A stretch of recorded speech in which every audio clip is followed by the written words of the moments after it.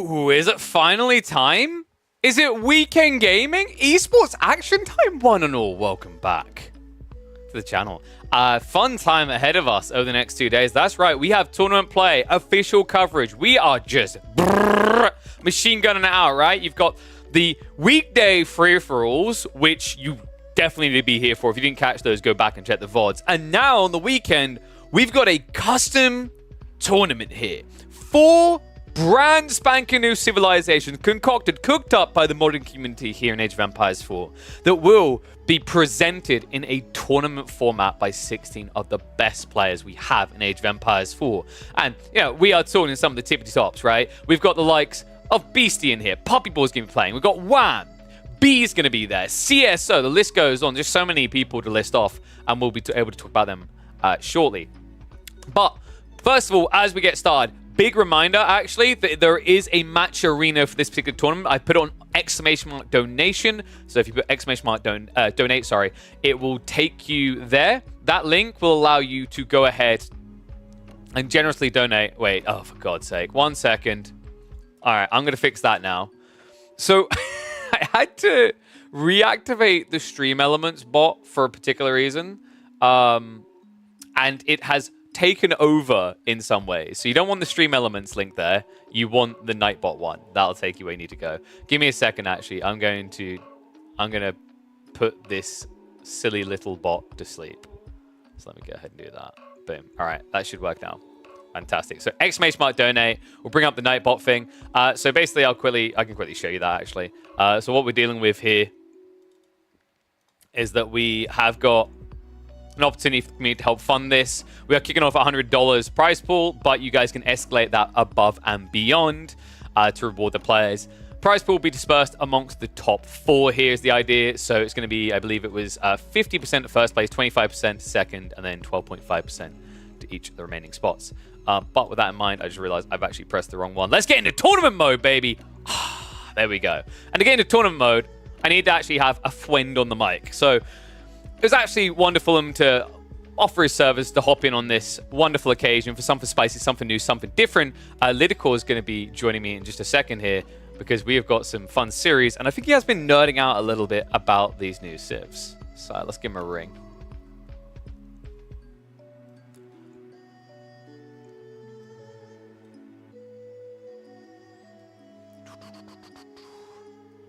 Also, while we're at it, yes, I think everything is updated. But we will be covering 3 series here today, guys. In fact, I can actually show that across you. Ah, there he is. Hello, Lidicor. Hello. Welcome, welcome, my friend. Hello. Oh, so I was just explaining to people that we've got 4 custom civs here. How much have you looked into them? I did some testing yesterday. I'm not gonna lie. It wasn't very exhaustive, especially because a lot of these civilizations can be played in like a dozen different ways. Yes. So you would need like 6-7 games to just figure out how to actually, like, what trajectory you take with these civs. And I think that's one of the bigger takeaways I had from my testing from yesterday. Unlike, you know, the standard base game civilizations, those usually have a certain way of playing, a characteristic based on civ bonuses whatsoever. Here, you can just talk about, let's say, the Scandinavians. We're going to see that later today. You have a distinct pivot point mid-game, which allows you to essentially develop 2 fundamentally different civilizations for late game. And as a consequence, if you want to really understand the civilization, you need to do a lot more testing because, guess what? There are multiple very, very distinct ways that you can play a civilization, but if you decide to pick either of those paths, you're just going to be logged into it for the rest of that given game. Absolutely. And, you know, you can see on the screen now, folks, a few little key points about some of these civs. So he was mentioning the Scandinavians can function that way. Is that Scandinavian? All right, Lamet, you're Scandinavian, man. I'm pretty sure that's not how you spell Scandinavian. Anyway, I should have checked that one. But no, it's quite interesting because you mentioned the Scandinavians have that kind of thing where you choose to be either Denmark or Sweden, but you actually also have some interesting twists and turns. Like with Persia, for example, they have a side tech system for their dynasties that is more akin to the old aging system from Age of Empires 2, where you do it inside of town centers. Yeah, it's funny you say that with the Persian dynasties. It actually gave me AoE 3 vibes. I don't remember if AoE 3 has this specific feature, but I woke up this morning and I was like, wait a minute, I've seen this somewhere. And indeed, it's actually a very unique element, and I think that actually makes Persians one of the more intriguing civilizations and one of the most versatile civilizations. You being able to upgrade every single unit to veterancy or elite status with a single tech, that is very powerful. Agreed. I think the interesting thing as well is like I've heard a lot of people say Poland is OP. Like that's been the recurring theme. Apparently these winged hussars are a little bit bonkers. The thing with Poland, and that's again just going back to the point that I had regarding the versatility of these civilizations and the fact that you have to do multiple test games to just figure out even the base playstyles with these. The thing that I realized playing Poles is that you can get some very bonkers combos when you pick given landmarks. I don't know about you, but my favorite so far was, I forgot the landmark's name, but the one that basically unlocks you a bunch of unique decks, and you can get your plus 12 charge on your Winged Hussar for Feudal, so you have a Feudal Age unit with 41 charge attack. Yeah. I love this from Hosen, because Hosen's the one who's been like crafting these, right? He's like, I nerfed them 10 times. It's still apparently not enough. But, oh, yeah, Lidda, remember to hop on the game. I'll invite you to a party so then we can sync up when we hop in lobby, because I think we are about ready to get underway with our first set. By the way, guys, be sure to take advantage of that link as well. Check out the AMD offers we do have sponsoring us at the moment. But our first set of the day, well, we got plenty to come. I mentioned some of the top players in the game, and you can see from there we are absolutely bathing in it here. So many notable names there. Beastie, MSN, Elyona, Stay Frosty, Wham, Myriad, Louis MT, Kazi Johan, Puppy Paw, Gully Deckle, Corvinus Dragavan, B, Matisse, CSO, and Sassy. And we are going to be kicking off with Corvinus and Dragavan. Single elim format here, by the way, folks. And we will be playing out all the way through to the semi-finals today. So finals will be happening tomorrow on Sunday. But our first matchup is going to be, as I mentioned, Dragavan and Corvinus. I should be getting the draft sent across to us shortly to see where they what they picked. In fact, oh, dude, this is cool. So, you know how I said we've got new civs and there's loads of new things that are going to happen. It's going to be absolutely incredible. Well, apparently we didn't stop there, Lidda. We've also got new maps, because what I'm about to reveal to people might shock him. It's not going to be 3 games of mountain clearing. It's going to be a new I was map. hoping for 3 games of mountain clearing. I'd be game for that. I'm okay with that, actually. But this is kind of cool. I haven't seen Narrow Sea in action before, so I'm kind of intrigued to this map. I've seen similar maps played. I remember when I did a micro tournament with Mercer Merlin, we had something kind of akin to this. But this is funky. Definitely a water-focused map. And then, of course, we have basically 2 full land maps, right? Socotra may bait people similar to like Coastal Cliffs, but you don't get to do anything really with that water economically. Yeah, honestly, I haven't seen Narrow Sea in action yet, so that's gonna be a new one for me. But let's just for a moment catch up on this, because I'm not 100% certain about it. So we're only playing the new civilizations, right? So we're not gonna have any of the old civs. Yeah, I was wondering about it, because for anyone that doesn't know, currently the game doesn't allow you to expand the roster of civilizations. So basically, you have to replace an existing civ with the new ones. Reminds me a lot of the early days of AoE 3 modding. Like, there were some really cool AoE 3 mods, and the principle was the same. You couldn't add a new civ, so you just had to replace existing ones. Yeah, it's an interesting route we've had to take here, unfortunately, due to some limitations. I think, you know, from the modding side, they really did want to do it a different way, but because of that limitation, it just kind of made sense that instead of having a system where we would have old civs and new, it just made much more sense to have all the news.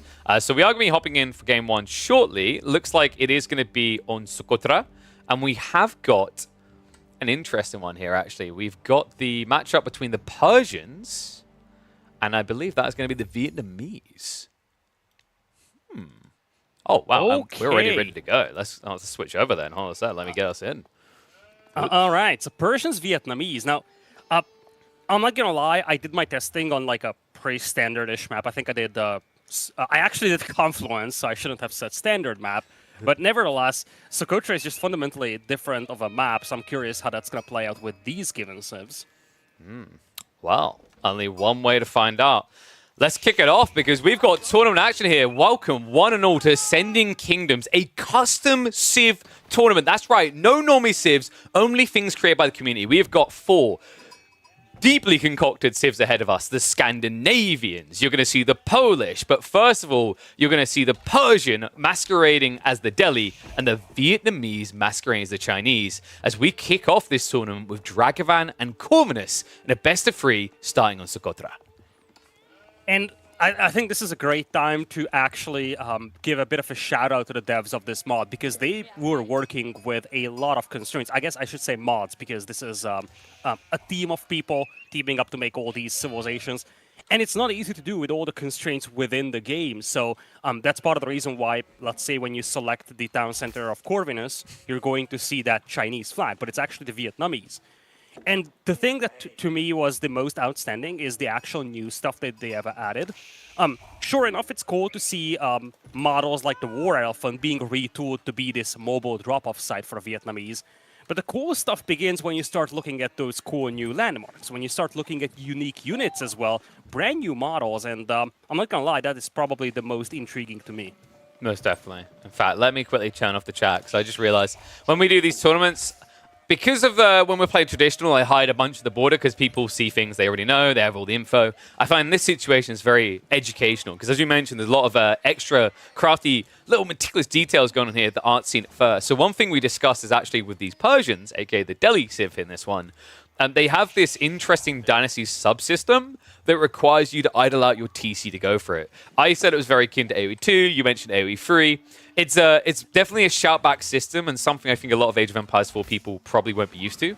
Although you have the new system of landmarks still when you play the Civ, you've now got this side system that complements you to unlock a lot of techs and units later in the game.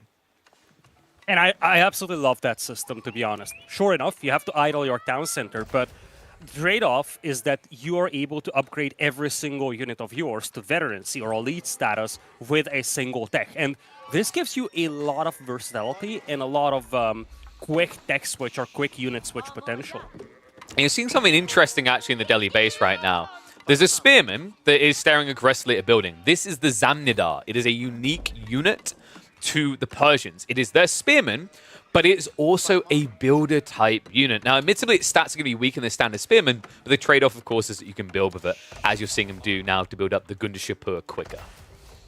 Yeah, I gotta say, one of the cool things I found when I was testing this mod yesterday is that a lot of the built-in features of given civilizations have been carried over in a different manner. So, like, we've seen in the base game how Delhi used their infantry to build stuff, but, you know, for people that have been playing this game for quite some time, you associate infantry building walls and whatnot with the Delhi. So it's actually very interesting to see that now you have, let's say, 2 civilizations that can do the same thing, right?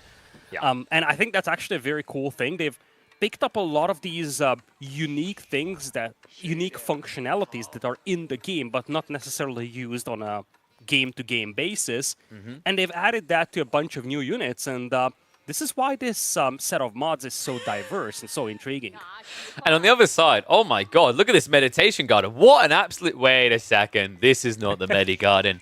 The one pillar pagoda. That's interesting, actually. For a long time, people going the other way on the Vietnamese, just going for the aggressive choice.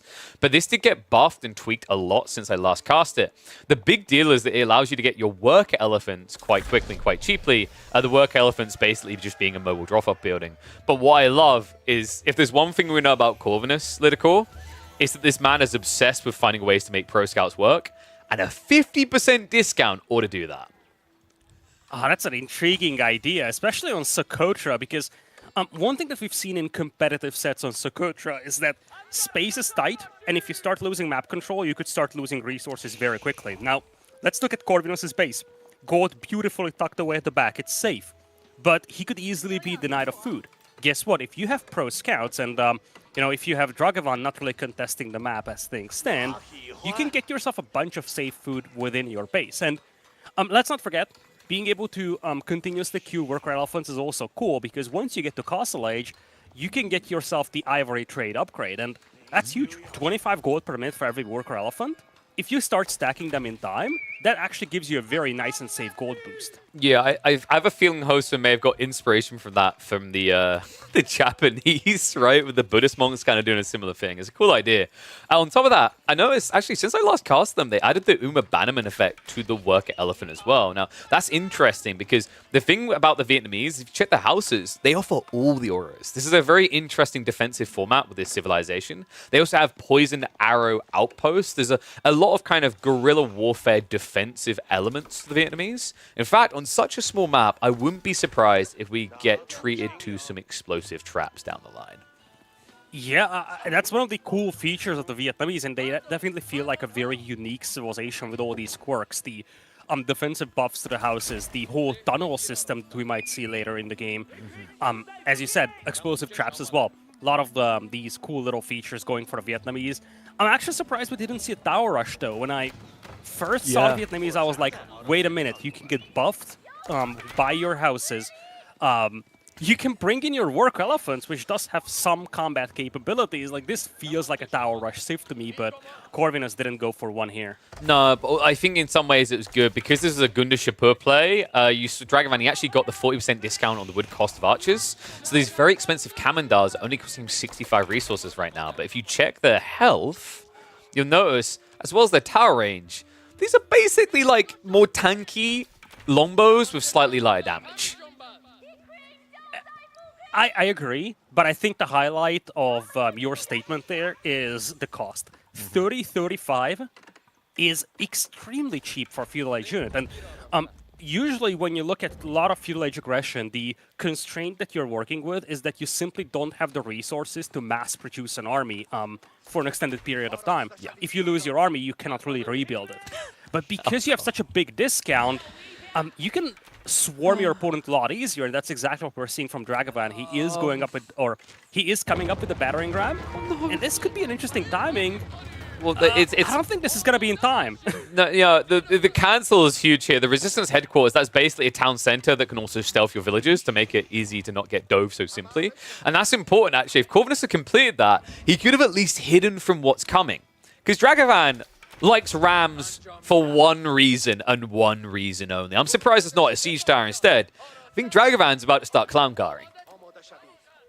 That could be nasty. And Corvinus doesn't really have much that he can defend with right now. Sure enough, he's got the defense buff. Congratulations. But besides the two towers in the town center, he has virtually nothing that he can work with. And let's not forget, those towers can only garrison 3 villagers each. So that's also an issue that Corvinus is facing here. I think what he really needs here, he just needs this complete landmark. It will give stealth to the nearby villages. So here we go. Tech's about to complete. Corvinus should be disappearing. There we go. Stealth gets activated, so he shouldn't be seen right now. Looks like Dragon's going to have to back away. I think he realizes why this might not work. The villager hall feels a little bit overkill from Corvinus, but at least keeps pushing this back. And remember, those are poison arrows being shot by the TCs, so if you hang around too long, it does hurt. Luckily, rams can't be poisoned. Yeah, that's still a lot of villagers lost over here for Corvinus. Let's not forget, he is on 2 TCs now, but he ended up losing 6 villagers. He's down by 7 eco, so even with Dragovan not being able to actually make this ram push happen, just picking off those villagers is already valuable, and I guess he can just focus down the pagoda here. Yeah. I mean, it's just easy targets. In fact, the ram is going to start heading in towards the Resistance headquarters here. Now, remember, you can see by the little white glow around them, these villagers right now are hidden. The interesting part is Dragovan does still have his scouts. So every once in a while, he can run in, but like that is how you get killed. Big mistake made, a miss micro, and now there's going to be some difficulty being able to snipe these villagers. Have we actually got any semblance of a tech up coming at home? I don't think so. Dragovan is just hard committing. In fact, he's even now going for the Bavandid Dynasty. Very cheap. Only costs, I think, about 30 resources roughly, and does take, I think, 8 seconds to complete. That's the cheapest tech in the game. 8 right? And 18. It's like, you could have given that for free at this point. I mean, in fairness, if we're being real about this, it is infinitely more expensive than Delhi tax. That is true. That is true. Nevertheless, this is just going to be a double down on the archers, and now we're going to see the Zamindar being mixed in. That's why he needed that dynasty. I haven't seen any Bavandit swordsmen, but apparently you can get them in Feudal Age even. Yes, I think it's when you go for the Gundashapui that option opens up, or at least that's the way it used to work here. They're pretty cool, though. The whole idea is they basically have a special charge that allows them to do a lot of initial damage. It's kind of like having a two-legged knight. Not as quick, but does have that initial wallop. Corvinus. Ooh, a heavy delay. Now going to the Knights. Dragavan had the right read here. Because this pacing, the Zamnadar will arrive in time to block this. Yeah, and I'm not gonna lie, you have 26 of these archers out here. We're talking about 1 or 2 lancers with no blacksmith upgrades. So even without the initial spears, this many archers would be troublesome for 1 or 2 knights to deal with. Double Ram's gonna get a lot of work done here. You know, I'm starting to think Corvinus' strategy kind of makes sense if you're not playing Socotra. But on such a small map, we've seen fast castle plays can easily be punished unless you have some big comeuppance. Vietnam's not really a Civ that immediately gets a big comeuppance from teching, right? I think they're a Civ that likes to kind of crawl through the game, play defensive, and play a little bit later. There's no room to really do that on such a small map. Yeah, I think the takeaway with the Vietnamese is that they are not a civilization that rely very heavily on premium troops. And when you do these fast age-ups, fast castles, or even fast imps, you're looking for these powerhouse late-game units to save you. You will be outnumbered, so you need quality there, and that's not really something that the composition of Corvinus has right now. Now, admittedly, Dragavan has burnt a lot of archers with this dive. I think that's about 10 to 12 who've died so far committing to this. He's only got 1 spearman defending the ram. The villagers are being pulled for repair, but Corvinus is barely holding on here. 300 HP left on the landmark. Lancer is going to go down. He's got 3 more in queue, but make no mistake about it, folks. This is not China. There is no supervision. He is waiting 35 seconds per night out of a single stable.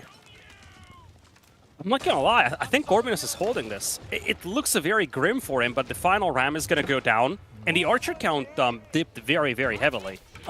It's still not looking awesome here for Corvinus, but especially if he can get a Siege Workshop out and get, let's say, a Mangonel in, things could get very, very dicey here for Dragavan. And you see the issue. Dragavan simply cannot dive under that town center. Those poison arrows, yeah. I'm not gonna lie, they look a lot more powerful than I anticipated they would be. They're absolutely absurd. That's why you mentioned that outpost rush, Furious, why a lot of players were trying that originally with Vietnam. Outpost rushing and basically dropping landmines as you go. For those who don't know what this landmine is I'm talking about, we haven't actually seen any out of Corvinus yet. The explosive traps essentially function a little bit like a Widow mine if you're from the StarCraft community. Very effective defensively, forcing people to commit into them. But yeah, in this type of situation, it looks like Dragavan is just going to choose to go for the tech up now, which kind of makes sense. I think his window of opportunity is closed. Corvinus now has an eco lead. I like the wolves coming up just to guarantee those Lancer raids don't find free targets. Yeah, those are some good walls, and they also cut Corvinus off from all these deer. On the left side, the aggression coming from Dragavan prevented Corvinus from ferrying those in. Corvinus got like 6-7 carcasses at maximum in exchange for that professional scout stack. Yeah, and he also took the ones right close to the 1 pillar pagoda. Those ones would have been safe anyway, right? So like there was an argument, even with the discount, was it truly worth it? And now we do have the Nakir Castle on the way. So this was the one that I think plays into, it's been a while now, I'm trying to remember because this one did get changed. The original choice was basically this or a TC. But I think that eventually got switched around. In fact, Hosen can remind me. Basically, there was a stage, it might have been tier 2, the Persians had an option to basically get a town center. But it was insanely expensive. I think it cost like 3 or 4 times what a normal TC would to build a villager. But that definitely got kind of revamped a little bit. The Nakir Castle, but as you can see here, is going to allow you to get access to 2 unique techs. I believe one of them was to do with the Bavandid swordsmen to make them stronger. Yeah, I think the bigger thing here is that the moment you get up to Castle Age, Corvinus might be intrigued to do something. It's not like he has the army to do so, but the general principle is that when you age, you're exposed to aggression. So having that accelerated ability to get your Safavid dynasty tech in, it helps a lot just making sure that your army is up to date as quickly as possible. Yeah, that's the beautiful thing, right? You're not going to idle yourself out for a whole minute. On top of that, actually, with his comp, it makes a lot of sense. The interesting thing that the Persians have, you can see it on the UI, is the iron armor in that landmark, which is essentially a slightly weaker version of the Order of the Dragon scale armor, although in other ways it's stronger. So if I remember correctly, it's melee and ranged armor for these archers. It's actually very busted. +2/+2 for the archers. The way to look at it is that equals to 4 Castle Age blacksmith techs on you. And you can, of course, get the blacksmith decks on top of that. So with all the blacksmith decks in Castle Age, and of course Iron Armor, you are 4-4, and that's ludicrous for a light unit. Yeah. I think something that the modders learned when they were creating these civs is just how absurd +1, +2, or +3 armor can be with different comps. In fact, I think we're going to see that later when we get to the Scandinavians with their particular archers. Just a little bit higher of a price and definitely worth it. And it's got to be said, you know, the way he's playing these archers, it pays off. They're meant to have been 90 resources, but due to that tech, really has just turned into a jackpot at 65 a pop. And we have to always remember, sure, armored units are still going to fare well against archers, but it's arguable that the way they perform veteran versus Castle Age armored compared to, say, feudal archer versus armored is substantially higher, right? With the +2 tech, the higher base damage, usually you'll see these archers trade better against the initial men-at-arms and knights in this age than an age before. And it also means that your options are substantially more limited against them. Just think about the fact that here, for Corvinus to match this with his own archers is just not an option, because that extra armor that you're getting for your range units basically means that archers won't be able to fight well against these guys. Also makes it a lot more difficult to play crossbows, because those will be a lot worse against these guys as well. So you either need mangonels, let's say, or horsemen, maybe knights. Whichever the case, these spearmen will be immensely valuable to supplement these archers. Yeah, and the other thing is all those savings on archers adds up when you consider we're on a map with very limited wood, especially close to your base. Not as a problem for Dragavan, but had he been pressured, he'd be able to stockpile and work with what little remains. Meanwhile, Corvinus could be at risk of getting starved at this pacing. Mangonels are going to come out, so Dragavan is going to go for a switch up. So far, we are actually seeing him adding in the Kizelbash. I've seen a few players trying to make this work in the past, and every time it feels like it fell flat. In some ways, it feels like a worse Janissary. Yes, it's a lot worse. The problem is that it doesn't have any bonus damage. So 18 base attack, it's nice and cool, but it's not like impressive, especially when it's a Glass Cannon type of a unit. Yeah, I think it's one of those units that's probably not often that useful, right? Like, it has 85 health, it's insanely slow. 18 base does sound good, but the same attack speed as an archer. Like, if you think about it this way, the archers have, what, 8 damage? These guys don't get affected by plus range techs because they're a gun unit. So you're talking about 18 damage versus 8, but you're paying over double, right? Because the gunner here is 160 resources, and these guys are only 65. So kind of surprised to see him building them. It makes sense from a population standpoint, but from a cost efficiency standpoint, archers should feel better. Yeah, especially when you consider that against light units, archers are actually 15 attack with the bonus against light. Now, that's actually a good point that you're highlighting. Heavy units are something that the Persians might have some issues with, because the Quizelbash doesn't have that anti-armor attack. So, especially if we start seeing heavy infantry here, men-at-arms from Corvinus, that could be something that's a little trickier for Dragavan to deal with. But yeah, just to go back to the point of your, the point you made about cost efficiency, that's also valuable on a map like this, because this map is not generally associated with very strong economies. You simply don't have time to boom up to 120 villagers. So having cheaper units is actually a very good way to get ahead of your opponent on this map. Oh, this is sick, though. The full switch into the Safavid Swordsman with those unique techs coming in. He's got the extra health and damage, which is basically elite army tactics in Age early. Plus, he's going to have the extra arm on top of them. This is going to be super effective if you can make the transition happen. In the meantime, Dive's going to come through. There's going to be a trade out. Frontlines are on for the moment, and the mangonels are being repaired, but Archer is going to start targeting into them soon.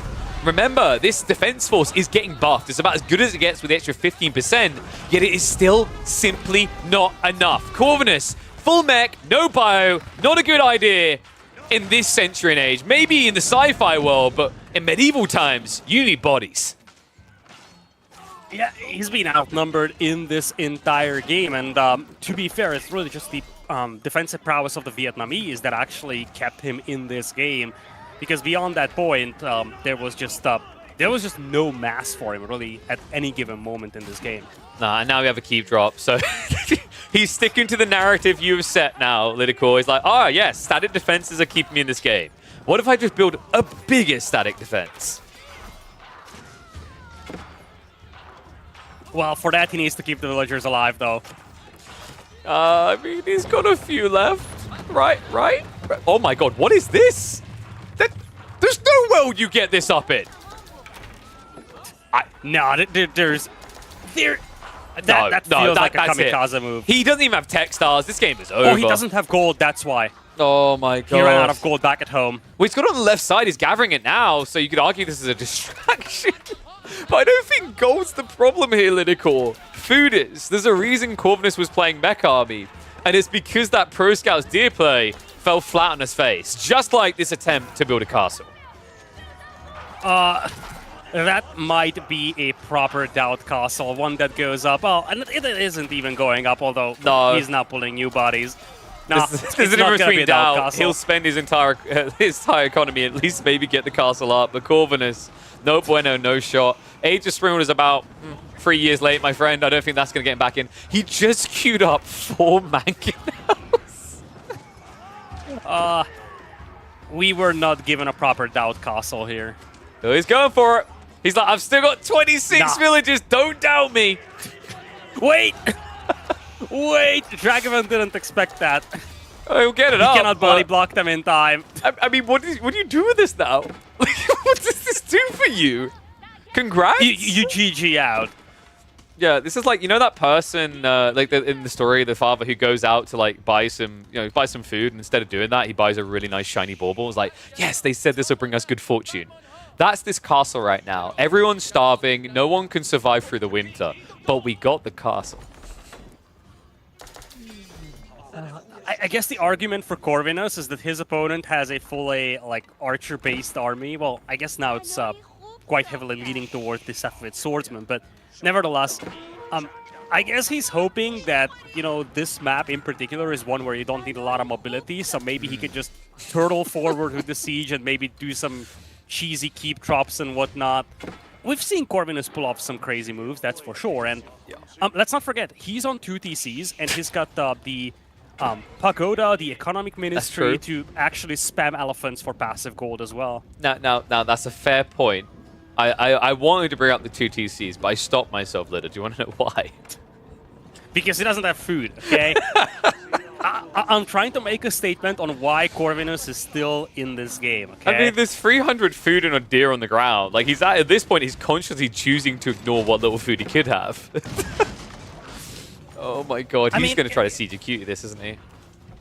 I think so as well. And to be fair, that might actually be a good way of doing this. Like, his chances of recovery are very, very slim. But at the same time, if he does something cheesy like that, he might surprise Dragovan. Especially because Dragovan is still very heavily focused on infantry. Now, he made a pretty significant switch into the swordsman. I love how Corvinus repaired the Pagoda and even the Resistance headquarters, though. Because otherwise, a landmark snipe could have actually been legitimate here. Yeah, however, the mangoes aren't safe. Remember, these Semifinal swordsmen, as you can see, they get 30 damage on the initial strike from a charge in.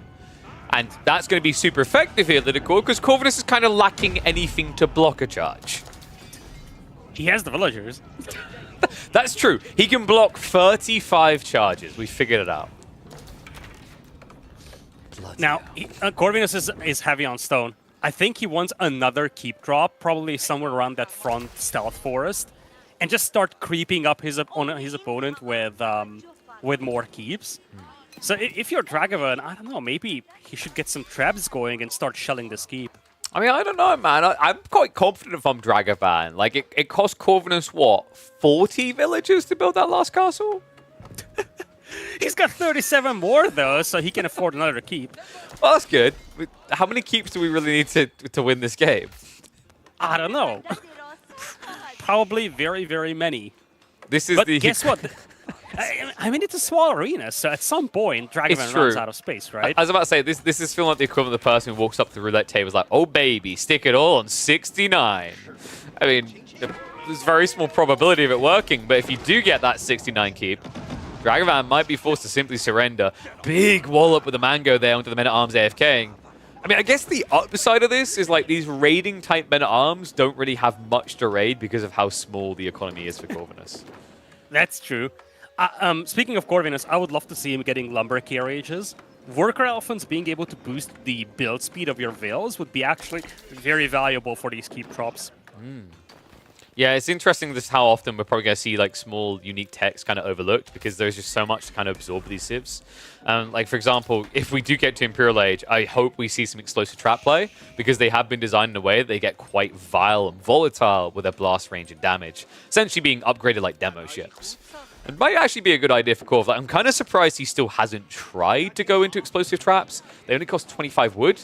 And if you're trying to play this mass mech strategy, as I like to call it, it would be nice to have this kind of front line of mines to clear out the MAA. Now, Dragavan's army is very beaten up here. Those previous Mango shots, that's going to sting, because as much as he has the numbers advantage, at the end of the day, a lot of these units are extremely heavily banked up. And Corvinus is creeping up. He's on the way. He also does have the movement speed increase for nearby infantry, which is why you're now starting to see him adding in men-at-arms. Backstab's coming through, though. Dragavan goes after the housing. He might think about going after the landmarks here. Yeah, he should. I mean, taking out the houses won't really do much here. It's not like Corvinus really has a lot of population to work with. No, and instead he's going to end up backing away. I guess he's just trying to buy time with this play. In fairness to him, Dragavan is almost completing the farm transition, right? He's now 36 farms deep. So this is where the men-at-arms spam is going to be non-stop. Sure, you might be able to obliterate one wave, but what about the follow-up afterwards? Yeah, that's the thing, right? And he accomplished what he wanted here. He pulled back the Mangonels, or he forced Corvinus to pull back the Mangonels just by diving in and threatening these landmarks. Now, speaking of that, it would be intriguing just to see maybe one or two ramps starting to knock these landmarks down. Because if Dragavan wants to make sure that Corvinus cannot play this full siege creep, his best option would be to keep threatening these landmarks. We have actually got a switch coming in from Dragavan across to the Mace Horsemen as well. So pretty similar to the Ghazi Raiders. But a sizable and logical solution to the Master Siege here is they do get the bonus damage against Siege. That is... And you can get a Turkoman Horse upgrade as well, which gives you plus 25 HP. Makes those Horseman-style units extremely valuable for the Persians. And you may notice he never bothered getting that iron armor that we said is OP. Clearly this is because Corvinus fought ahead and countered the plan by going mass mangonels. Well, Corvinus has quite a lot of traps here, and I feel like Dragavan needs to start making something happen, because one thing that has been happening recently is that he's been losing houses, and because of that, he's non-stop supply blocked. Well, you know how you fix that. Send him in. He's on the move. Mangoes, get ready to fight. At some point, you crap will get off the pot, man. Oh my god. Is he really going to lose like this? I'm not gonna lie, this is getting alarming here for Dragavan. Because he can't really breach this position. Again, honestly, I feel he should be trying to ramp push that main base and just making this a base race. Because one thing that Corvinus cannot really do is quickly get to these landmarks and finish them off. He needs this slow creep to happen. And this creep is not something that Dragavan can breach. He's also being outnumbered very heavily on the Springgold count, so simply getting Springgolds out as anti-siege won't work. But if he were to just dive these landmarks from Corvinus, that would force Corvinus to go back. Now, we do have Mass Cav on the way. This is the way you break it, right? As a mixture of Lancers as well as the Horsemen coming in here, there is really no defense against this. Like, Corvinus, he's built a handful of men-at-arms. He has 0 speeds. And given the movement speed, Mass Mangoes will do some damage, but should not be able to stop him from breaking through here. The ridiculous thing is that behind all this chaos, somehow Corvinus has 3 relics. I just now realized. Right? Yeah. There's another one up for grabs. He's been sitting and chilling like this for a while. And I also just feel bad for Dragavan with these archer raids. It's like, it's a good idea, but Corvinus is just gathering wood and gold for most of this game, right? Like, for most of this, it's just, how do I afford more siege? Yeah, again, to me, Dragavan is a little too passive here. I get it, he wants to stop this creep, and if he does, it's game over for Corvinus. Oh, no, the wall. But if he doesn't, it's game over for him. Not the wall, not like this. Should be able to burn through quickly, needs to as well. But that's creating a choke point. He's going to start running into the villagers are now frontlining. Mangoes start to deploy. Shots are coming in. Horsemen trying to break from the left side. Men-at-arms get squished on the right. And that small group from Corvinus holds the choke point. Pushes Dragavan back, and he went from being at 70 military now to only 39. Again, I feel like I'm repeating myself here, but I don't think that Dragavan can break this position in any way, really. Like, this is true trench warfare with these hideouts, with all these mangonels, and Corvinus is playing that masterfully. At the same time, Corvinus has no defense back at home. No. If you sent all these cavalry and the men-at-arms to just take out those landmarks, Corvinus would need to respond. And Dragavan once again into the breach this time. However, the Mangoes are not looking. Cavalry do get in. This might be what he's waiting for. Corvinus, a slight overextension. And that could be 4 Mangoes going down. A big part of his defense removed. Oh, that's gonna be nasty out there, but at the same time, what's the cost that Dragavan had to pay for this? His entire army is gone as well. You say that, look at the second wave of cavalry. He's pumping, he understands. Why have I been wasting my time on these worthless swordsmen? It's the year of the pony. Mass horsemen and lancers now diving in. Villagers having the front line. After Corvinus worked so hard to build his villager count back up, it's plummeting once again. Yeah, he gets the quick walls going, though, and that means reinforcements cannot get in. Costly losses for Corvinus, but at the same time, let's not forget, he's back to 60 EQ and he's got a couple of relics as well, so remassing isn't as difficult as it used to be. Horsemen need to really start targeting the villages, right? You see he's kind of fixated on getting rid of the Mangoes, but I think he's already done a good job of that. The Mango count's down to 3. It can't immediately wipe an army. It's all about these villages. Villages that still, after losing 88, you think, right? Normally, after you lose 88 villages, Textiles sounds like a good deal. No, of course. It certainly does, but it doesn't seem to care. And guess what? Dragavan is down to 12 army. Army count is 5. Actually, that must be a wrong indicator at the very top. Siege apparently isn't being factored in here. Wait, for what? For the army count of Corvinus, he's listed at 6. Yeah, but he's got the plus 33. Oh, yeah. I keep forgetting that. Yeah, I was looking at it and I was like, wait a minute, there's no way he's got 8 army with all these... well, it's 8 units, right? You're like, wow, Vietnamese, like, siege only takes 1 pop? That's broken. No, yeah, but nevertheless, the thing I wanted to bring up is that Dragavan went from 70 army all the way down to next to nothing. He's got now 14 Lancers in queue, but... actually, yeah, he's got quite a few stables, but it takes some time to build that up. Yeah, I'm kind of surprised he didn't stay on the Ghazi. I felt like the Ghazi were actually starting to walk through. The only problem is that he was kind of trickling them. We've got 12 more now heading in. However, these outposts, dude, this is so toxic. So those outposts are actually much cheaper, right? Like, you build faster, they only cost 75 resources for the Vietnamese. The trade-off is you can't, like, get arrow slits in them. You'd have to garrison units. But what they are is a choke point that stops mass cavalry from swarming the siege. We even have mines. That's actually really good. And Corvinus has gotten the build speed bonus. So he can quickly build these walls, the towers, and the mines even. And it's just so difficult for Dragavan to push against this. Yeah, this is overwhelmingly toxic. The thing you got to keep in mind is he's just been gathering wood non-stop and the plan started to reveal itself. These things only cost 25 wood each, folks. You can spam them up the wazoo. I've seen screenshots where it looks like you're walking through a graveyard. There's so many stones sitting there. And there is the first landmark gone here from Dragavan. The others could soon follow, and again, I can't help but wonder how this game would have looked like if he decided to just dive the landmarks of Corvinus. Right? Forced the fight elsewhere. He done it originally, and then he just kind of stopped. It's not like Corvinus has any landmarks anywhere near that castle, near that choke point. And now, with the little Takeshi's castle walling this going on, we're creating a nice little maze here that guarantees Corvinus always has an area to shift up into. He still has plenty of room to drop more of those mines. And it's too late now for the Dragavan. This is what I was referring to before. Now that Corvinus managed to creep this close, the landmarks of Dragavan are being threatened. He needs to deal with this ASAP. If he attacked Corvinus' landmarks 5 minutes ago, Corvinus wasn't close enough to take out those landmarks on the other side. And he would have had to respond. Now it's too late. Now you can't go for Corvinus' base, because if you do, you're just going to get sniped immediately. And this is the tough part, right? At this stage, when they get this close, you consider pulling the villagers, but if a few of those mines get built, they do 30 damage each. 2 of them will wipe all the clumped up villagers. It's just not an option here. Dragavan on his last legs. What a turnaround. What an outcome. I don't think anyone could have seen this for game number 1. Corvinus looked like he had no beep on the heart monitor for at least 5 minutes. But now he's never felt more alive. Dragavan goes to the dive in. The Mango Smash comes in big.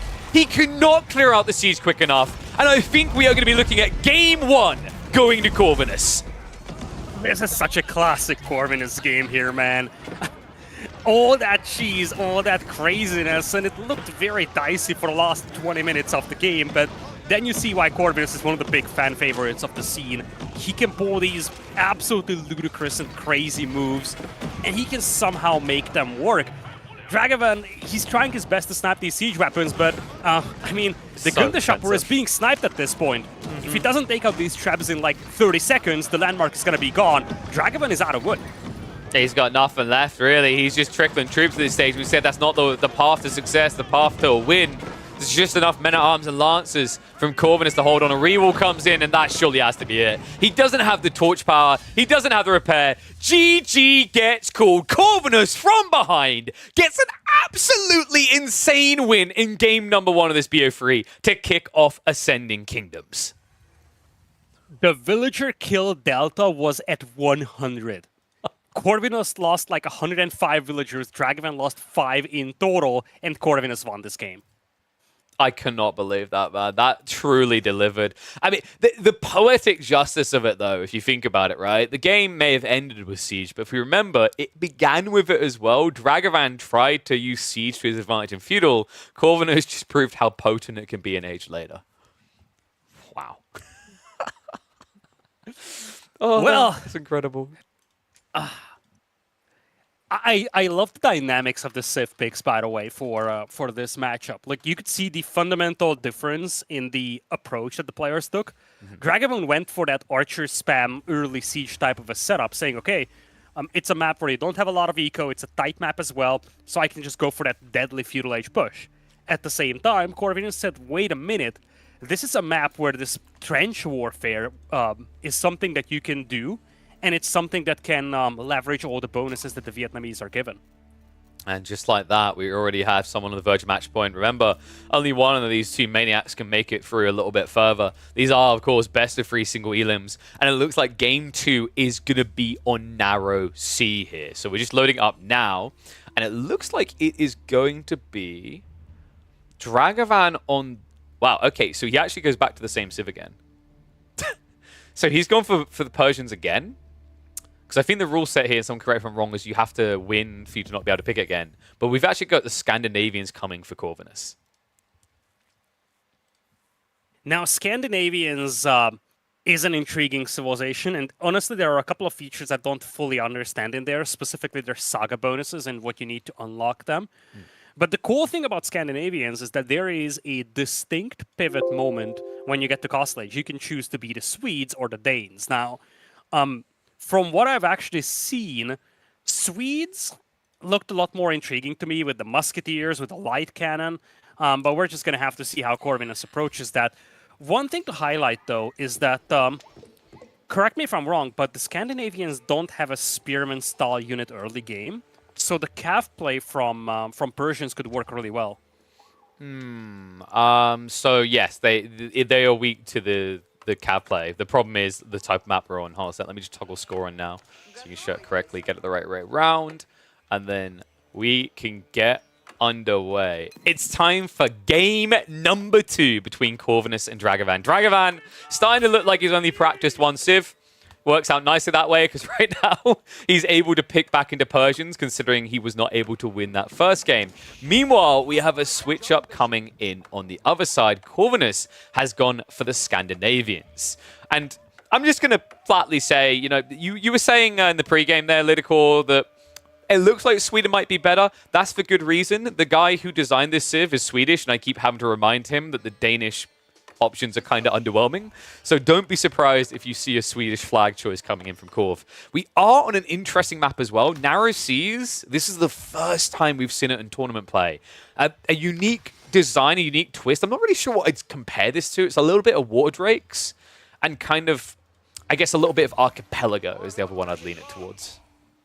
Yeah, and to be honest, we just have to ditch everything I said about this Civ matchup because I thought we were going on an open land map. No. Now this is a water map.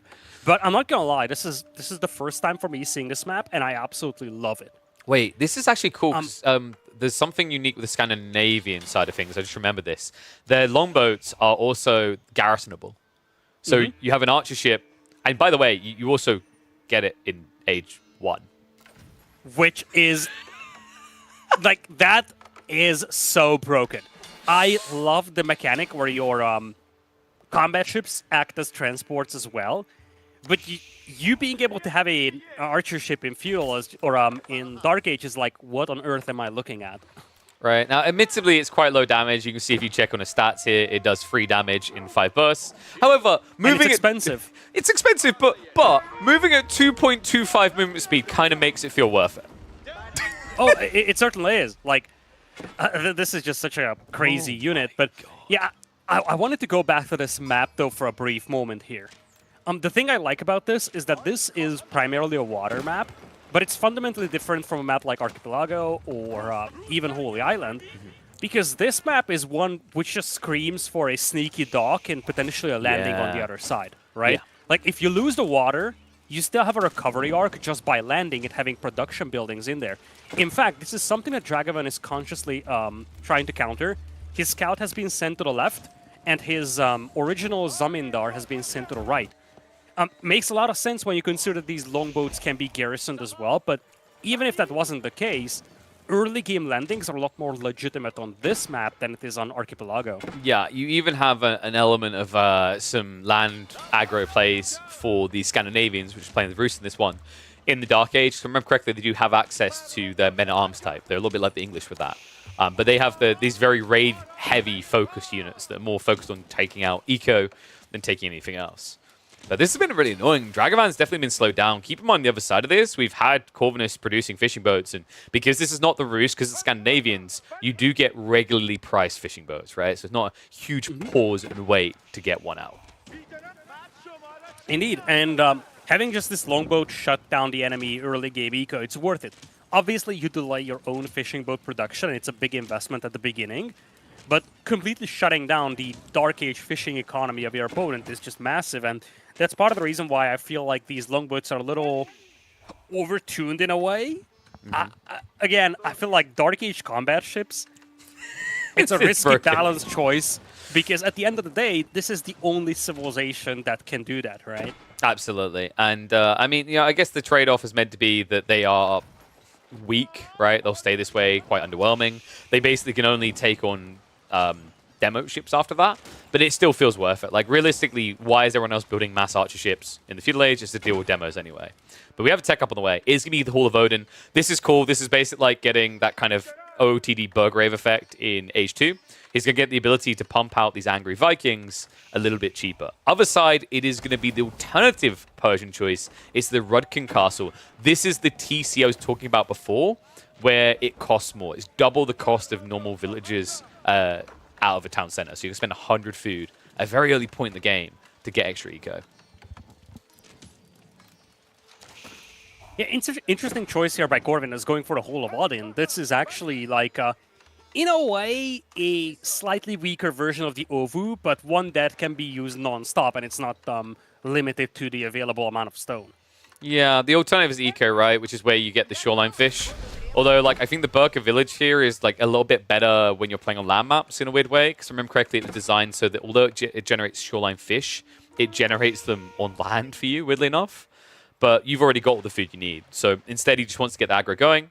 And as you can see, he now has access to those Viking raiders I mentioned. These guys can be pretty bonkers. Very high damage, very high movement speed. Great at going on land and just trying to dive for villager kills.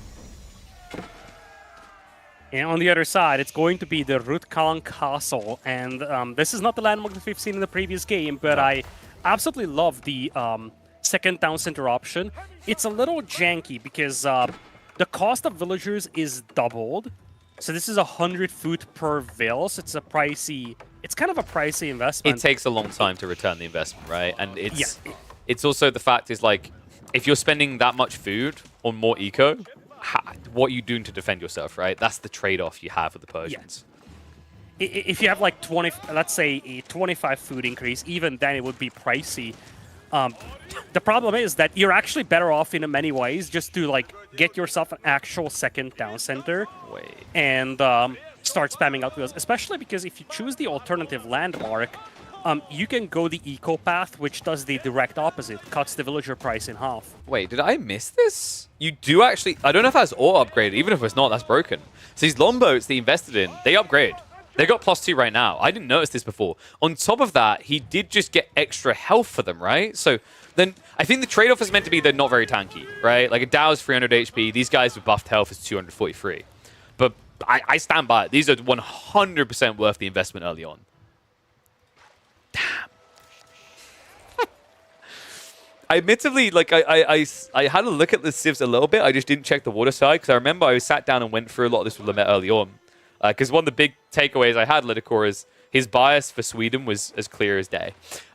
So I expect we're going to see the Swedish choices. That is going to come down the line when we reach age 3. You choose if you want to be Sweden or Denmark. Well, you're saying when we reach age 3. I would rather phrase it as if we reach age 3 at this point. That's a fair point. Another kind of crazy thing, actually, is the fact that they get Warcogs. Because Warcogs are cheaper, right? So, like, yes, you make this longbow investment. When you go Springald Chips, it's just better. You're paying less for what is essentially the same boat. These guys are broke. I actually think, in some ways, these guys might be more broken on water than Roos itself. Yeah, to be fair, this would be a lot more balanced if you didn't have Dark Age combat ships. Yes, that would be reasonable. Demo ship now coming in the meantime. This is the most frustrating part, is that these archer ships can kind of just raid for free with impunity because you can't reach them, right? You react to them, they just go away. I say that. That shouldn't have happened. That Springald ship actually was shooting the Warcog. That's a known bug. But, oh my god, the GG comes in straight away. Dragavan is sick and tired of it. It's going to be a 2-0 win. Corvinus continues on in the Ascending Kingdoms Custom Civ tournament, and Dragavan is out. Well. A quick showcase here from the Scandinavians. And again, I feel like that Dark Age combat ship mechanic is a little busted. Besides that, having water prowess is not something that's strange from Scandinavians historically, though. So without that, it might be fine. Whereas for the Persians, I feel like they're definitely a civilization that is more oriented towards the mid-late game. Yeah. In these maps where you need to fight early on, either Socotra or even this map that we've just seen, where you have to fight for the water, it definitely doesn't seem that good for the Persians. No, and as a result of that, yeah, we're going to get these issues. We mentioned Poland still seems like they're probably going to be OP on land. In fairness, in the testing, it's much harder to get testing in thoroughly for water maps compared to land maps. Most people gravitate towards a dry Arabia environment first. I would say I had issues originally with the Raiders on land. I think they've been dialed back there with the Scandinavians. One thing I still think is going to be pretty broken when we do see them in the upcoming matchups is if you look at those unique units, the Hornbowmen. The Hornbowmen are kind of bonkers. I think you pay, it's only 10 resources more, and they get extra ranged armor. And I'm trying to remember if they had higher base damage. It was either base damage or range. So I remember when I was discussing at the time, they kind of just felt like they were going to be kings of the range units in Feudal. Because a +1 factor is huge. Like, I think that's a big lesson that's been taken away by the modern community here, and in particular. It's just adding like a +1 level extra, equivalent to blacksmiths, has huge overwhelming impacts in the early mid-game fights. All right, now here's the big question. What are we doing next? We are looking across at Wham, Myriad versus Louis MT and Kaiser Johan. So what I'm going to do now is I'll get you in a party, and I'm going to double check to see where those series are at, because we've got a bunch of those lads added. So if I check Wham, I imagine they've had at least one game already. We might be able to catch some of their set. Now you're mine. And what is up, MSNDK? Thank you very much for the raid, buddy. Hopefully you had a good stream. Welcome, one and all. You're in for an absolute bloody treat here, as we have got a custom Civ tournament. So confirmation in. Actually, it looks like the Wham versus, if I load us in, we'll find out who it's going to be against. Okay, no, he's practicing the Civs. So Wham series is complete. He 2-0'd Myriad. Louis MT versus Kaiser Johan is the other option. So let me double check on their side and see. They've only had one game. And game 1 did go to Kaiser Johan with the Polish. So we can actually hop into the second game of that series. You are my pie, right? Yes, let's go ahead. Yeah. All right. Wow, that is a surprising result. I don't think anyone saw that coming, actually. Damn. I want to see Kaiser Johan play with the Swedes, though. Oh my god, no, it's a mirror. It's It's a Vietnamese It's mirror. Vietnamese, right? Oh no, it did kill me. This is okay. If I had to speculate one mirror that I would say is bad, I think it's this one because the defensive civs out of all 4 civs in the game, I'd say this is like the most defensive creation. Yes. This game feels like if you want to win, you go for sacred sites because otherwise it just feels like a turtle fest and you can't break the opponent's defense. Vietnamese are not tuned to be like a super aggro civilization, one that can like break strong defenses and take direct battles. At the same time, Vietnamese are extremely good at defense, so in a Vietnamese mirror, if you're trying to attack your opponent's base, your chances are very slim. Oh yeah. I mean, I have a feeling whoever's going to attack first is going to die. I feel like it's one of those particular matchups. You know, we've both been doing a lot around Stormgate, right? And it reminds me of the Infernal matchup there is the thing that the players are saying is like, it feels like attacking is bad. And I think this is one of those matchups as well. I guess we kind of have that with the traditional Civ matchup, which is China, right? A Chinese mirror, attacking usually feels bad. That's true, but I don't think it's as weird as a Vietnamese one because the Chinese don't have that many defensive bonuses like the Vietnamese do with just the range, like or the house bonus, right? The poison arrows, and at the same time, the Chinese do have some powerful siege weapons at their arsenal. So like, pushing your opponent with Nest of Bees, Jugenu, Rams, like that can work reasonably well. But here, what's your option? Are you gonna apply like archer, spear, something with rams going into a TC that has poison arrows? Yeah. That feels like a recipe for disaster. It's also a funky one because Dry Arabia is a very long map, but let's find out what they've got in mind. We're going to hop in. Let me flip that score because a surprising result here. We hop mid-series here. Louis MT versus Kazio Han in a Vietnamese mirror. You did just hear me correctly. We've got custom civs on the line here, folks, here in Ascending Kingdoms. $100 baseline tournament. By here, we've already got donos coming in, and that will, of course, all be pocketed and go straight into the prize pool for the players. 16 of the best, and we're already culling a lot of the herd here. And we might be culling one of the favorites, actually. Louis MT would have been pegged to take this one, but turns out Kazi Johan discovered in that first game just how OP Poland can be. Yeah, I want to see Poland in action. We haven't seen that just yet today. We've seen Vietnamese multiple times, though, and I'm not gonna lie, I'm very curious how this is going to play out, because Vietnamese, among the modded civilizations, probably the best when it comes to defense. So I don't know how much either of these players will be able to aggress the opponent, but Yeah. a very different start for these two players, though, because Louis MT opted to go with the Rice Terrace, which, when I tested the civilization, I completely skipped. I thought it's just the standard farm, but No, they're pretty it popular. actually isn't. It looks a lot bigger. Yeah, and you know what they say? Big is better. Just don't tell the girlfriend. Yeah, so what's the catch? Do you have a buff? You get 30% quicker gathering rate. That's the thing. I don't really know if it's worth it. I haven't seen someone thoroughly like dig down and figure this out because like the awkward issue is you gather across a wider area, which means you're further away from a drop-off point, right? So like it being 30% faster but costing 25% more, it's so tight. And then there's also the space it takes up. Personally, I feel like this could be maybe 35-40%, and I could see it kind of making sense. But I'll let the... It's a late game thing. Yeah, I'll let the that's what I'm pros decide thinking. over time, right? Like, the problem is you don't have anything like on berries, right? So it's not like you've got an alternative option near you. And deer spawns on Dry Arabia are far too spread to take advantage of.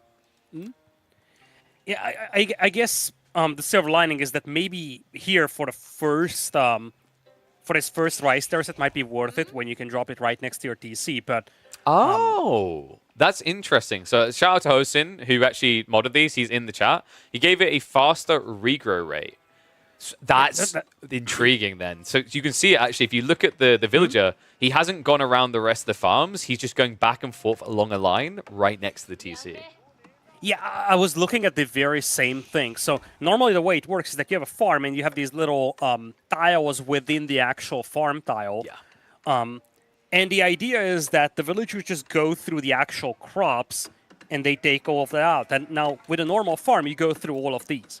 But indeed, what they have done apparently is increase the regrow rate. Now it looks a little janky because it means that the villager will never get to the other side of the farm. Yeah, so like hire some some of that will help, never right? be harvested. But because of this, this actually is a lot more balanced. Continue. And there's a second thing I wanted to say about it.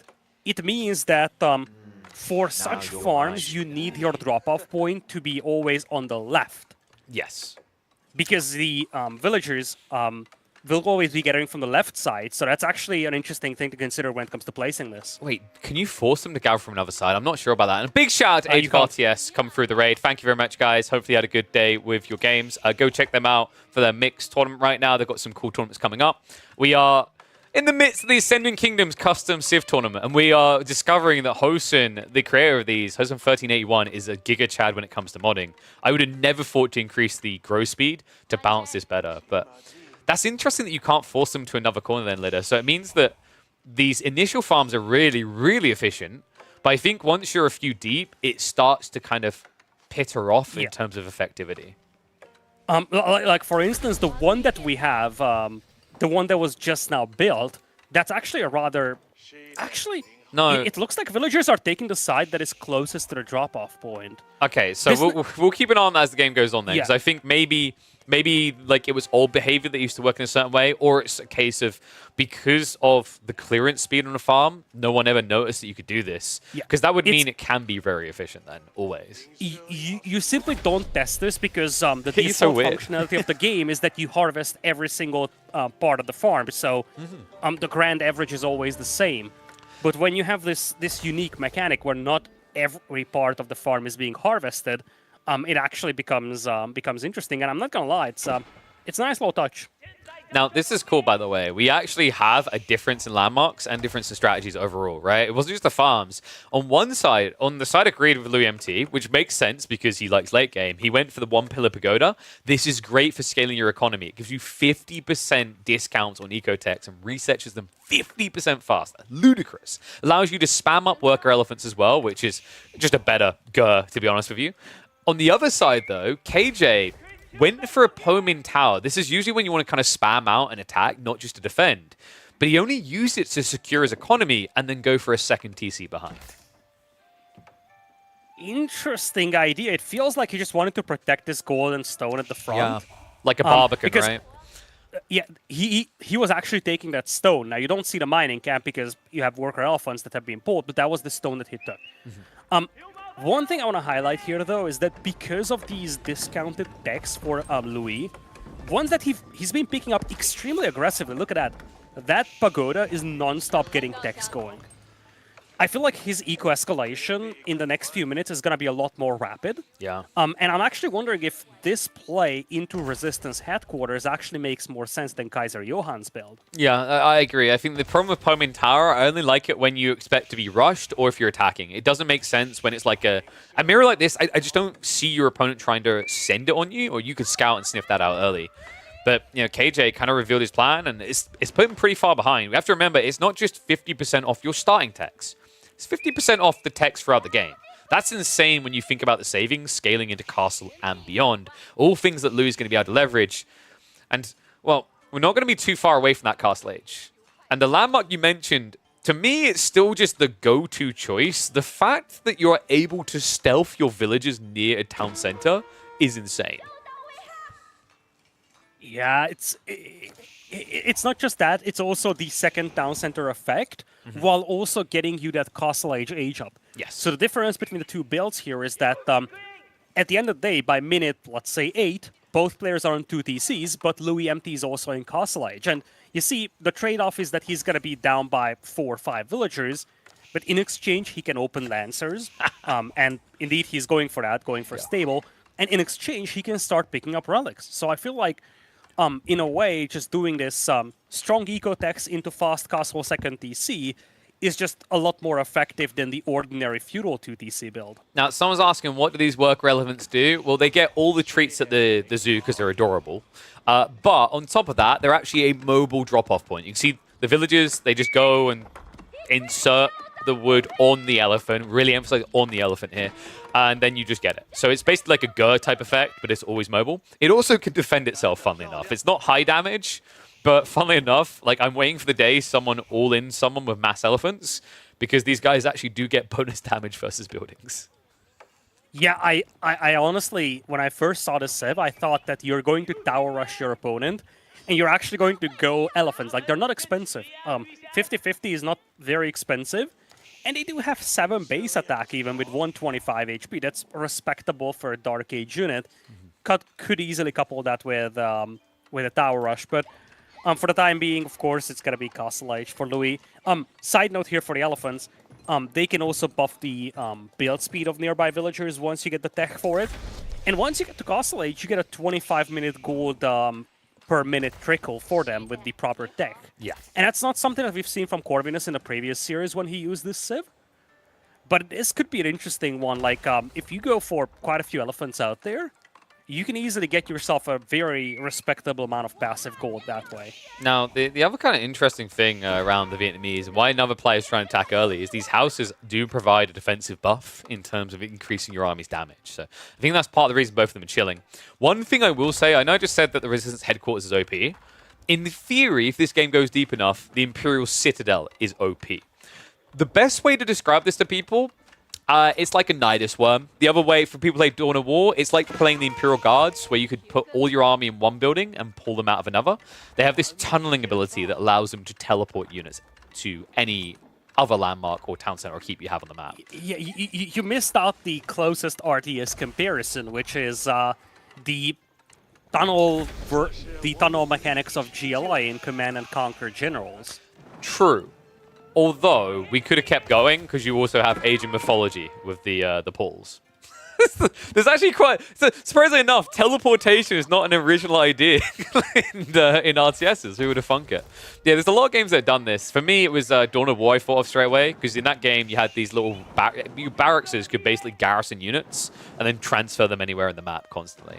But it's there's been a lot of games that have done this. I'm kind of surprised Age of Empires 4 didn't try to do it. I'm hoping we see why, because in theory, on paper, this ability sounds OP. It is. It certainly is. And in a way, you can do something similar to what the Celestials can do in Stormgate, which is basically have your production buildings back at home and have like one funnel point. If you can sneak up, especially mid-late game, if you can get yourself a keep or a forward town center in there, that's going to be your funnel point, and you have an untouchable production back at home rallied to this landmark, and they all pop out at that front landmark, or at that front town center, castle, whatever. Yeah, I think it also changed, because I remember the first version, I talked to Hostin about this. If I remember correctly, the first version was you basically had to garrison them in the Imperial Citadel, but this one's just like, yeah, like come nearby and then just click anywhere across. So you can just basically beam up an entire bloody army. It is wild when in effect, but what it requires in this game is A, first defending Louis' assault, and then B, sneaking a castle on the other side of the map. Yeah, now one thing I want to highlight here real quick while we have time is that back when Louis was aging, he was only aging with like 5 or so villagers. That second TC landmark wasn't rushed, so the end result is that he's actually down by 8 villagers. There is a bigger difference than what you would have thought based on that Castle Age timing. But he's the one going for the relics over here, and so far Kaiser Johann is just trying to match his Lancer numbers, but he's outnumbered pretty badly. Yeah, and not just that, it's also you have more economy, congrats, but now you're going to take more damage, right? That's a sizable Lancer lead for Louis, one that Kaiser cannot immediately contest. In fact, he's just playing full-on Maze Runner here, trying to deny it. But he's running out of space quickly. Yeah, exactly. Like, and it's also the commitment that he needs to make.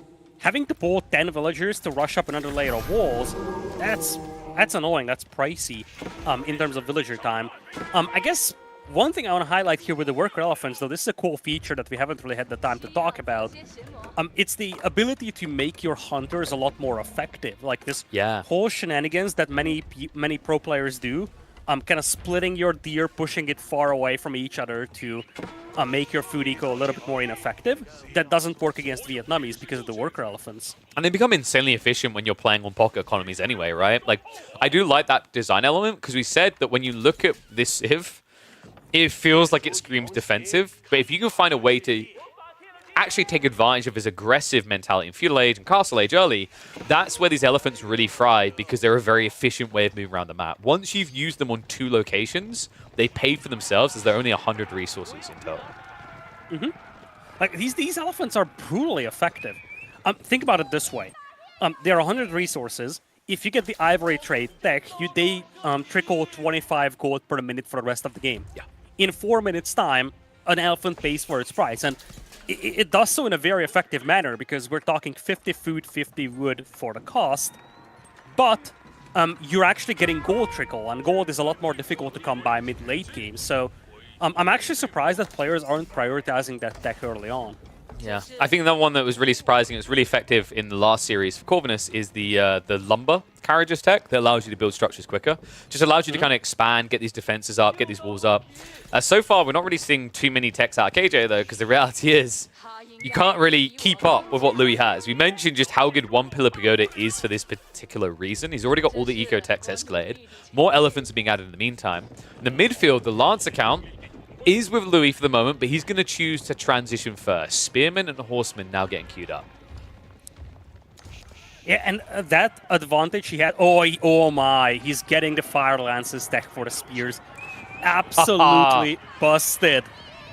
This is sick, actually. I haven't seen a player utilize this so far. The Anam Fire Lances, I think it's been for a while, but it kind of just didn't get looked at. Back when I was casting a lot of the Vietnamese, it focused around the Pomin Tower outpost rushes with mass archers, right? Because these archers are pretty damn effective at kind of raiding, drive-by, and getting in close, especially when you spam outposts with them. But this is cool, man. I love to see it. It makes a lot of sense as well. Like, it counters the knights, but also, remember, whenever your opponent goes crossbow, spears always feels like a good thing to scale. The thing I love about the Fire Lances for the Spearmen is that it's more of a passive ability that's easy to utilize. The comparison I would make is to the Fire Lancers of the Chinese, which we know that in large quantity they are absolutely devastating. But at the same time, you have to be cautious on how you use them. You have to actively use their charge to leverage that bonus. And if they charge into Brace Spearmen, they just get butchered. At the same time, your Spearmen will brace automatically, so you passively get this buff, and you passively get this rather powerful attack for your Spearmen. I just watched that elephant die in 2 hits. If there's ever been proof that Delhi elephants need a buff, it's right there. Poor little worker elephants. Only 125 health on them. The interesting thought here is actually, because of the scaling, I still think Pomin Tower could probably be adjusted slightly on the production speed. Basically, when you go Pomin Tower, one of the big perks is that your outpost can build units. If you don't outpost rush, it's pointless, because basically it costs 75 wood. Your production buildings cost 150. So, you do the maths, it works out the same, but the difference is you spend a lot longer building outposts. So I definitely think Pomin probably, now that we're seeing more of it a few games in, needs a slight buff in a way that doesn't just lead to outpost rushing. Because right now, One Pillar Pagoda feels way too good. Yeah, One Pillar Pagoda gives you a lot of longevity because of these cheap eco techs.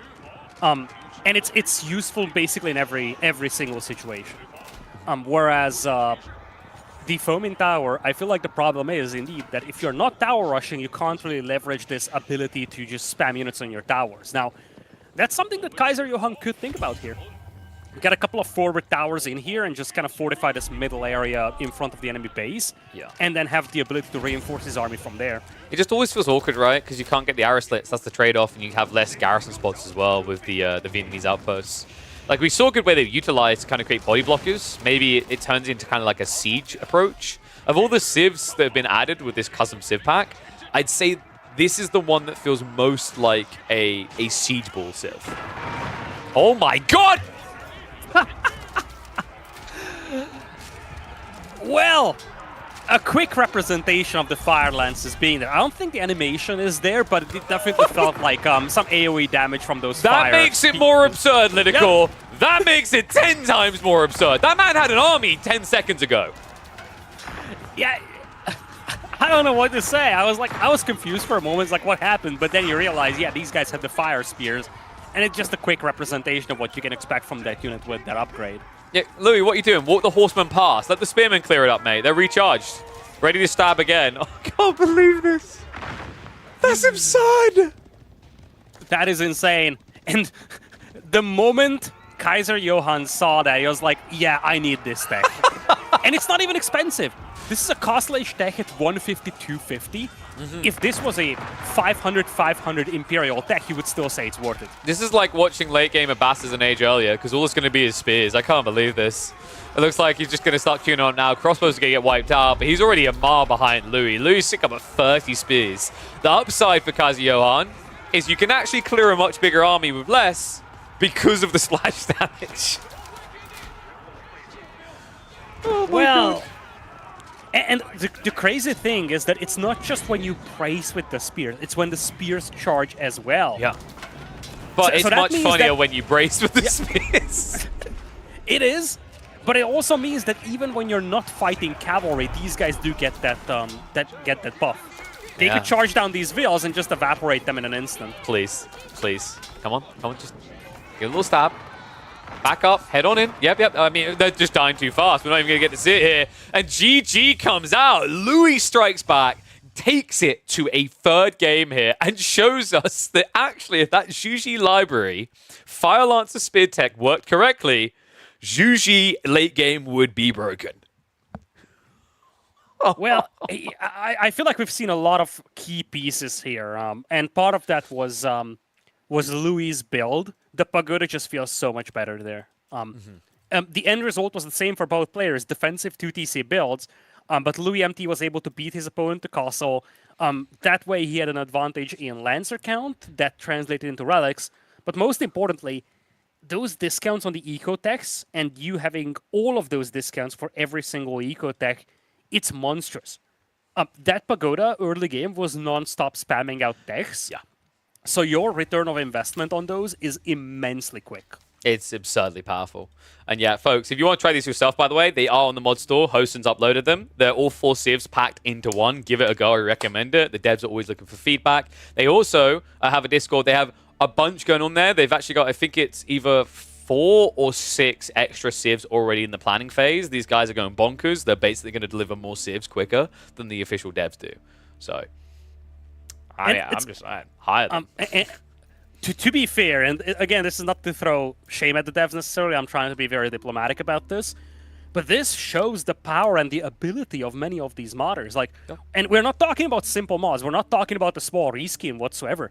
We have, and we haven't seen a lot of the features in these mods just yet. Like, some of the stuff that we've seen, the units whatsoever, they are basically renamed, rename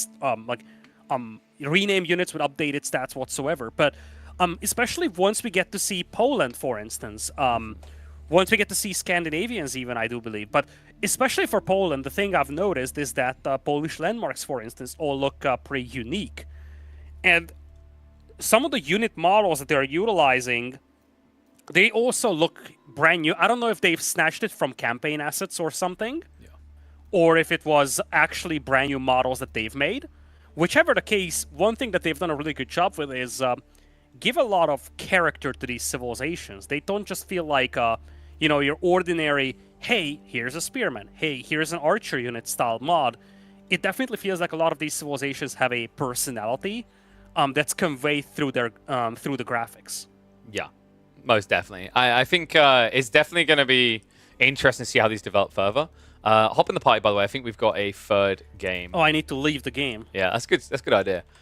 Remember, folks, we've still got 2 more sets after this, at least. So yeah, we're going to be trekking through until we have our grand finalists set up for tomorrow, which will be at 7. All right, fantastic. So let me go ahead.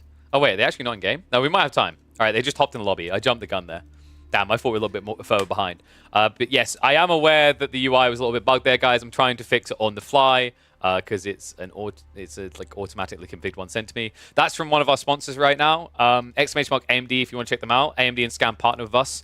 If you've not got your hands on a Ryzen CPU, I highly recommend it. I use it for all my production needs. They're the typically top best bang for buck you'll find right now. They're at the point where they're only big competitors themselves. And big shout out going to Elmo Steiner coming through the 5 gifted subs. Appreciate you, man. Much love. Remember, guys, ad-free viewing experience. If you guys do want to help the tournament, by the way, !donate. They have got a Matrino open. I think we were seeing $150 or $200 so far. That all goes into the prize pool for the players. the admins, everyone, the modders together basically are just working for nothing behind the scenes. So at least go download the mod and give it a try as a little reward there. Who knows, maybe enough attention on them, they might get hired by Microsoft. I definitely think they've got the talent and deserve that type of recognition. And I think I want to say something very important here about this. Like, a lot of people might frown on this mod and say, oh, yeah, you know, it's a couple of new civs, but they're never going to get implemented, yada, yada. I want to highlight that the development team that is working on AoE 2 Definitive Edition is Forgotten Empires. Forgotten Empires was a team that started out as a modding crew adding a couple of new civilizations. And that basically got picked up by Microsoft and ended up being the development team of AoE 2. And now they've developed a lot of brand new civilizations under the aegis of Microsoft. Yeah. But at the end of the day, the primary dev team that started bringing these brand new civilizations into AoE 2 got picked up as well. So you never know. And to be fair, these guys have done a really good job with the limited tools they had. Imagine what they could do if they had proper API and game access. And that's the thing we've been begging for. I've been religiously screaming at the devs about this. You know, the reality is we have incredibly talented people. If you guys are wondering, you know, like, why can't we have a tournament where these new civs go up against some of the current OP ones? I want to see what's more broken, HRE or Poland. We'd love to do it. The modders would love to do it. The limitation right now is that you have to replace a civ with these new civs to even make it function. So yeah, fingers crossed is something that the devs will help fix on that end. Because I'd love to see a world in which we just have all these custom civs able to integrate and play up against the default ones. And then obviously the devs can look at that and go, oh, we're going to take X, B, and G, and we're going to convert them into proper civs and add them in an expansion. Because I think there is a lot of potential here. But we have got 3.5 minutes to go until this series is up. We are going to have a Scandinavian mirror on region. So we're going to get to see if the Scandinavians are OP on land as well. This is really interesting, actually, with the Scandinavians in particular. They have a few things going on. So they have the sagas, which are effects you can unlock as you go. They offer different quirks. Some of them aggressive, some of them economical. But even outside that, once you reach Castle Age, you basically have to choose whether you want to be Sweden or Denmark, which leads to very different unit options and comps in the late game. And Sweden is very busted. Sweden is very, very busted.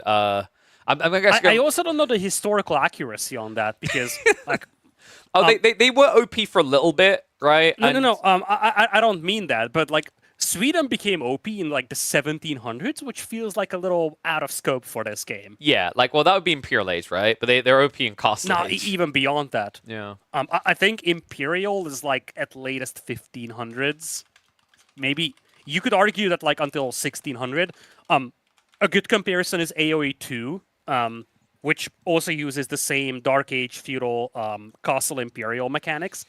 And I think one of the latest campaign missions that you have is the Battle of Lepanto in 1572. Mm-hmm. So I do want to say that the original setup for AoE 2, and as a consequence AoE 4 as well, is that your cutoff is kind of like 1550s, 1600s for the game. And that's kind of where AoE 3 picks up with the colonization. I can explain it, though. Lamette is Swedish. Yeah, I get that. And to be fair, when Sweden came out for AoE 3, I was extremely hyped. I'm actually a big fan of that historical era, that like early gunpowder with Sweden, the Great Northern War. That's actually one of my favorite historical periods. So like, I'm 100% digging it. And I honestly wish there was I'm not going to say playable version of AoE 3 because that feels very, very rude. But I honestly wish that they kind of remade AoE 3 along the lines of either AoE 2 or AoE 4. Because that's my favorite historical period. Like, I'm not kidding. If there was a game, AoE 4 engine, with AoE 3 civs and not mechanics, because AoE 3 mechanics are a little janky. But you get the point. It's kind of like 3 era AoE game that actually doesn't have all those weird gimmicks like home cities. That would be my go-to game. There is a lot of civs in AoE 3, right? Like, I think I was talking to one of the pros, the people who was a pro in it, and he's like, it feels weird because if you don't play for like a month, you're completely out of the loop because so much changes because the meta is constantly evolving, because I think that's is it like 36 civs? I can't remember. It's a ridiculous number. No, AoE 3 48? doesn't have that many. Are you sure about that? All right, so I'm gonna do like 1 gazillion percent. AoE 2 is at 30 something. Okay, yeah. Well, it's at least like 24 or so. I remember when I looked at it, I was like, Jesus. Yeah, so AoE 3 had 8 for a long time. Then they brought in like a couple more. So I would say it's gotta be more or equal to 20 or so. Yeah, it's quite a few though. I think the interesting part is like someone brought up one of the old graphics they shoot for like the progression ages, and like originally AoE 4 should technically been in Vietnam, which is kind of pro we got Vietnam, but like Americans interceding in Vietnam times, which I don't know. I'm kind of intrigued about the idea of that. I just checked the civilizations for AoE 3. The devs have been very, very active. Oh, was that right? I don't know. I'm just doing the math. They had 8 base civs when the game originally came out, and ever since then they've. Then you had 2 DLCs. Well, at the time, expansion packs. I do still have the CD versions. Are you back on the game, by the way? I am. Because you said you crashed. I'm inviting you to party. Yeah, I just joined the game directly. No, invite party. Come on, because it syncs us up. I'm in the game already, buddy. Yeah, but then we got to do that stupid cringe. 1, 2, 3. No, I'm like actually caught up live. 55 seconds. All right. I'll load quickly then. Look at me trying to be thoughtful. This is how I get rewarded. In-game civs have their identities created around strengths and weaknesses. These modded civs have no weaknesses. I think it's a bit early to say that. And also, like, to that logic, explain HRE to me. Yes, I kind of agree with that notion. So first of all, whenever something is new, it's always important to highlight that balance is always kind of all around. Because players are still figuring out how to play civilizations. Just looking back to the early days of AoE 4, everybody thought that French is the only functional civilization. It took some time for the other civs to kick off. Well, but I do agree with the notion that some of these civilizations feel a little overtuned. Yeah, they need tweaking. But like this one, we'll see. I mean, it's funny you mentioned in the early days that French was OP. Then it was Rus is OP. So we're going to see if hybrid Rus is OP, because this is custom mods, folks. Welcome back to Ascended Kingdoms. We have got a Scandinavian mirror here, featuring a Scandinavian up against a Chinese player to decide who continues through in this single elimination format. And we were just talking in the pre-game about this whole idea of like strengths and weaknesses. One thing I could see that Lamette, who created this civ, was trying to do was the idea that the weakness of the Scandinavians is no early access to things like spears. So in theory, cavalry-based civs should be very impactful against this particular civ. Yeah, I agree. I think the way to phrase these 4 civilizations, first of all, I think against one another, they're fairly like reasonably balanced. Because all of these civilizations feel powerful. But in many ways, they carry a lot of extremes. So, for instance, not having that access to early game spearmen in any way, shape, or form for the Scandinavians, or having to research a tech for your monks to pick up relics. But at the same time, it's important to highlight that at the end of the day, this often happens with brand new civ releases that are official even. Yeah. The problem is that when you develop a game like this, you start with the most elementary functionalities for civilizations, like the French, the English. You look at their bonuses, they are as elementary as humanly possible. But as you expand your game, you bring in brand new functionalities. Talk about mechanics like poison arrows or the passive gold trickle for Malians, right? And it's very easy to overtune it compared to the old existing civilizations, because some of the new mechanics will inherently be powerful. And it's not even about the fact that the new civ is powerful, it's just the fact that the old civs, which carry these old and simple features, are a little weak with those features at the end of the day, right? It was in general, you're incentivized to make something OP when it's launched anyway. One, if there's a price tag, is the obvious thing. But even if there's not a price tag, you want data. You want to be able to gather info to see if it's good, if it's bad, how it functions, right? And the best way to do that is make something a little bit more powerful, because then people are more encouraged to even experiment with it. But no, that's a fair point. I just had one more thing to add to that, and that's the power creep, though. And this is something that has been observed in AoE 2, which received a lot of DLCs in the last couple of years. And I think a player like Hera, I think it was Hera who brought this up. The problem is that you introduce a new civ that's very powerful. Next balance patch, you tune some of the older civilizations so that they are not like completely outmatched by this civ. But the end result is that because you're not heavily nerfing civilizations a lot, Yeah, they eventually every time get you introduce ridiculous. new stuff, you kind of raise the baseline level of power. So over time, you have this power creep for every single civilization is just getting more powerful. Well, that's why you then lead to a spring cleaning patch, right? Like the comparison there, the obvious one for people, because it's very easy to gauge, is World of Warcraft. World of Warcraft eventually reset to a baseline leveling system again because it was getting out of hand. And I think that's important, is every once in a while, if you identify the pacing is getting too fast, see if you can break it down and if it doesn't break the system, right? But you have to be very careful of that, because if people become attuned to the new speed at which things play out, they hate the game being slower. So it's definitely a give or take balancing act, and it can be very difficult to get right a lot of the time. But we have got a lot of things we need to get right explaining with this, though, because we have got a custom civ, and already I know people looking at this going, what the hell is that? This is the Burka village. It is indeed doing what you think it's doing. It's spawning shoreline fish on land for your villagers to grab. This is basically like the Scandinavians' equivalent of a Madrissa. And now we're seeing that issue, the fact that you don't have spearmen available, because as you kind of highlighted, Kaiser Johann is going to open with horsemen to make life miserable. And these Viking Raiders are terrible against cavalry. Suck. They suck so They have bad. 85 base HP, not a lot of damage output. And I just want to highlight, I don't know if that's a misclick from Louis, but on the Burka village, he's getting professional scouts, which feels absolutely horrendous when you have zero map control and nothing that combats cavalry. Yeah, and it's like, well, what are you going to do now? Go into cavalry in a delay? This is just rough, man. So the idea behind these raiders, I remember when they first sent the concept across to me of the stats, I was like, that is broken. They had to tweak it down a little bit, but it basically gets bonus damage against workers is a really big part. So it's kind of like the English men-at-arms rush, because you can do it in the Dark Age, but more impactful. So in this situation, wasn't able to get it fast enough before a tech up came out. And now he's going to be facing off against horsemen as well as Viking Raiders. And reminder, these Viking Raiders do counter themselves. They're a light melee infantry unit, and they get bonus damage against light infantry. And Louis wants to go for a second TC. He has gotten the stone he needs, but he also got Pro Scouts. I really feel like Pro Scouts was a misclick here. Maybe he wanted survival techniques or something, but... Maybe, but like, no, because like, why would you want survival techniques? Yeah, but why would you want Pro Scouts with Shorefish for the Burka village, a second TC, and absolutely zero map control? Because, well, it's the old school Roost build. He's basically playing old school Roost, right? You remember like the Golden Gate type of things as well, where Pro Scouts was always being done? You're just staying condensed, which I kind of agree with, because he's already behind on Horsemen.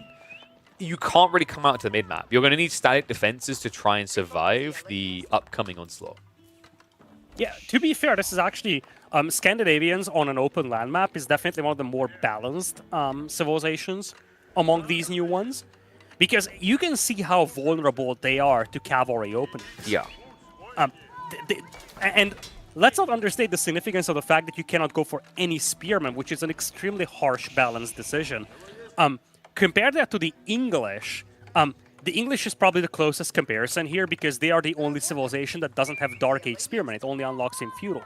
But even that is fundamentally different from the Scandinavians, which do not get it at all for quite some time. I think, I don't know if you have to be Danish or Swedish for the pikeman, but only one of these two get it to Imperial, right? Danish for Yes. the pikeman. It's like the only reason you'd ever go for Danish. I actually flat out said that to Lamette. It's like, there's so many good things for Sweden. This is the only reason why I'd ever consider being Danish. So yeah, Yeah, but pikemen are busted though. Like let's if just you're state against that. a cavalry civ, right? But like, this is one of the things as well. Is you want to transition off of raiders eventually, because remember correctly, they stopped scaling in Third Age, right? They don't have any other upgrades past Feudal Age, so they're very much focused on that early presence in the game. You might be wondering, like, why didn't KJ just go for archers? And it's because these raiders do get +3 ranged armor. They move very fast, and they would get bonus damage against those archers. But mark my words, in other sets, you are going to see the Hornbowmen coming in, because they're insane. Having plus ranged armor by default on an archer is ludicrous in a meta that is defined by mass archery. And it looks like Louis wanted to sneak out with the scouts to pick up those carcasses on the left side. This is regions that we're playing, by the way. So you Yeah. have all this hunt on the left side. But this was scouted immediately by Kaiser Johann, and he's shifting the cavalry to the left. So Louis shouldn't be able to get all those carcasses in there. I mean, I'm surprised he even got this far out, right? There was an attempt to rotate on the east side to block. Nothing was seen. Instead, though, KJ mistimes it. He's going to miss it. He's chasing back now. He noticed that the count is not right here, so something's definitely been taken away. And he will finally see him. So probably be able to intercept one of these scouts. Actually, Louis just gives up. He doesn't even try to run away with one or two. He just bails. Yeah, he's going to go back for it. He's just waiting for KJ to actually dive. I love the fact, by the way, if you select all with these players, the fish highlights. There's another glitch that's actually more severe, though, and that's something I found when I was testing. You cannot single-click the villager when they're on the shorefish. You can group select them, but you cannot click the villager itself alone. Oh, that's interesting. But yeah, it's peculiar because like the thought that I find funny about that is that you can assign ownership to fish. What's next? Can we name them? Oh, class coming in anyway. This is a hard hold for Louis. I mean, it's Mass Raider against Mass Raider Horsemen. The Horsemen are absorbing the blows. Meanwhile, anything these Raiders attack is going to die faster, right? Because it's just infantry. Rams coming in as well, and Louis, it might be a fast exit in game number 3 here. No wood to go for the repair. Army is now non-existent. He's still trying to funnel Deer back home, but it's coming at an insanely high cost. I really feel like this game was basically over when the Horsemen arrived for Kaiser Johann. And again, the fact that Scandinavians don't have Spearmen available, that just makes life very miserable for them against any kind of a cavalry play. Not the biggest fan of the cavalry being sent in against the villagers because, unironically, those villagers are better against the cavalry than the Viking Raiders are. I think KJ, like, I mean, I don't feel like we necessarily called this early. Yeah. It's just that was an unnecessary dive. Had he stuck on this TC and targeted it down, I think you just have GG and KJ going through, but now Louis stays alive. He wipes the army. He's now able to access the deer, and he still has a villager lead. Yeah, you're 100% right. It's so weird because under normal circumstances, it makes sense to dive villagers because you expect your opponent to have spearmen in the future that deals with your cavalry. But here, it would have been just better to protect these rams because there was absolutely nothing in this world that Louis could do against those horsemen. And if you keep them along with the Viking Raiders, the villagers cannot dive either. Because the Viking Raiders would slaughter them. So a combination of Raiders and Horsemen is not something that the Scandinavians can deal with early game. Yeah, it's a perplexing situation. I'm trying to figure, did he at least have blood axes? He did, right? That's kind of wild. If he kept the Horseman there, I think it's a complete wipe, because if you look at the stats on these, it's ridiculous how big the difference is. It's a +3 advantage, actually +4, because we also have the melee defense from Kaiser Johann. So a little bit surprising that he got overzealous here. If he just focused on wiping the army and using Shield Wall afterwards, he can camp here forever. He's going to do it again, but this time, it looks like it's going to work. Louis barely keeping the TC up. He's building rams underneath the town center because of how insanely fast they get constructed. And it's just forcing reaction after reaction. Louis may have access to the deer, but what he doesn't have is a way of building an army fast enough to push this back. Oh god, the idle's he needs to repair this DC non-stop, and things are still bad for Louis. Let's not forget, he's been short on food. He had to continue ferrying carcasses, and he's been losing villagers as well to these raids. Wait, Louis? Anytime these villagers jump out, even with textiles, they're being beaten up by Viking Raiders. It's 19 and those damage. Guys, 19 damage per it's strike. A lot. And he has textiles, by the way. Like, if anyone's like, oh, just your standard damage. No, that's 75 HP. Look how quickly you die to one of these guys. They attack every 1.23 seconds. Insane. And now as a result of that, Eco is neck and neck, but Louis is consistently idling out about 15 villages. Worse still, he's spending resources to keep this town center alive. Yeah, it's just not working for Louis. He's going for the same composition, but at the same time, the eco lead that's supposed to be there as a consequence of the second TC, it isn't. He's down by 4 villagers. A lot of his villas are idle as well. He's making the same unit composition, but with a substantially smaller eco. I think we are going to be saying farewell to Louis. I mean, it's trip racks, and I think on the other side, what? It's mirrored? Yeah, but the problem is just, this is what makes the Raiders seem so good, is the movement speed to arrive here. Look how quickly they get into the fight. 1.3 to run across the field. And the villager health bars, oh my dear God. Just like that. A second ago, we were at 45-45. It's down to 35. Yeah. I really feel like Scandinavians in early game on an open land map like this. It's a civilization that hard counters many civs, including existing ones. But there are also certain civs that would just absolutely nuke this civ as it is. Oh, mark my words, my friend. The late game is no pushover either, but this has been all about the early. We've seen it on water. We've seen it on land. And right now, it's fair to say Scandinavia is looking OP. Their flex is strong and reminding people how they raided all the way through Europe. And the Rus were no exception. Yeah, and honestly, just going Viking Raiders doesn't really work here for Louis. Horseman probably would have been better trying to hold this, but it's just not going to happen. He's trying to mirror. And again, Kaiser Johan is the one mixing in the Horseman. Do not underestimate the significance of those in these fights. It's insane, right? Because they have no melee armor, but what they do have is more effective HP because they're not taking an extra 7 damage here.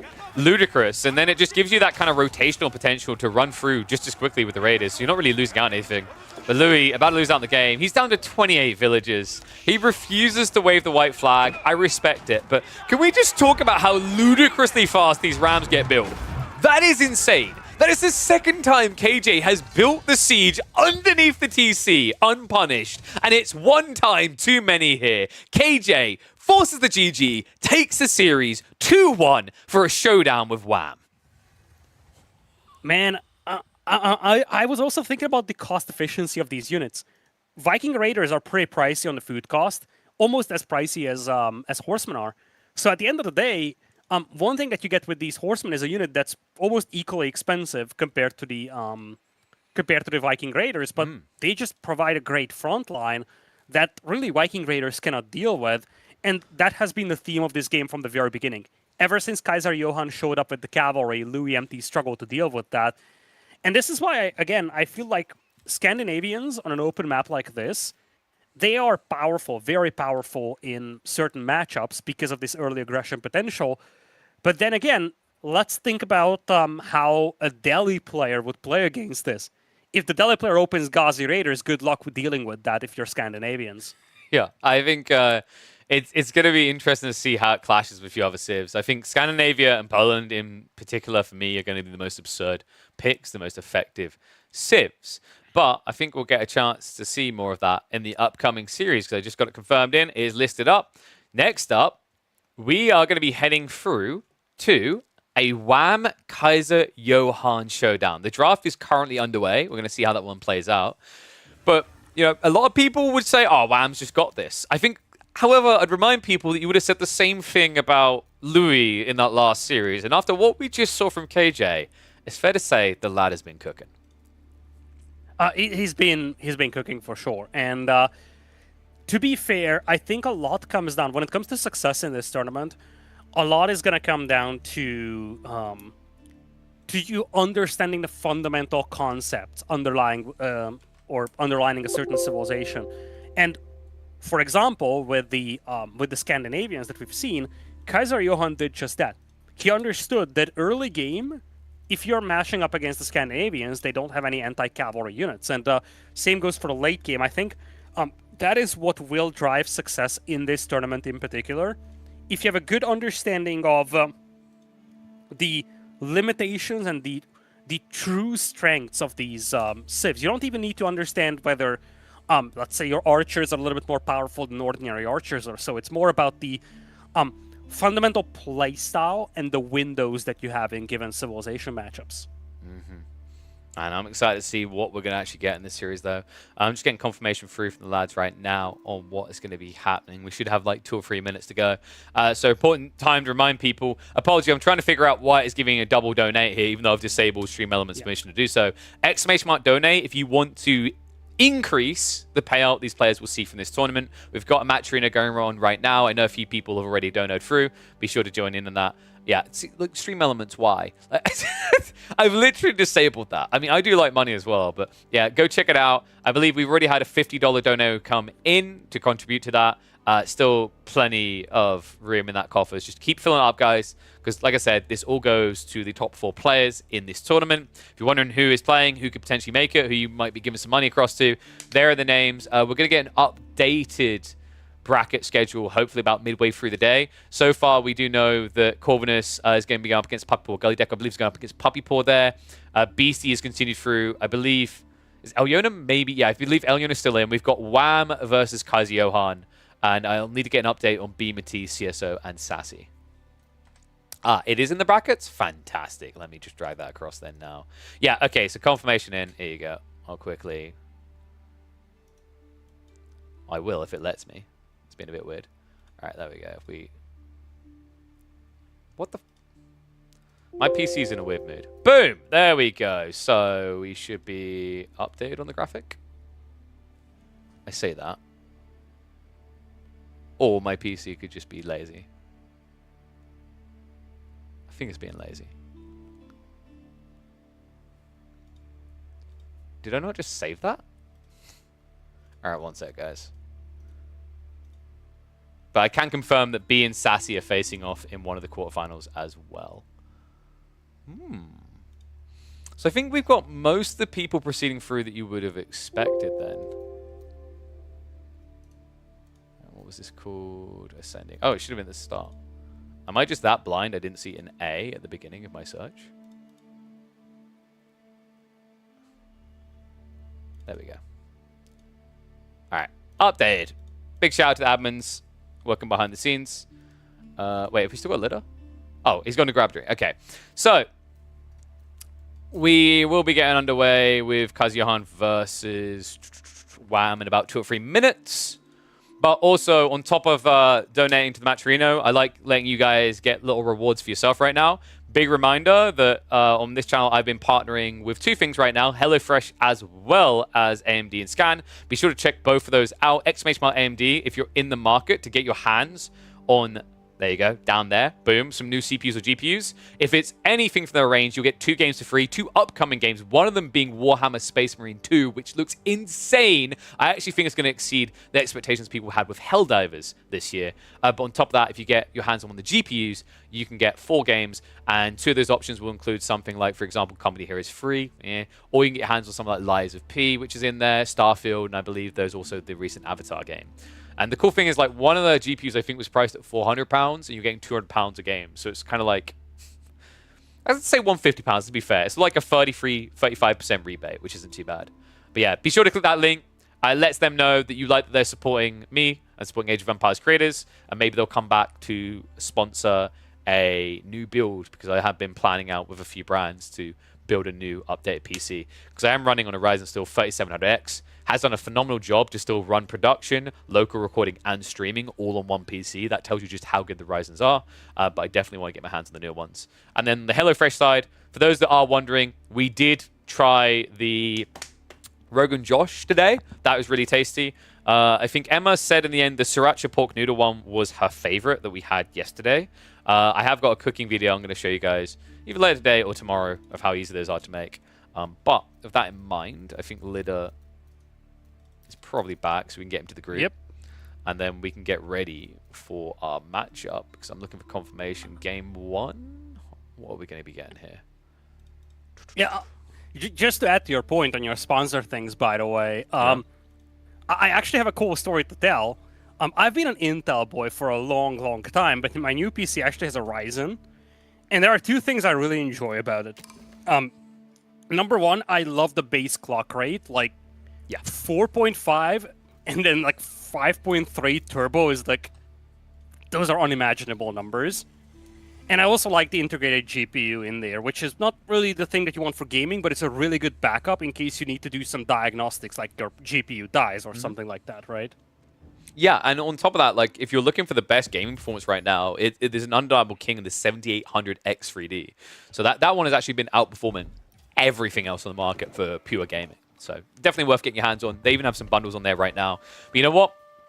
It's a bundle of joy when you get to cast this. I think we're ready for the set. So let's reset the score as we're hopping into game number 1. Let me actually update that. It's not Louis. Let me update my title. It's going to be Wham versus Kaiser Johan. So let's get underway. Time for more of the Sending Kingdoms here. Welcome back, folks. Wait, hold a second. It's another Scandinavian mirror. All right, these two are aligned. We've seen one game of Scandinavia on land, and it looked OP. Time for 2 games, and let's see if Wham learns from the mistakes of Louis, or if we're going to get a very quick game again between Wham and Kaiser Johan. I think Wham must have learned from it. He was done with his series long ago, so if I would have to guess, he was watching the previous game just like we were. Now, what we've learned from the previous game is that Horseman opening against the Scandinavians is huge because they don't have access to Spearmen. So far, the builds are rather similar. It's basically a Longhouse opening into Scouts. Scandinavians also have those bounty mechanics similar to the Ruse. But unlike the Ruse, where you go for the hunting cabins, it's the Longhouse, which kind of acts as the house plus scout production facility that you open with. And this seems to be the optimized build so far. Double Longhouses to open with, so you're up to 30 pop. You're going to be well set on that for quite some time. And at the same time, it allows you to queue 2 scouts simultaneously. Yeah, it's crazy, right? Like 60 resources each, a normal hunt cab is 100, so it's not much more, but it just gives you a much more aggressive timing out to the map. And you're seeing the Flum the same. I think this is also why we've seen a lot of people try to make Pro Scouts work. It's just, it feels like it's even more clean, the transition towards it with this Civ, compared to a lot of other ones. But we'll have to see if they both want to go the Greed way, because we've only seen Odin's Hall on water map so far. Odin's Hall is the one that allows you to produce units out of it cheaper. It's basically a Rax.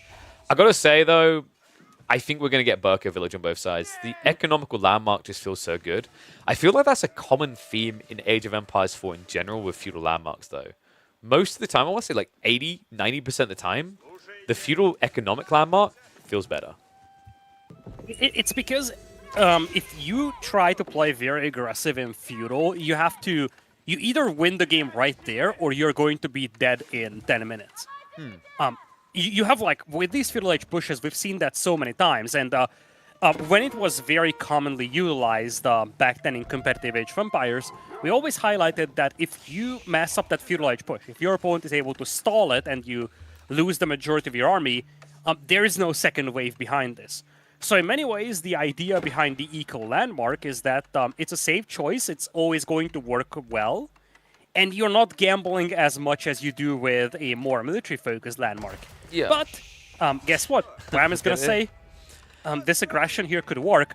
I think it's pretty clear that Kaiser Johan is going to be the defender under these circumstances. Yes. But if he can stall Wham's push, Kaiser Johan is going to be very well set. Let's say minute 10 onwards, Kaiser Johan's position is going to start improving exponentially. Yeah, and we've seen it, even if you want to attack in Feudal Age, like a lot of the time getting the eco set up first is nice. That's why HRE always go Archon, despite the fact they attack in Feudal, right?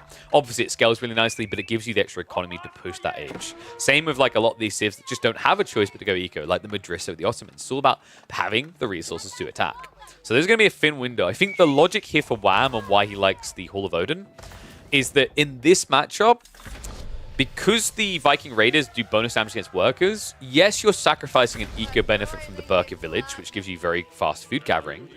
The trade-off logic here, though, is that you have a unit coming out faster and cheaper that can kill workers to offset that advantage. Exactly. It's all about it. And it's going to be interesting to see how that works, because Wham now has clear vision on the Burka Village from the other side. So now you know that your opponent is going to be a little bit more eco-focused compared to you. So you have to be the aggressor, and you have to make sure that you offset that eco differential. Here come the lads as well. Now, I'm kind of curious if we're going to start seeing people use the charge. I thought we were going to see it last game from Kaiser Johan, but I don't think it was utilized there. It is a weird one.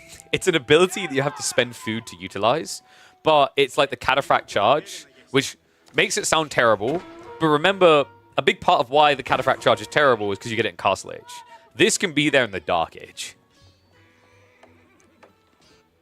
Wham already has 4 Viking Raiders, or yeah, they're called Viking Raiders. Yes. Tower is going to be complete in time, though, but it has been partially torched by the scouts, and this is not a great dive, though. He has to back away. Yeah. The thing is, he is going for a second TC. You can shield wall, though. Yeah, he's going for a second TC. The problem is KJ saw this. So I think Kaiser Johan's just going to rush castle now. Yeah, that definitely seems like it's the plan. And if he can, side note here, you can garrison your scouts into the tower, so you are going to get that same firepower, but you don't need to idle that many villagers for that. I actually think he's just going to go Uppsala University. And that's kind of intriguing, right? Because I think the logic there is this then plays very similarly on a delay to the Vietnamese when they go for the one tower, right? To get those eco upgrades cheap. That's kind of wild. Yeah, this is the big separator, so to say, for the Scandinavians. Are you going to become Danes with the Vordingborg Castle, or it's going to be the Uppsala University?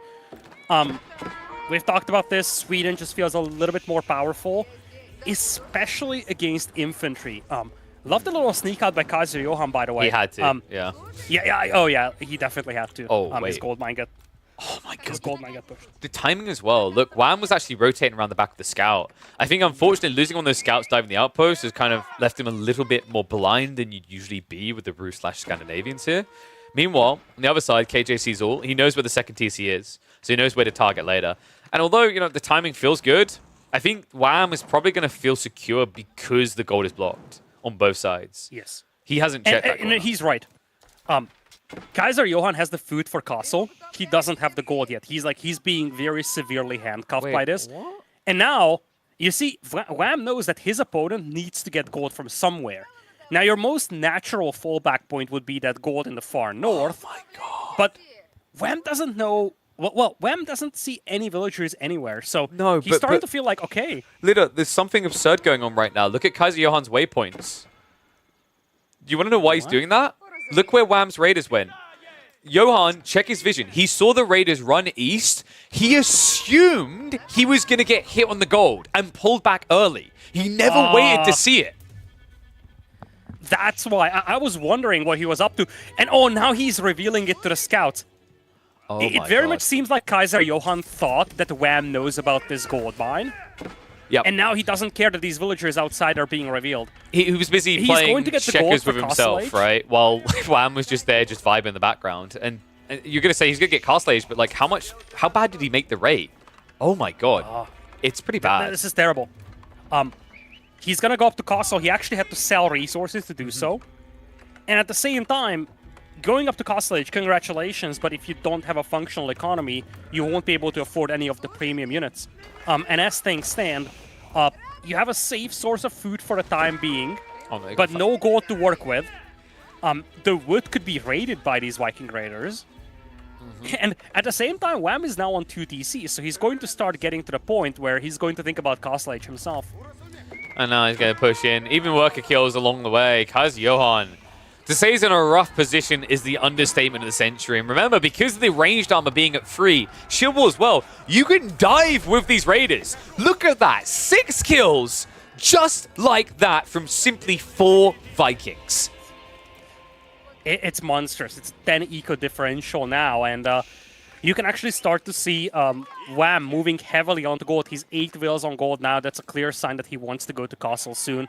And he has the eco to do so with. That's it. That is actually it. What a sick play. I can't believe that. KJ, maybe if he just didn't get in his own head, we'd still have a game going. But Wham, showing that Odin's Hall can summon the true heroes from Valhalla. Here's the thing. His move made sense because if Wham scouted him, that would have been his only solution. But this is where you get down to those mind games. Do you think that your opponent saw you? I think a lot comes down to the fact that this was a Civilization matchup where you know your opponent has a lot of scouts. And to be fair, even if Wham didn't see his opponent there, he could have just probed it with a single Viking raider and see if anyone's there. So in many ways, Kaiser Johan, he rightfully anticipated Wham to push this. He actually was lucky that Wham didn't do so earlier. Yeah. And, you know, as a result there, we have Wham very swiftly already approaching match point here. And it'd be quite the doozy at this rate. It looked like a showdown with Bestial Elyona. I think that one's still going on at the moment. We've got a few other sets. I'll probably track back upon them on the weekdays to fill in the gaps because we've got to keep the show moving. But I can tell you guys that the next matchup is going to be Persia versus Vietnam. I don't know why, Lida. This matchup in particular seems to be happening quite frequently. I feel like for Kaiser Johan, Vietnam might make a lot of sense, especially if he's afraid of aggression from Wham in early game, because there's no better civilization to buffer up early game aggression with than the Vietnamese.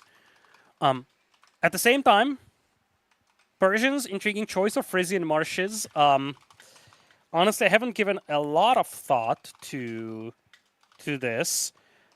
Could be intriguing to see the town center landmark. Even with the double villager cost, if you have all the fish to work with, it might be worth it. I think the interesting thing about Frisian is it does allow you to camp, right? But I'm not sure Vietnam utilizes that camping well compared to civs we traditionally see on Frisian. Yeah, I think the problem with Vietnamese is that they are not particularly good when it comes to taking direct engagements. Although you could make an argument that a very slow creep could work, but this is a very open map, and Vietnamese is not a classic open map civilization. It's more along the lines of the civ that we've seen Corvinus use on a map like Socotra. To me, Persians feel a lot better here because Persian cavalry is no joke. Yeah. Or even the Mace horsemen. Yeah. I actually think the Mace horsemen are better than their knights. Oh, by the way, send you an invite. Oh yes. Because we got to get rolling. I think they're getting ready for the next one. No, I think the knights are interesting because if I remember correctly, they get more charge damage is the kind of trade-off there. The big thing is the men-at-arms though. If you go for the military option in Feudal Age, you can get those, and they're surprisingly effective at diving, especially if you're against an opponent that you expect is going to fish the wings. Wait, are we in game? There we go. Let's have a look. It looks like we are. So I'll get that loaded up now. So yeah, I think the way that you could play this is you're probably going to open the archers. The archers feel really good, especially when you go for the military option because you get the 40% discount on wood, which, by the way, is ludicrous. Paying 65 resources for a longbow light is an absolute bargain. Oh, damn. All right, we're right in. So let's get ready to go. Let me switch over to the custom form, because we're in to game number 2 here in the Ascended Kingdoms. Welcome back, one and all, to some custom Civ competitive action here. Wham leading this series, now on the Persians masquerading as the Delhi. Meanwhile, Kaiser Johan has taken to the Vietnamese and their elephant-loving ways while pretending to be Chinese. Wait, did he just... Okay, that was sick. Did you see that? Nope. So, I think... Maybe I'm wrong. It looked like was he able to rally to the worker elephant with the sheep? KJ... that would be weird. Well, they're a building. Well, I guess they're not a building? I don't know. I'd have to test that. It looked like he was bringing them, though. Yeah. Maybe it was just a weird way it looked. Actually, there might be a building as well. Because, here's the thing. Just thinking from a modder's perspective, you probably merge the in-game components, so to say, of a unit and a drop-off point. And drop-off points are exclusively buildings in this game. So if you merge the characteristics of that, some other building-like characteristics might also get carried over. We'll have to keep an eye out for it. It might have just been a case of the first scout, like, sent it back early, because we've got a 2 scout open here from KJ. Wham, interestingly enough, only went for a 1 scout play. But I think the logic there is that when you see you're against Vietnam, Vietnam's probably not going to be able to come out in feudal against you. So you can just go fishing instead. Oh no, the Zamindar though. Wait, that's genius! Oh, it gets worse, bonus. KP. Yes, because the worker elephant is a cavalry type unit, so that Zamindar does bonus damage against it. I mean, in fairness, the pathing's kind of screwing him a bit because he has to go all the way around, because if you get pinched by these villages, you die. Like, the Zamindar is being annoying against cavalry, but against anything else, it's just a worse spearman. It has lower health, lower damage. Yeah, but even just the fact that you could push the worker elephant to the back is just so annoying, and this is just so problematic in general for Kaiser Johan to deal with. By the way, just a little call out. It's actually called Zamindar, not Zamindar. Zamindar. Zamindar. Yes. Zamin? I don't know. Zamindar. Zamindar. I mean, Zamindar, like, I think call it Zamindar. I think... I'm British. This is forgivable. You should hear the way we announce something. To be fair, this is revenge upon any Indian person rather who's been calling it the Berkshire. So It's Berkshire, right? Yeah, yeah. I listened to a cast earlier. They call it Berkshire. I was like, ooh, don't like that. I internally said it in the most British way possible as well. Like, I disapprove, but I'm not going to make a big deal of it. But look at this. We've got Pomin. I honestly want to see a Polish game now because we need to go through the Polish landmark names. Well, I think there was rumors that they might be cooking up a Hungarian Civ. So I think the official devs, there was something that alluded to that, right? So you can, I don't know. I think 2 years ago I sent them a message that if they do a Hungarian Civ, I do want to do one voice line. Yeah, I think what was I said to them? I was like, if we do another French variant, can I please do some of the voice acting? Well, I mean, if they do a Hungarian Civ, all I'm hoping is that they won't do the thing that every single game does, and it's totally wrong, which is giving hussars to Hungarians in the 1300s. Yeah, no, no. Yeah, no. Actually, Medieval 2 Total War was even worse. Like, didn't Cossacks do it as well? I think Cossacks might have done it as well. I don't know about Cossacks. What I do know is that Cossacks is an era where hussars are a lot more legitimate, though. That's fair. Yeah. But no, Medieval 2. The thing is that Hungarian armies in the medievals were like super intriguing and very diverse. And Medieval 2 Total War gave them a unit that's called Battlefield Assassin, which is the most messed up thing ever. Because the concept is that you have a unit that just walks around an open field looking to snipe enemy nobles. It's like, dude, are you serious? So basically, Jean. Actually, no, Jean kills everything equally. No. It's the anti-Jean. It's like, oh, you mean the agents that they have in Total War in general? Yeah. Yeah, it's like, hey, I'm an agent. Here's an open field battle. I'm just gonna walk up to the enemy noble to stab him, right? It's basically Shinobi in a weird way. Well, what Shinobi should be. But we do have something developing here. Gunda Shapur just came in. Pomin on the other side.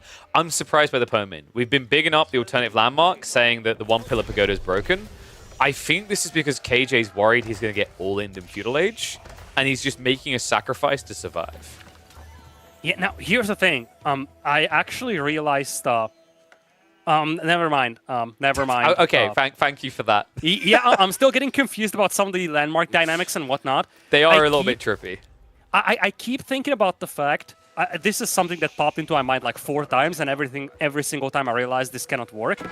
I see the tech where you can get your villagers to be 50% cheaper, and I'm like, yeah, that could be nice to couple with the second DC landmark, but that just doesn't work because this is on the alternative landmark. Exactly, and also, like, I think it's so expensive in this position to give up the alternative, right? Like, you could actually just go for the archers instead. Like, the military focus really makes itself quite tempting, especially when you consider that Shamshir Blades basically gives you elite army tactics in Castle Age, and then later on you can still get EAT anyway.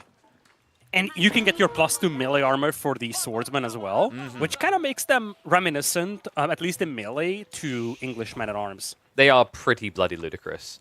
Second TC is already in line for KJ, and it is giving him the gold. So we're going to get a fast castle rush out of him. It looks like Wham's doing the exact same thing. Question is, what are we going with here? Because he hasn't even made a choice, an eco or military focus. For those who don't know, the Gunda Shapur, you have to select one of these. You can't have both lines. You eliminate the other when you choose.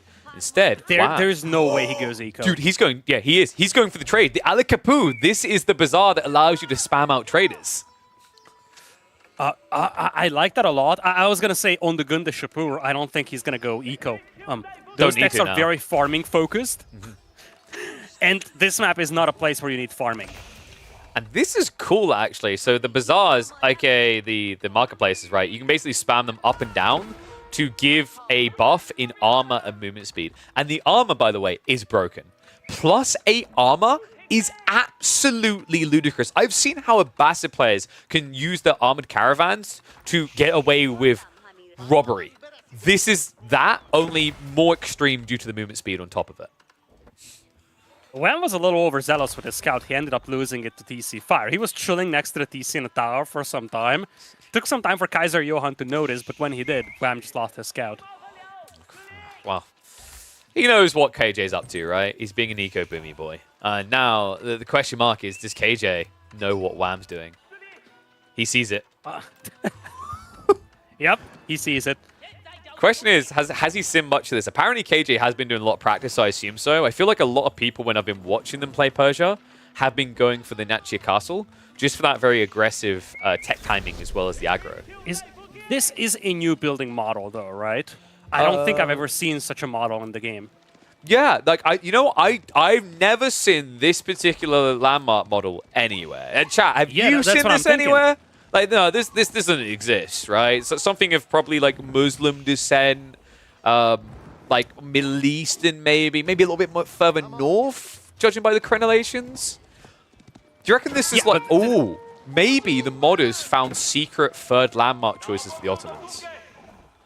Yeah, this is what I'm thinking. So whenever you look at setup like this, so for instance, when you look at the Vietnamese base, the Fomin Tower is basically the model for the Malian landmark, and then the Economic Ministry and many of the other landmarks. The Eco Ministry is the pagodas, right? And then you've got the Meditation Gardens, the other one.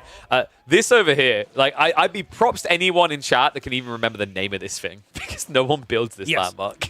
But they are very crafty, by the way, the modders are, because they might be able to snatch a couple of models from campaign assets. I think Viking Raiders are from the original English campaign. Yes. They aren't in multiplayer. They appear there as Danes. Yeah. They're in the Danish. Exactly. Yeah. But I think there are a couple of new models, especially for the Poles. I want to say that the Polish Fortress landmark is a brand new model. By the way, can I just highlight how freaking absurd this is? Because it's 3 traders in one. Right? At the start, like, select the first group that came out. How are you meant to target down one of them? Right? You're just going to end up hitting them all separately. They're no-clipped inside of each other. That's so janky. Like, how does that work? Because they spawn at the same time, right? Because when you build it, you get, like, 3 straight away. Well, you can train them in general in batches, right? Wait, can you train them separately? You can separate them, though, right? I think so, because some of them are separate. But like somehow they've ended up batched together. And that's happened twice. That's legit happened twice. All right, look at this, right? You know what? This is one of those meaningful situations where you kill it and then another one pops out, right? It's like it's like fighting a Russian doll. I'm not even sure which one of these. There we go. There's one.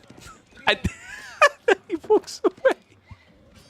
All right, Trader's going to be fine. Wham is vibing. He's also got Mass Savar now coming in. This is the heavy cavalry unit for the Delhi. They basically have a mace-type cav unit that gets bonus damage against heavy in the feudal age, which you can scale up into its castle form.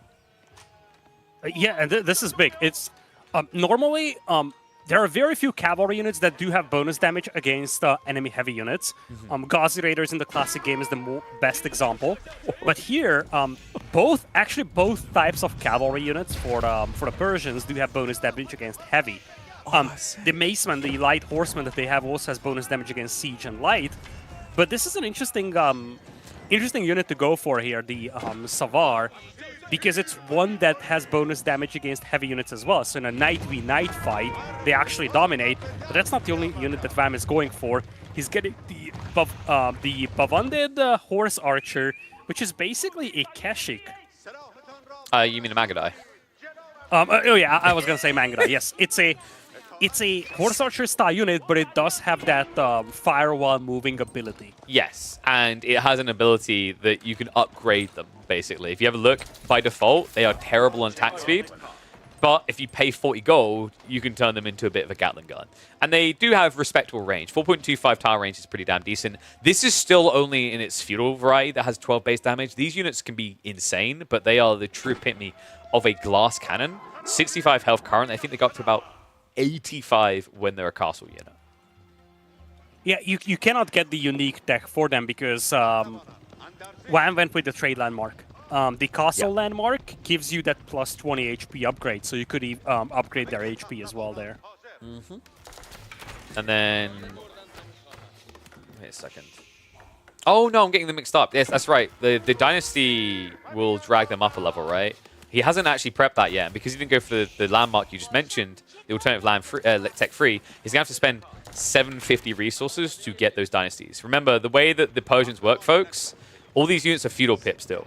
Wham needs to commit to the Dynasty to get his veterancies. Yeah, and it's an interesting mechanic because I don't think those Lancers are available in Feudal, right? I'm trying to remember. There might be a way you can get them. I might be wrong about that, though. It's been a while. I remember, I think the Men-at-Arms you can get in Feudal if you choose the military option, but the Lancers are only in Castle, if I remember correctly. Yeah, it's a little bit weird because it unlocks in Castle, but it's still a Feudal unit. Yeah, so it's like you can see by the stats, it's one knight. It's basically a French knight in Feudal, right? But it will get juiced up. So it's kind of interesting the way that you play from this position as the Persians is like, you can't. It's actually very comparative to its parents of the Delhi. You can't just tech up and immediately have your veterancies. You have to make this weird kind of sidestep. But the difference between Delhi and Persians is for the Delhi, it's time. For the Persians, it's actual time and resources. Yes, and it's a lot of gold. It's 500 gold to think about. So whenever you look at a setup where players are being pressured, they try to rush out Castle Age for premium units. Usually the way that you stop that is by hitting the gold. It works even better against the Persians because they desperately need that gold to upgrade any of their units. Now, side note here, we have the fire spears for the Spearmen of Kaiser Johann here, and that could be nasty. Hold me, I've seen this before. This is not pretty, folks. Oh my god! Okay, that was kind of smart from Wham. He tried to block the charge by waiting for it to run out and then go back in. Unfortunately, no matter how hard you try, you're always going to look dumb running into a giant group of spears with lances. Oh, no. Yeah, he immediately pivots to archers because he's like, wait a minute, that's not going to work. Yeah, and he did already get the military tech for them, so these archers are a lot cheaper. They're basically like a light form of a longbow, but they only cost 65 resources total due to the discount he got. And we also have a full swordsman switch on the way. You can see all the tech's being prepped. He did just get the Dynasty upgrade, so immediately all those pips now show free. Yeah, I'm not gonna lie, I'm starting to like Kaiser Johann's position here. Because those spears will shut down basically everything that that Wham has right now. And sure enough, Wham can go for archers, but first of all, these are full-price archers. I don't think he has gotten the tech. No, he did. I think he might have. He got it. He did? Yeah. Oh yeah, at the top of the UI, they still the UI will show price. full price. So you can see, guys, there's 90 resources there. But if you select Wham and click on archer range, you'll see it costs 65. So you just got to watch out for that. The UI is a little bit buggy that way. But yeah, it's insanely I was confused about that too. But yeah, what I was going to say is that archers, they're okay. But Vietnamese will be more than happy fighting against the archers here. There is going to be a swordsman pivot. But you could also go for your own archers. Among the units, the mid-late game units of the Persians, I would say archers are among the weakest. So if you can force them to play into that, that's a bit of a win for Kaiser Johann. We'll have to see if he can weather it. He has got his own MAA coming, as you mentioned. And admittedly, you know, these Commandars, while I said they're a little bit like a longbowman because they have the tar range, they don't have the high base damage. They don't fare as well up against MAA. There is a weakness in the plan for KJ. A little bit slow in his tech transition. Level 1 Undermesh is now only coming in. Meanwhile, on Wham's side, we're getting greedy. Trade route taxation is on the way. He's going big into the greed. Yeah, speaking of greed, one of the things I'm missing here very badly for Kaiser Johann is the use of that, well, I mean, he went with a tower landmark, but still, he's got the eco ministry for all these eco techs, and I don't see a lot of these eco techs coming in. He's got 5 elephants as well. Ivory trade could have been a decent pickup here for him, but he decided not to grab those just yet. We also have an interesting choice by KJ. The elephant sitting on one farm here is kind of peculiar. I guess the plan was to originally spread more of these rice fields around him. Yeah, it's a weird choice. He does break into the enemy base, though, but he doesn't seem to have that meat to deal with all these archers. His men-at-arms are gone, mostly. He's got a couple of crossbows, but looks like Wham is going to be able to hold this. Yeah. And at this point, Wham's eco is an absolute juggernaut. It's vile. I'm looking at that number now. 3,500 gold a minute. Courtesy of just how quickly you ramp up. And reminder that this Ali Kapoor landmark is insane. You get a 50% discount and you build 3 traders at once every 24 seconds. And then you buff their movement speed immediately by 30%.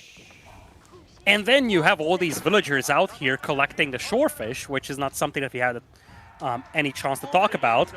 But here's the thing, and this is where it gets interesting. Well, guess ain't gonna not. get interesting. It's gonna get done. GG gets called. Not a single point for KJ. All that practice for Zilch when you're up against the Chad Lord Canadian. Wham continues on through to the semi-finals with a 2-0 score here in Ascending Kingdoms. Yeah, what I was gonna say is that if we went to Imperial in here, this could have been a very intriguing setup, because the Persians have a late game mechanic where they can get military school style structures Yes. where units only cost gold. Now that synergizes extremely well with that gold income. When this game finished, he had a 3,500 gold per minute, and you can couple that with the unique tech for the Persians, brutal taxation, which essentially gives you a trickle of gold per villager, but it also makes your villagers a lot weaker when it comes to collecting resources otherwise. At the end of the day, though, you can have an insane amount of gold income, and leveraging those military school style buildings, you can just spam out units that only cost gold. Yeah, I'm just confirming as well where we're going to be going next. Because I think we are meant to be going down to the other side of the bracket. I just need to confirm those guys are ready. But damn, that was a quick set. Like, wow, for a second there, it looked shaky. But when he discovered the trade, I cannot believe how quickly that blowed. I'd been warned by Hostin about how OP the trade was. But we ran a lot of early day Persian matchups, and everyone just ignored the trade, weirdly enough. No one actually went for it. It's tricky because trade is always a little risky. If you get denied, your whole game plan falls apart. But particularly against the Vietnamese, it works really well because the Vietnamese is more of a turtle civ in this game. Agreed. And I think that's the challenge. We mentioned Vietnam. I think its pacing's a little bit slow in general for these other civs. I'd be surprised if any other civ has a lower win rate than them. We'll just have to see how they fare as things go on. Reminder, guys, if you want to help out, !donate right now. It's going to pop up 2 links. Sorry, stream elements being weird. But you can donate to the Match Arena. I'll send it across the YouTube people as well. All that money is going to go directly to the players, so it just helps bump up the prize pool a little bit. I think currently we're at $150, so let's inflate it as much as we can to make sure the players get what they deserve for a very entertaining tournament. Also, a really big shout out to the modders. There's been a bunch of them working on it. I think on one of these scenes you can see them. If we switch over to the Civ overviews, you can see how this came together. Really big shout out to Lamette, Hosin, Chili, who also all worked on these. Hosin not only was the modder who designed all these civs, he's also the person responsible for creating Persia, that absolute Goliath of trade you just witnessed. Shout out to Lamette, who's been helping organize behind the scene as well and designed 2 of these civs. And of course, Chili Empires, who came up with the Vietnamese. I'm gonna put him under the lens right now. I think Chili Empire is like a corner camper, considering how Persia plays, as how Vietnam plays 9 out of 10 times. I think maybe someone likes the late game a little bit too much. I don't know if it's the late game. It's more about the fact that it's your more defensive civilization that it's not necessarily the late game, right? Because it's not a civ where you suddenly unlock some absolute juggernaut units late game. It's more about the fact that it's just difficult to aggress. I would probably think that mid game is probably the domain for Vietnamese, where you can leverage that strong eco that you have. You buffered up feudal age aggression with your defensive capabilities, and then you're trying to finish the game there. Yeah. I was going to look in on Poppypaw versus Corvinus, but I've got this funny feeling that someone is dog crap at setting up lobbies. Oh, wait, no. They've just completed. Apologies. So I think they're just practicing. All right, so they're doing secret things. So Poppypaw versus Corvinus has completed. Let me double check the result of that, and we'll try to get the brackets updated. It looks like it was a 2-1 victory for Poppypaw. So he's waiting through. Let me check on B versus Sassy, because we want to catch these ones as they're the ones we're going to be heading into. So I think they're only in game number 2. Yeah, so game 1 was a win for B. That means we can actually hop in and catch the second one here. So let me load that up now. And we'll update the UI as well. And then we'll follow this through for Wham versus one of these 2. Yeah, this is game number 2, right? Yes. Who's got the lead? I think it said B had the lead. So he's on match point. And Sounds good. Oh god, it's going to be... still no polls. Yeah, it's going to be Vietnamese again. So maybe we get a third game. Let's get ready. All right, let's switch over. Let me flip that score so that it's sitting where it belongs. And we can get underway.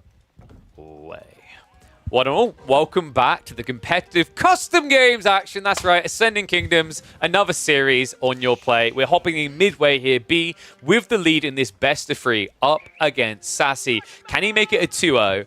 Or are we going to continue that trend of Vietnam looking completely underwhelming? What do you think, Lidicor? Well, I feel like the problem with Vietnam in general, as a new civilization, is that it lacks the ability to harness a powerful economy. That's probably the best way of putting this. They're a very good defensive civilization. If you go with the Pagoda landmark, you also get early eco-techs. You can play 2 TCs very easily with this civilization. But once you have that powerful economy, what exactly is the unit composition that you're going for? Their cavalry has no buffs. Infantry is more, quantity over quality style approach. And I think that's part of the reasons why they've been struggling a little. I feel like it's just the fact that you are very safe at the beginning of the game, but you might have limited tools to finish games with. Yeah, I think the other thing is, like, they're very reliant on the outposts, actually, funnily enough. Right, that's how you actually make it go. Like, early days, a lot of people were rushing outposts of Vietnam and then setting up mines around the enemy base. But now it's more of kind of a macro-focused approach. And I think what we're seeing, especially from Persia on the other side, reminder folks, Chinese in this one is going to be the custom Civ Vietnam. Delhi is the custom Civ Persia. Persia just has a really good option to be aggressive or greedy themselves. We've seen the power of rushing up trade. We won't see it this game. We are on regions, which means I think we're going to see SAS lean into more of a aggressive opening here, where he tries to apply the pressure. And it's kind of what I would expect from him as well. He's got that one Zamindar to work with. Where is he at? He's running around right now looking for his deer. I don't know. Like, he's finding wolves. I don't know why you'd want to find them, though. In fairness, it's a way you can scout, right? If you look at his rotation, he went super wide. Yeah. But he hasn't checked what's behind him yet. So I think he just wants to know where the resources are. And this is something I've actually noticed with this Zamindar unit. They often seem to just float around instead of running. That definitely is one of the because walking glitches is for that we peasants. found. Wait, actually, these guys are peasants. Okay, that doesn't make sense. It reminds me of like Dota 2 had a bug like this for one of their heroes, like Wraith King, where he just randomly he would surf on his sword. So I think we need to take it a step further, keep the T-pose, but the spear goes underneath your boots. Okay, so how do you feel about this Ruthkan Castle coming up for SAS, which we had some time to touch on? It's a landmark that feels a little underwhelming at the end of the day. Sure enough, it's going to act as a second TC and a bit of a defensive structure as well, but paying 100 food per villager on this structure just feels underwhelming. Yeah, I've personally never been a fan of it. I remember in early testing, it just felt like it was very underwhelming, because by going Rudkin Castle, you inherently put yourself on the defensive role, and I don't think that's where the Persians thrive. I think they're actually better as a tempered civ that maybe looks for these kind of timing attacks, especially when you consider the extra range they get on their archers and how cheap they can make them the military choice, the potential to get into men-at-arms spam that have an insane charge damage buff for their initial hit. So they have this kind of pseudo-radi effect with infantry. This pretty much guarantees you're defending, right? The only upside I could say is you can do your dynasties cheaper, or rather not cheaper, but it won't hurt your economy. Usually one of the issues with Persians, is finding your way into the dynasties because you have to use your town centers, and they idle you out and cost a lot. But at least when you have 2 TCs, you can keep producing villagers while going for this more traditional age-up approach, similar to what you saw in AoE 2 and 3. Yeah, my concern about playing this whole Ruthkan Castle setup is that if B were to go 2 TCs, he would just be able to scale his economy a lot quicker, and B doesn't necessarily need to attack, right? As you highlighted, this kind of puts SAS into the defensive position, but if B doesn't attack and he just plays 2 TCs himself, he's gonna be perfectly fine. Now, he opted to go up with the Foaming Tower, but there is no second TC on the way. He does keep 4 villagers on gold, though. So I'm actually thinking about a fast castle into a resistance headquarters build here, maybe. Yeah, it reeks of it. We've got a few archers coming in now. Reminder that what the Foaming Tower does is it's basically a defensive landmark, but it also allows you to produce units out of it at 50% speed. And the funny thing is towers only cost 75 resources. It turns all your towers into these production buildings. So a funny strategy that became quite popular in Vietnam in the early phases was tower rushing your opponent and then just spamming units out right next to their base because your towers were production buildings. Yeah, and honestly, I think that's an underrated strategy. I think you, especially early game, if you want to play aggressive, having those towers as your proxy production buildings is actually pretty powerful.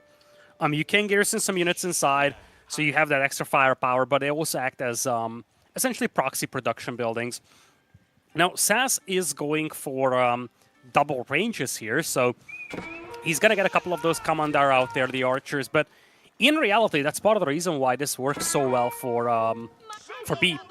He pays no price for production buildings here. He has gotten that with the foaming tower. He gets a couple of archers out. On the other side, SAS went into double ranges as a response. He has no trouble cleaning this up, but by the time he does, B is going to be in Castle Age. Yeah, and it's cool as well, because you have to give this type of reaction, because actually these Lamsong Gorillas are surprisingly effective in the right situation. They're a raid type unit. They have the movement speed of a Yuumi, but higher damage, a lot higher damage. The catch is their range sucks, 4 tower range, but you may notice a stealth icon there. They can indeed go invis, and it just becomes kind of cumbersome, right? When you're playing 2TC, you know you're going to be expanding beyond your safety net much quicker. You don't want to have the equivalent of a ranged Musafadi raid turning up.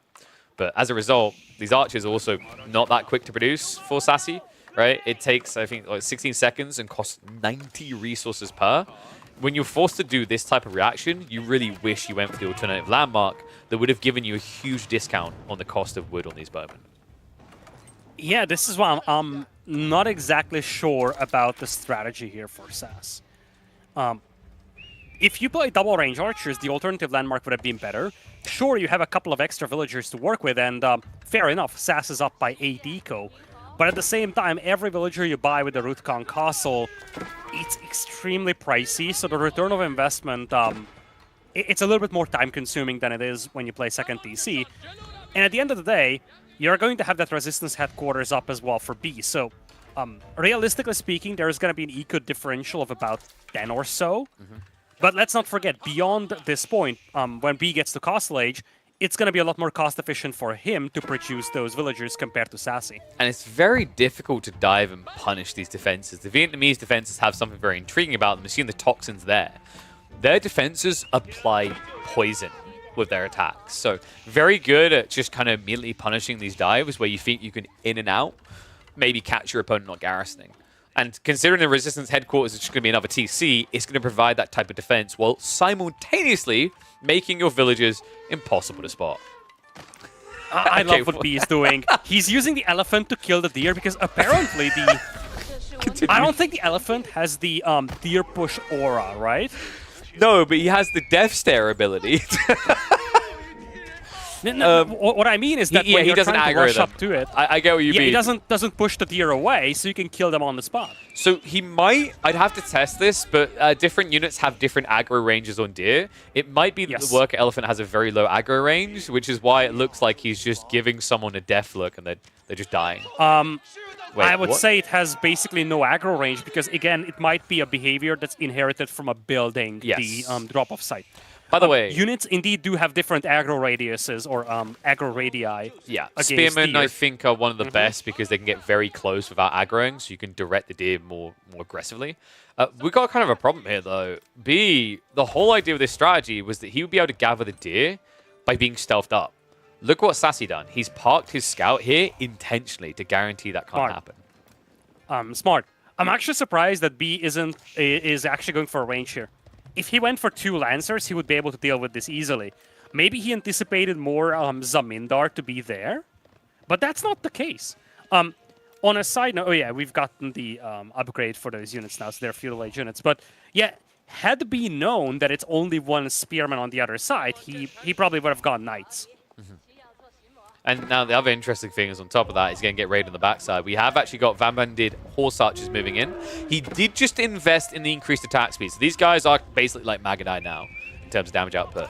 But that was a mistake of a dive. Sassy taking an insane amount of damage. These guys are glass cannons. Between them, they collectively have 32 health left. And what am I watching right now? Wait, why are you running away? You had the right idea. Just keep attacking. B, please. What? Yeah, It's like, well, I've got worker janky. elephants, right? Might as well use them. Yeah, exactly what I thought. I was like, if you got that close, might as well just fight to the death.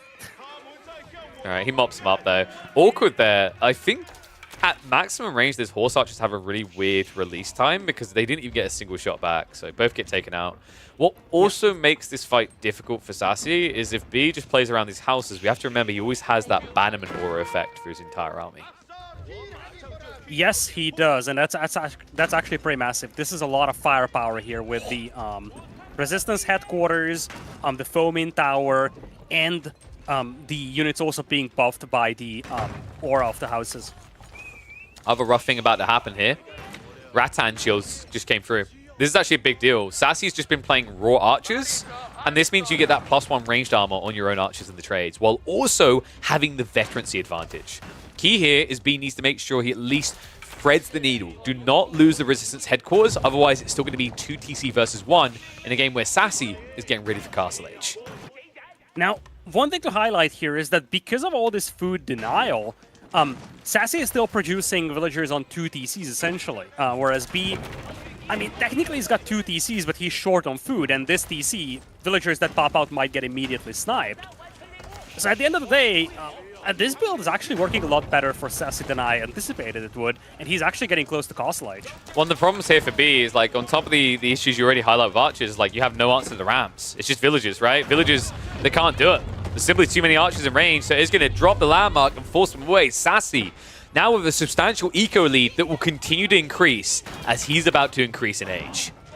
Yeah, B's win condition, so to say, in this was to get that little freedom with the Castle Age TC landmark to essentially set his eco up to be on par with Sassy's. Sassy is still paying a huge price for those villagers on that second town center. But at the same time, because of those food shortages for B, and because of the fact that this Resistance headquarters has been pressured, B wasn't really able to maintain that level of villager production that he really wanted. So now there is a villager delta of 16, and that is an aggressive castle here by Sassy. Oh, yes. Even if he gets cleaned up, he's actually shifting the win condition to saying, well, I'm going to secure all the gold in the middle. That's the thing. We are playing on regions. That's what it's all about. And I don't know This if the could be time's gonna dangerous, right. though. B, starting to shift out. He's starting to ignore the rams. Funnily enough, Sassy Yeah. could just go deeper. If he went after the TC right now, he could force a full retreat. Instead, B is going to get the fight he wants. He's got the +2 ranged armor. No extra damage, but it's still a big damage differential here.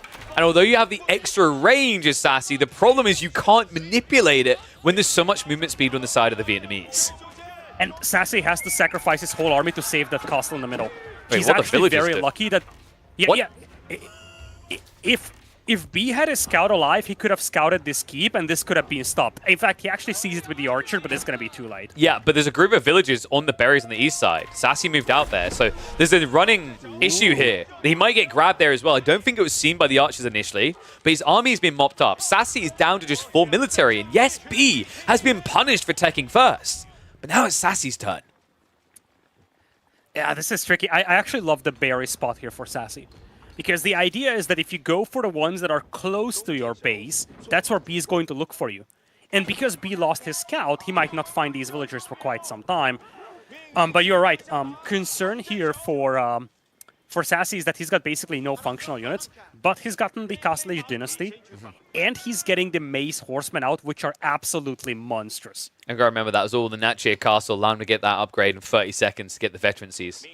The archers, another problem here is B, he was really slow on getting steeled arrows, only just been queued up. So a few guards, he could easily push this away. These bad boys do 22 damage per hit on these archers without blacksmith upgrades.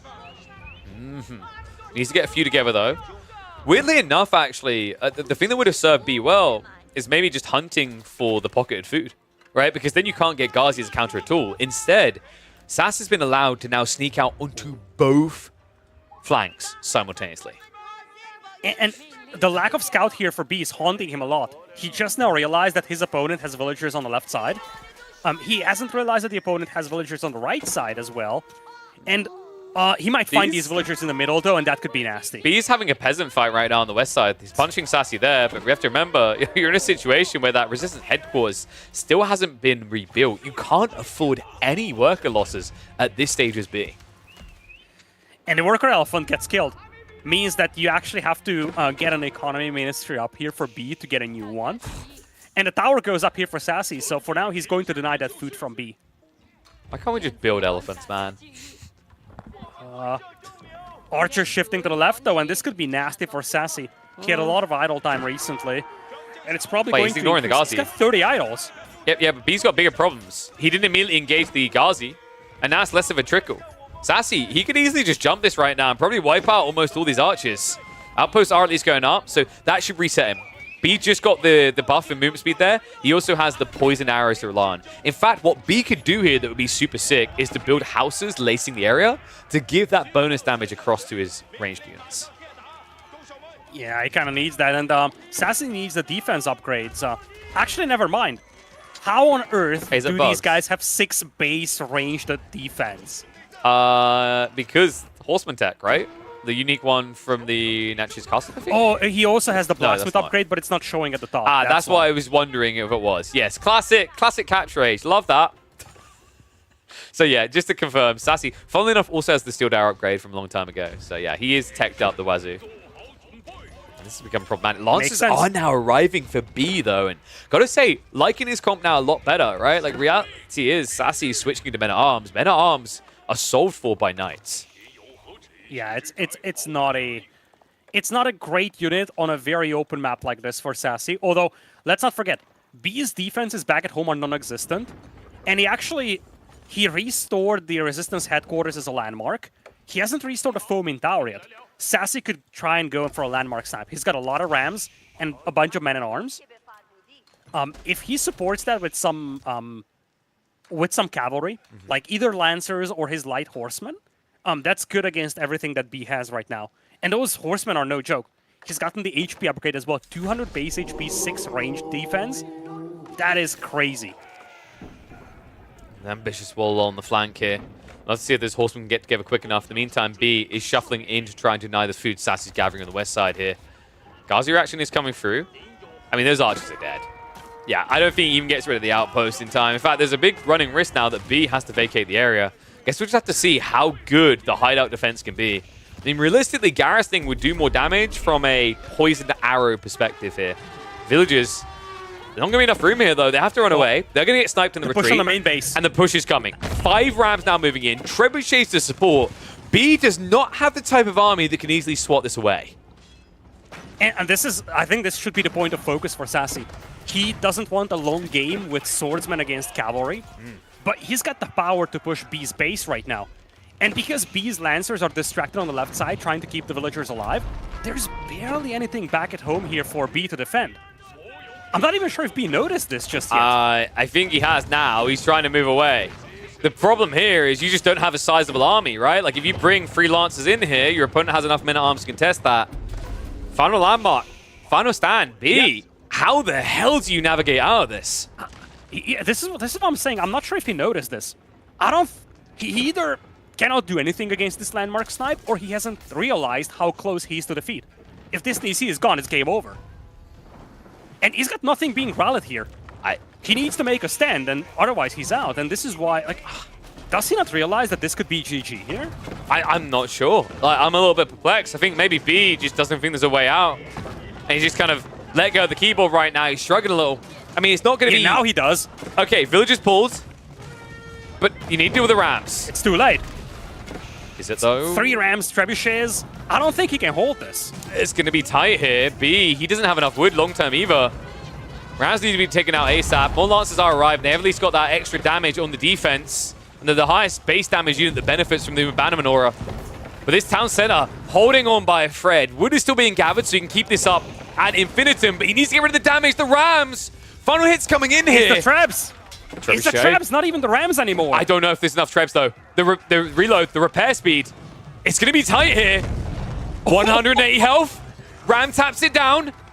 Village is now being targeted. I think that's it. Sassy, it's too many men-at-arms. The repair speed has gone down. B cannot hold. We are going to a game 3. Oh, what a push by Sassy. And, you know, in many ways, both of your landmarks being up front and one of them not being repaired is something that haunts B here in this game. At the end of the day, it was just way too easy and obvious for Sassy to march into the enemy base and take out those landmarks. If he doesn't do that, B might have had a recovery arc because Sassy didn't have a massive army and he had a fairly slow army. But he was able to retain those Rams ever since his initial push, and those came in very, very handy to make this final push happen. At the end of the day, what a lovely game. And I'm not gonna lie, I was a big doubter of the double food cost DC landmark, but it actually worked a lot better than I anticipated it would. Yeah, I wonder if going back there was maybe a stronger hit that could have been had there, but can't really fault him, right? Gets a point on the board, keeps his stream alive. Sassy already had to fall out of one tournament in a rough fashion here with a free-for-all midweek. But he keeps his stream alive here. Reminder, whoever wins this will be going up against Puppy Paw, who I think we're going to get the updated graphic for that. Let me now set it up. In fact, it just came through. So this is the last series, the quarterfinals, that's going to be finishing up. After that, we're going to be checking in on the winner of this versus Puppy Paw in another best of 3. Oh, sorry, best of 5. Oh, wait, are we on best of 5s now? Okay, nice. Yeah, I'm an idiot. So we'll be switching into a best of 5 next, which is going to be intriguing because I think that's where we're going to see more matchups, right? Like, so far, I feel like we've mainly seen Scandinavian mirrors. We've somehow not had any Polish so far, and then it's always been Persians versus Vietnamese otherwise. Yeah, I really want to see the polls now. Like, I know I'm biased, but we've seen every single civilization so far. I haven't seen the polls yet. And I actually think they're one of the more intriguing civilizations with the somewhat janky but very powerful landmark selection mechanics. I don't even remember what it reminds me to. Like, it might also be an AoE 3 style. Yeah, that's definitely an AoE 3 style age-up mechanic. Yeah, I think the whole idea of like choosing your civ is kind of like what I was curious the idea of around something like maybe we eventually see AoE4 incorporated that way if it has too many variant civs where you just like to simplify it again, you're like, okay, we're gonna pack all these civs now into the base civ and there'll be options you make, choices you make throughout the course of the game. I kind of wonder if they ever considered going that way because I think with the idea of variant civs, it kind of seems like that might have been on the agenda. When I first heard about the variant civs, I had two things crossing my mind. A, making a variant civ from a developer perspective is a lot less effort than a new civ. Wait, let me confirm this. Wait, was it 2-0 Sassy? Oh, for God's sake. All right, guys, sorry, we're going to have to skip forward. Game 3 already happened. We're a little bit further behind than intended, and we want to keep it live. So we actually are going to have Puppy Paw versus Sassy. Sorry about that. It was game 3 was a quick game, so I figured we'd just get ready for their draft instead. Anyway, the thing I was gonna say is that when I first saw variant civs, I had two things that came to mind. First, it's easier to develop them than it is for new civs. A, because the base balance is somewhat already established. Like, you don't have to reinvent the whole game balance against when you make a new civ, you need to think about every single civilization matchup, which in an asymmetrical game is actually a rather complex procedure. Yes. When you make a variant civ, you are not starting from scratch. You do have a baseline to consider. So when you look at something like JD, as much as, Jeanne d'Arc has its own quirks and unique stuff, you know that, let's say, a discount on a lumber camp that's at current levels, that's reasonable within the balance structure of the game. So that's one thing. The second thing, and that's probably the bigger reason why variant civs came to be, is the artistic elements. You don't need new voice lines. You don't need a lot of new building models, unit models, and that helps a lot as well. But yeah, just to get back to your point about the variant civilization setup, at the end of the day, especially as the game gets more and more complex, variant civs will become more and more legitimate, exactly because every time you introduce something brand new, it's going to mess up the meta and the civilization balance in many ways. Yeah. And at some point, the amount of combinations will be so massive that it gets extremely chaotic. And variant civilizations allow you to introduce new civs without actually doing a very, very hard reset of the meta. And when you look at how they were developed, I feel like the original variant civs they released, it was a pilot program. Yeah. You could see a civilization that was fundamentally different from the base Order of the Dragon versus HRE. You had one where they basically pivoted away from the original unit composition, that is Jushi. And you also had this hero-style setup for Jeanne d'Arc. So we've seen an example of different ways of approaching the variant civilization concept. And I think in many ways, the variant civs we have right now, we're basically testing ground to see which of these would be the most reasonable to develop going into the future for other civs. That's the thing, though, right? Like, that's something I've been begging for devs, is just actually have a playlist that has mutators. Try different things each game mode, change game mechanics, change different units, so you can experiment with them. So you can try new things to see what would work, and then implement into the primary game. Just an update, by the way. There was a little bit of a whoopsie, a little bit of a slip up. It wasn't Sass that went through. Commiserations to him. He does get knocked out. B won that 2-1 in the Scandinavian mirror. So it will be B versus Puppy Paw coming up next. I got baited on the graphics. We'll get them fixed ASAP. But you know what? I feel bad. So I need to do you guys a favor. The favor is, how about free games? All you have to do is go get your hands on a GPU or a CPU, which you should be upgrading anyway. Now's the perfect time to upgrade. We've got some absolute bangers coming in. Funnily enough, if you click !AMD, rather, type that in and go across that click link. Right now, they've got deals around all of the 7 series. 7800 XD is still in there, for example, which basically is the best CPU for frame performance in gaming right now. That's part of their deal. If you buy one of those, you'll get 2 brand spanking new upcoming game releases, one of them being Warhammer Space Marine 2, which looks gorgeous and incredible. I'm so excited for that this year. Comes out, I think, mid-September. So you'll be getting that for free in return. Absolutely worth the purchase. They even have some bundles on there. If you go for a GPU as well, you'll get 4 games instead of just 2. So check them out. Really big shout out to Scan and AMD for supporting us on this channel. Go across, let them know through even just looking, let alone definitely if you're purchasing as well, that you love the fact that they came and sponsored us. And we'll see if we can turn it into something a little bit more long-term. But, yeah, I think a little bit rough of a week for Sassy, but he's keeping his chin high.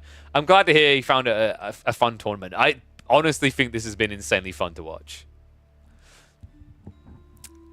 But let me double-check then. So I think they are currently drafting. I'll get the updated graphics soon. What's your favorite Civ so far, folks? Let me know. Like, what have you enjoyed the most of what you've seen? I'm really gutted we have not seen Polish yet. Kind of shocked, actually, that it hasn't come through.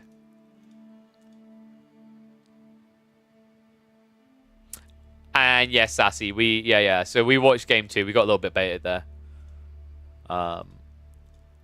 We were going to check out that one, but because we want to keep things moving as live as possible, we're going to continue on. There we go. All right. Brackets are now updated, so should show the correct result. So we're going to have B versus Puppy Paw. There's Beastie versus Wham as well. I'm sure I'll peer in on either Monday or Tuesday at the Beastie versus Wham series. But we'll be looking at the Puppy Paw B1 here. And then tomorrow on this channel, same start time as today, guys, we're going to have the grand finals. So it'll be 3 p.m. UK time. We're going to have the best of 7 grand finals between 2 of these 4 remaining players. Oh, and we have best of 5 semis. Okay. We do. Yeah, maybe some polls finally. Yeah, that's what I was saying, dude. You're the same mind as me. I'm like, dude, I want to see this Polish. People can go in the OP. Show me, damn it. Like, if they're OP, why are they never getting picked? Come on. Yeah, to be fair, it's actually surprising that we're seeing so many Vietnamese picks. I actually think that Vietnamese is probably on the weaker side of things when you look at these 4 civs. Agreed. I'm a little bit... I think they just don't have many aggressive options, and it makes it very underwhelming, at least from my perspective. But what I will say is, like, Persia's definitely impressed me. I think they are looking stronger than they were before. When that Civ originally came out, every player's feedback is this Civ's kind of boring. Well, not boring. It wasn't the way boring. It's bad, which I think is more acceptable for Hosen to hear. He's like, oh, by bad, they mean it sucks. Like, it can't be anything. So I kind of love that, because when I think Hosen will admit, when he done the first run of Persia, he kind of... He steered on the underpowered side instead of the overpowered side. Yeah, honestly, from what I've seen, I actually think that that Persians are probably the most complete of the 4 civilizations. They They don't feel overwhelmingly powerful. They have a lot of unique things going for them, and of course we could say, oh yeah, their trade is extremely busted. Maybe it needs a little tinkering, but like, you have in-game civilizations that are also rather powerful under certain circumstances. The point is that Persians probably feel the most complete.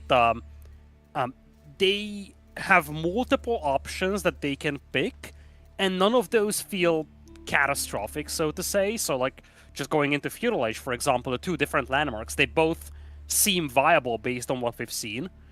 Castle Age landmarks, same goes for them. The unit composition is diverse, it's unique, it's interesting, and I think that's part of the reason why I consider them one of the more intriguing civilizations to play against, or to play in general. Did we run all the players' profiles through an AI de-aging program or something? Like, I swear to God. It's funny you said that, because when I saw the image we have for Wham in this pack of graphics, it felt like he was 20 years older than what he is. Yeah, so, like, yeah. It's a mixed bag though, because then when you look at B, B's full baby face right now. I think they swapped ages. Blimey. Yeah. Honestly, like, Puppy Paw also looks like, especially, I don't think the black and white does justice to Puppy Paw, because like, imagine if you don't know how Puppy Paw looks like by default, and you're like, yeah, this guy has that gray hair and he's like 67. Like, if someone new comes into stream and you say Puppy Paw is like 52, based on that image, you will believe that. The funny part is then when you look at B, like I don't know what it, dude. I'm getting like 80s picture vibe. You know what I mean? It looks really old school like, photography. When I look at this image from B, it's like the dad did my haircut type of a picture. Oh, not we gotta do it like that. The Slavic haircut, as my friend would always tell me. But okay, I grew up with my dad cutting my hair, so I know what I'm talking about. Okay? Dude, I can't believe you're being so mean to B. He gave you what you wanted. He picked Poland, and this is how you reward him. Is like, yeah, I really want Poland. Oh, he done it. Great. Time to start. Like, we're gonna insult his mom, talk about his hair. No. I'm just saying, this is like. I spent 3 minutes telling people that Puppy Paw looks like he's 52 on this image, so I reserve the right to talk about B's hair on this image. All right, guys. Is this a recent picture though? Like, I don't think it is. It can't be. Like, he's if it is, he is de-aging. All right. Like, if it is 5 years from now, pictures we have of him in tournaments, he's going to be in a diaper with a dummy. That guy is getting younger as he's getting older. If that's recent. Yeah. Like, I just checked his image on Wikipedia, and like, his hairstyle is so much better there. I'm sorry. Okay, I'm done. Litter. I don't know how to say this. You're not exactly. You haven't exactly the best hairstyle, and you're like throwing other people under the bus. What do you mean? Do I need to pull the pictures up? Wait, like, handpicking pictures that are not actively being used is unfair. That's what they're done to be. It's not my image though.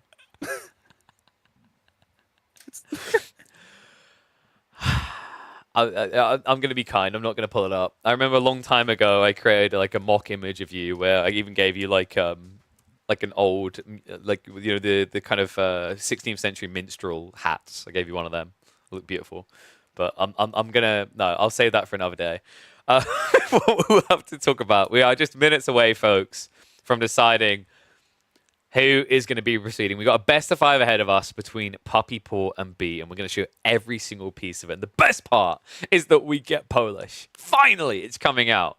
The best part on top, the cherry on top, is that we get to see more of the Canadians playing those insane Persian trade builds. I actually wonder if Poles are a counterpick to that, though. And here's the thing.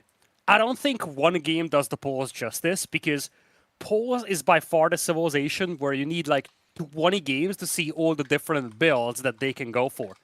Because you can shuffle the order of the landmarks that you have, you can go for like 1 gazillion different things. I think one of your landmarks completely removes all siege prerequisites. So you could have all that janky siege in feudal, but you also have that option where you can get a bunch of unique decks in feudal, and you can get winged hussars with 41 charge attack in Feudal, absolutely monstrous.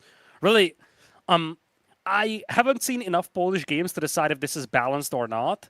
I would be inclined to say that it might be a little on the broken side of things because of all that versatility. But one thing I want to say, and this is something that's a thing that hurts a lot for me. I'm sad that the winged hussars don't have wings. Okay, so my favorite version of the winged hussars ever was probably Cossacks one because they look like absolute psychos swinging blades around as they fly. But yeah, I want someone to take. I wish we could add custom assets, and I just request someone to do that. Just like no, just copy and paste that across. Cossacks got it perfect. But I hope eventually they can add. Can we actually use custom assets? I think That's this might be a good time to ask the devs. Which I wish we could. Like, I don't think So you can everything even that we merge see in these assets. mods are actually in-game assets that are like either unused or campaign-based, right? Yeah, and I don't know if you can merge assets. If you could probably make something look like wings. Like I've done a lot of I done a lot, because I have like a game development background, right? And I know, like, especially in Unreal Engine, back in like Unreal Tournament, when you're making levels in that, it was common to just use different, like, very similar styles of piping in about 15 different ways to make them look different. That's something that AoE 2 did long ago as well. Yeah. In fact, if you look at AoE 2 building models, some of them are actually merged models of previous buildings. Yeah, I could believe it. I mean, I don't think we can even do that, which is kind of upsetting. Fingers crossed they give the control. Fingers crossed they give the modders what they deserve, because those absolute legends have done the Goliath task, making 4 custom civs for the top level pros to clash with. God knows what they're going to do in the future. I just hope the developers give them the tools. But for now, we hop in to another set here in the Ascending Kingdoms tournament with Puppy Paw kicking us off with the Persians, skinned as the Delhi, going up against B. The first time we've seen in this tournament the Polish coming out, which skin as the Order of the Dragon. Now, one thing to highlight here with the Poles, and that's one of the unique mechanics, is that they don't need drop-off sites for their villagers. They don't insta-trickle the resources in, which is an existing mechanic in multiple AoE games. Instead, they need to essentially gather up to their carry capacity, and once that happens, they automatically drop it off. And do we just have a pause? Yeah, I paused it for a sec because we're now stuck at half speed. Oh, you can pause. All right, why are you doing that to me? Because, there we go. Because we'd accidentally hit half speed and it wouldn't let us get off of half speed. So your choices were pause for 4 seconds or watch this game. I did not even know you can sync the game this way, okay? Yeah, that's what the parting is all about. That's why I said earlier it's much easier. But yeah, dude, I get why people are saying Poland are OP. Are you seeing this right now? Yeah. I absolutely love the mind games going on into this game. Like, as we've seen from WAM, Persians are absolutely nuts on this map with their trade, but it's something that comes online a little later. But guess what? When it comes to B's Poles, maps like this where you have these valuable resource deposits reasonably close to your TC, they're absolutely insane because they can just walk out there and pick it all up. Now, of course, you would rightfully ask the question, how on earth are you getting ecotechs if you don't have drop-off buildings? You actually have to make a farm for that, which, again, is if you think about it, at the end of the day, it's actually a really good trade-off. Yeah. A single farm houses all your eco upgrades. That's pretty effective. And shout out to Hosen, I know exactly where he got that idea from. So we used to have the unlimited blacksmiths, where it wasn't quite the same as AO2s. But the way you got all your multi-upgrades was you built a farm. And on the farm, you had all the abilities. And it was so laggy that sometimes clicking on it would like drop your frame rate. But yeah, it's incredible to see what the mod is able to do with such limited tools at their disposal. But here we go. We've got all right, now I am going to butcher this. Jagiellonian University on the way. I would rather... Yeah, it should be Jagiellonian. Jagiellonian, yeah. I thought so. Eastern European, Yaz. So yeah, Jesus Christ, this is going to take some getting used to. 4 landmarks? Yes, so the main concept, first of all, I don't know if the modders can do anything about it, but when you try to age the feudal, it's too many, so the tooltips actually, like, they clip, don't fit. Yeah. But yeah, so basically the way it works is that you have 4 options and you can pick them at any given moment. And basically, by the time you get to Imperial, you will pick 3 out of the 4. And I'm just going to pronounce... Well, we have the Jagiellonian University, we have the Lubin Town Hall, and I'm just going to let you pronounce the other 2. The Tynish Armory and the Willow... oh, Jesus. Nah, you gotta do it. Wizlush? I want to say it's Wishlushchi or something along those lines. Okay. I don't know if we can do accents on the ladders, though, so that's a big problem. Here you go. I've got it. Shout out to host of keeping this simple. Fortress, Armory, Town Hall, University. Okay, true Wait, that. not badumts. I want the applause. There we go. Yeah, yeah. I pronounced them all perfectly. But that's cool. I love that idea as a game mechanic, though, because I think sometimes in Age of Empires 4 and some matchups, we run an issue of rigidity where you're hard countered. There's not much you can do to get out of it, right? This is one way you can provide paths to get out of any situation. And this is the approach I tested when I was experimenting with the polls yesterday. The Jagiellonian University House is, well, basically university text, but it removes the age requirements on them. Which is insane. It's absolutely monstrous. And it gives you unique upgrades as well, particularly Rapid Charge. Rapid Charge gives you plus 12 charge attack, so you will have 45 charge damage on your Winged Hussars. And you also have access to biology as well, albeit it's a somewhat expensive technology. But to me, this felt like the most reasonable opening with the polls.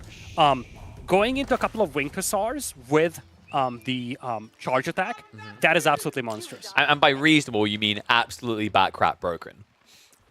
I don't know how broken it is. Really? Because, like, it sounds very broken until you realize that your opponent can go for a couple of spears.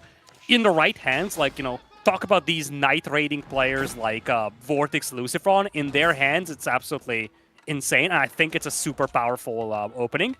But again, you have so many possibilities with the pulls that I don't know if this is actually the most effective Feudal Age landmark. It definitely is a powerful one. I just don't know if that's actually the most effective. A little raid coming in from that one Zamdar Spearman. There is a follow-up on the way, though. The Savars are riding across. So the Feudal Knights that you can get as the Delhi. Actually, pretty smart now that I think about it, because that means Puppy Paw can kind of block her out against the Winged Hussars to a certain degree of his own unit. Because if I remember correctly, Winged Hussars are... They're heavy. Yeah, they're heavy, so they will take the bonus damage. They will, and it's actually a very good start, and makes the Civilization matchup a little janky for the polls, because at the end of the day, in the long run, you probably want to play into Winged Hussars, and that's not something that you can do well against the Savar. Now, there is a way that you can do it, and that's basically very heavily relying on the charge attack, because that's where you have the advantage. In a sword fight, those Savar will absolutely wreck you. At the same time, if you think about it, in a Winged Hussar versus Savar fight, you have 34 charge attack as well for Puppy Paws. It's almost even Stevens. Yeah. It's not as bad as it actually, or as I thought it would be. As you scale, it will favor B because of biology. Like, if you get large scalability in Feudal Age, it's a price attack, though. Yeah. But the whole logic is if you're like 20 knights deep on each side, right? It's totally worth it. So I don't know if that's going to happen before Castle Age, though. Yeah. Like, this is I the don't tricky think you thing want to hang with... around. Yeah, this is the tricky thing with the Jagiellonian University. On paper, it sounds awesome to get Imperial Age techs in Feudal. But then you realize that they are on the pricier side of things, and you know, the return of investment might actually be missing in Feudal. It's the percentile logic, right? Like, because your units scale in terms of raw HP, it means percentage is better in the late game. But when you're low on HP, low on damage in early game, percent doesn't really matter. Like, for example, if you've got Elite Army Tactics on an 8 damage Spearman, who cares? It's pretty underwhelming. Exactly. And these upgrades become better and better as you mass your army. When you have 5 units, they're not as impactful compared to when you have a dozen. And at the end of the day, this is why upgrades that give you direct buffs related to Imperial, like, let's say, plus 12 charge attack on the Winged Hussars, they actually become a lot more powerful. Yes. And just to remind people, the way this is going to work with Poland, aka Order of the Dragon Skinned, is they now have 3 landmarks left over. When they go Castle Age, they're going to choose another one of these. Then when they go Imperial, they'll choose one more. There'll be one that will not get used. It's a very unique format. I'm a big fan of it. Yeah, it's AoE 3 written all over it. Like, this is the AoE 3 mechanic, and I'm not against it. I think it's in actually some a fun ways mechanic. you have more options, but in other ways you have less, right? And what I mean by that is like the total option you have is you pick 3 out of 4, whereas when you're playing a traditional Civ, you pick 3 out of 6, right? Yeah, But it's like you have more flexi is the logic.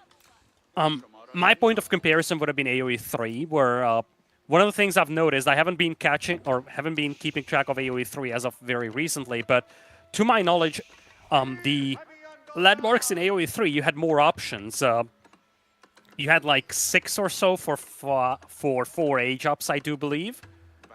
But at the same time, the bonuses that they gave were a lot more immediate, and they were less along the lines of, hey, now you have all these techs available. It was more like, okay, I age up, I get this one-time bonus, and we're done. Well, Tech up now on the way for B. He actually went for the Fortress choice here, which makes a lot of sense. He needs a defense out here. That's also going to function as a blacksmith. But we've seen this from Wham earlier today, right? Like, you can tell the Canadians have been practicing these together. It's once again the Ali Kapu play, the mass trade option for the Persians on Frisian. I just realized the fortress acts as a keep, and you can build that as your feudal age landmark. Yes, yep. Now that's a tower rushing civ I've ever seen one. Have you not noticed the theme with the custom civs here? They definitely feel like there's only one that doesn't feel rush. like it that much. Like, maybe Scandinavia is a bit of a question mark, but I think you can make that work because of the inventory. But every single other one is an outpost rushing civ.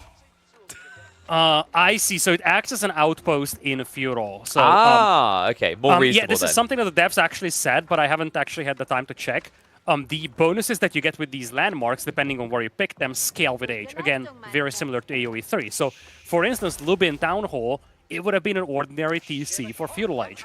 Now, for Castle Age. If you want to age to Imperial with a Lubin Town Hall, now you have a double villager production at 50% discount. Yeah, and like the armory, I think was 20% in age 2 for a discount. I don't know if many people are even going to bother that because you can only build rams out of it, right? I feel like that's the type of thing you don't really want very often. It's the price again. Like in a feudal age, it's nice to have siege weapons, but they are pricey and you don't have troops to defend them anyways. But here we go, the Winged Hussars are coming, and now you have a powerful economy to back this up. You can go biology. You can go for rapid charge, and it's also Castle Age units as well. This is probably where Winged Hussars could come online. On the other side, we do have the Bevandit Horse Archers. Papipo is up to Castle Age as well, but he has yet to grab the Safavit upgrade, though, for the units. Now, that is interesting in theory, right? Is if they're not charging, you can just kite them out like this and whittle them down. And this does give Papipo a mobile battalion to now defend them. The cool thing about the way you build these Magadite-esque units is Horse Archers are food and wood as a base at 130. But to make them actually good, you have to spend gold. So he isn't just making a weird comp where he has no use for the trade. That trade is going to convert these into much more effective firepower units by halving their attack speed. Yeah, and I just want to highlight real quick that, again, when you look at the building models, the modders are very, very crafty. So the Jagiellonian University is essentially a scaled-down guild hall. And I think one of the cool things that they've done is that they've reutilized wonders. I want to say that the fortress is one of the wonders in the game. Maybe it's the HRE. The Palace of Flemingsburg or something like that was called. It's the HRE one. It's the HRE, but it's downscaled, so it actually looks reasonably sized. I'm curious, actually. I haven't seen the wonders for the custom civs because they've got different ones. Like if you look at the Order of the Dragon, they have the Wawel Castle, and then the Delhi have got the Shah Mosque. Yeah, that's true. That's pretty cool. I love they've done that. I think the Shah Mosque is a unique. If you launch a game against the AI with infinite resource or like max starting resources, they will go Imperial and build a wonder for you. There you go. Do it for you. 17 traders, but that is being cut down. That Lancer charge is pretty bloody brutal here. And also, keep in mind, maybe a little bit of a mistake from Puppy Paw. He hasn't actually set up a full Bazaar, so he's not buffing the movement speed or the armor. If you remember, last time we saw this strategy is Wham. He built the Ali Kaput at the front of his base near the fishing so that he was buffing the traders as they ran back and forth, giving them extra armor and movement speed. Yeah. At the same time, I love the use of the Safavid Horseman here. Because that's almost a hard counter to the Winged Hussars here. Winged Hussars move at 1.65. These Horse Archers move at 1.62, so it's difficult for the Hussars to catch up. But at the same time, the Hussars are still pretty pricey, and when you look at the base attack of these Safavid Horse Archers, it's 15, so they can easily shred these Winged Hussars in here. Speaking of whom, B hasn't gotten a Rapid Charge or Biology just yet. No, and also now with the Archer switch, I don't know if he's ever going to get it. I mean, and once again, it's like Incendiary Arrows, it's not worth it right now. You need to go for the Steeled Arrow text first. Looks like this UI is bugged, by the way, so Order the Dragon, aka the Polish text, aren't going to show on that top bar. I believe we identified earlier that it's the same for the Persians, aka the Delhi. I think it's the same for every single modded Civ, perhaps. Actually, I think one of the Civs showed. I think maybe it was Rus, aka Scandinavian, showed. Yeah, I don't know for sure. It might have to do with the fact that you have unique research buildings. So you're not researching them on the buildings that they are normally researched on in the base game. That makes sense. So we got the level 3 blacksmith tech. Wait. What? I mean, they said it for the Unitech, but it means for everything. So the blacksmith techs, you can get them an age ahead. Yeah. Oh, that's sick. That's actually the theme for many of these buildings. So like the Jagiellonian University, it unlocks even the Imperial Age techs. And I don't know about the Siege landmark, but I want to say when I have a recollection that if you go Castle Age with it, you can get your Bombards in as well. Oh my god, I want to see the War Wagon so badly. I didn't want to spoil it for myself. How do you make a War Wagon? Like, I didn't even... I tried finding the War Wagon in the game, it's and like a ram. I couldn't. It's like a ram and siege tower. So you build it with the units. But I built a ram, and it was like an ordinary ram. Yeah, but there's another one on there on the UI. Oh. It's like a mini siege tower. I don't think you can make that in a siege workshop, though. No. You have to make it with the archers in the field, or like an infantry in the field. Raid coming in, by the way. However, B may have overextended. He's now out of position, and the horse archers are on the way. Front line of Savar to hold back. Traders are at least being sniped. So that's at least going to shrink the economy of Puppy Paw a little bit. Still got 14 traders behind this, though, and now the horse archers can let loose. Now, we are seeing a mechanic here that we rarely have a chance to talk about, as this very much seems like Puppy Paw is going to clean this up. The problem with horse archers is that you have to keep them as one large group to be efficient, whereas with knights, or winged hussars in this case, you can operate in small groups and just raid left and right.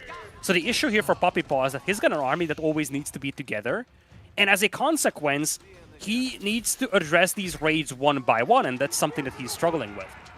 Yep. And that's the whole logic right there. This is just, if you think about what Puppy Paw is doing here, it's basically what a Mongol player does in the late game. It's mass Magadying, right? But the turn-on point is so much quicker for the Persians because of how efficiently they're able to scale that trade and how fast they do it as well. So attacks coming in again. These guys have been upgraded, so they've got the increased attack speed. They will trade out. Another thing to keep in mind is B is juiced as he can get. Those veteran archers do also have these incendiary arrows. It's just not enough. Yeah, I actually... The other thing to highlight here is that unlike Wham, who played this civilization here as well with the trade, Puppy Paw isn't playing the walls. He is wide open. If he had these walls across the map, which is a pricey investment, but it's definitely worth it, it would be next to impossible for B to fight this. But even with that, it's just tough. And I don't think we're going to get War Wagons here because B is in a pretty tough spot. I don't think it helps when you're up against this Mace Savar anyway. Ray's now coming in, and B looking hard start here. The worst possible time for the gold to run out. Just allows the Savars free access. And from here, I mean, you can just steer north, right? Go towards the primary TC. B does not have the mobility to keep up. Yeah, he doesn't. He definitely doesn't. And if there is one unit that's insanely good with these run-bys, it's going to be your horse archers. The Safavid horse archers are, well, by default, a Mangudaya-style unit, the one that can run and shoot at the same time. And again, let's not forget, B's Winged Hussars now have the Lance upgrade and he's driving Biology. But on the other side, Wham's Savars have bonus against Heavy. So at the end of the day, Wham does 48 charge attack against the Winged Hussars. On the other side, it's 49. But the base HP is actually better for Wham. So I would dare to say that these Savars are better than the Winged Hussars even. It gets a little bit tighter when you get to elite status because of the Polish chainmail. We haven't talked about this yet, but this is one of the techs that feels like it could be broken.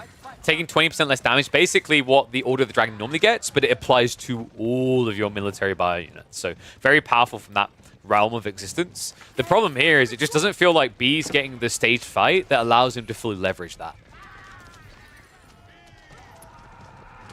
Yeah, population is looking grim here for B, and while we have a brief moment of a Polish showcase, I just want to highlight that I was very confused about the fact that we have War Wagons and the Hufnice for Poles, because those are most definitely Czech units, not Polish.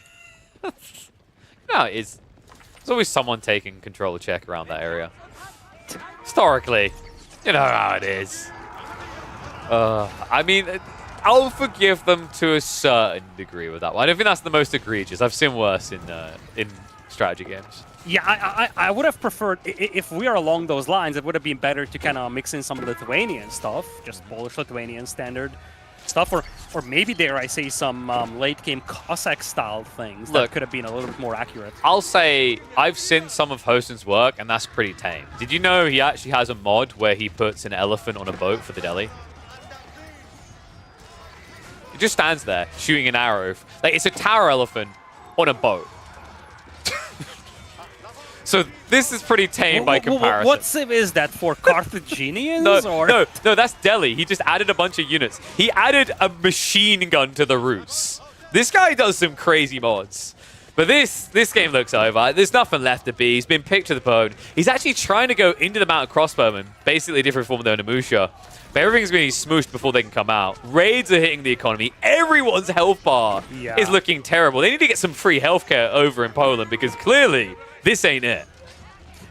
Yeah, I wonder how the Poles could have played this matchup. I don't think this is a good matchup for them in general because we keep forgetting about the ability for the Persians to have the Savar out, and that's basically your counter unit to the early game Winged Hussars. Maybe not this map. I think this map was cursed from the get-go. Puppypaw and Wham have just solved it. They understand the trade OP for the Persians here as we open this series with a Canadian win. But a best of 5 means there's still at least 2 more games to go.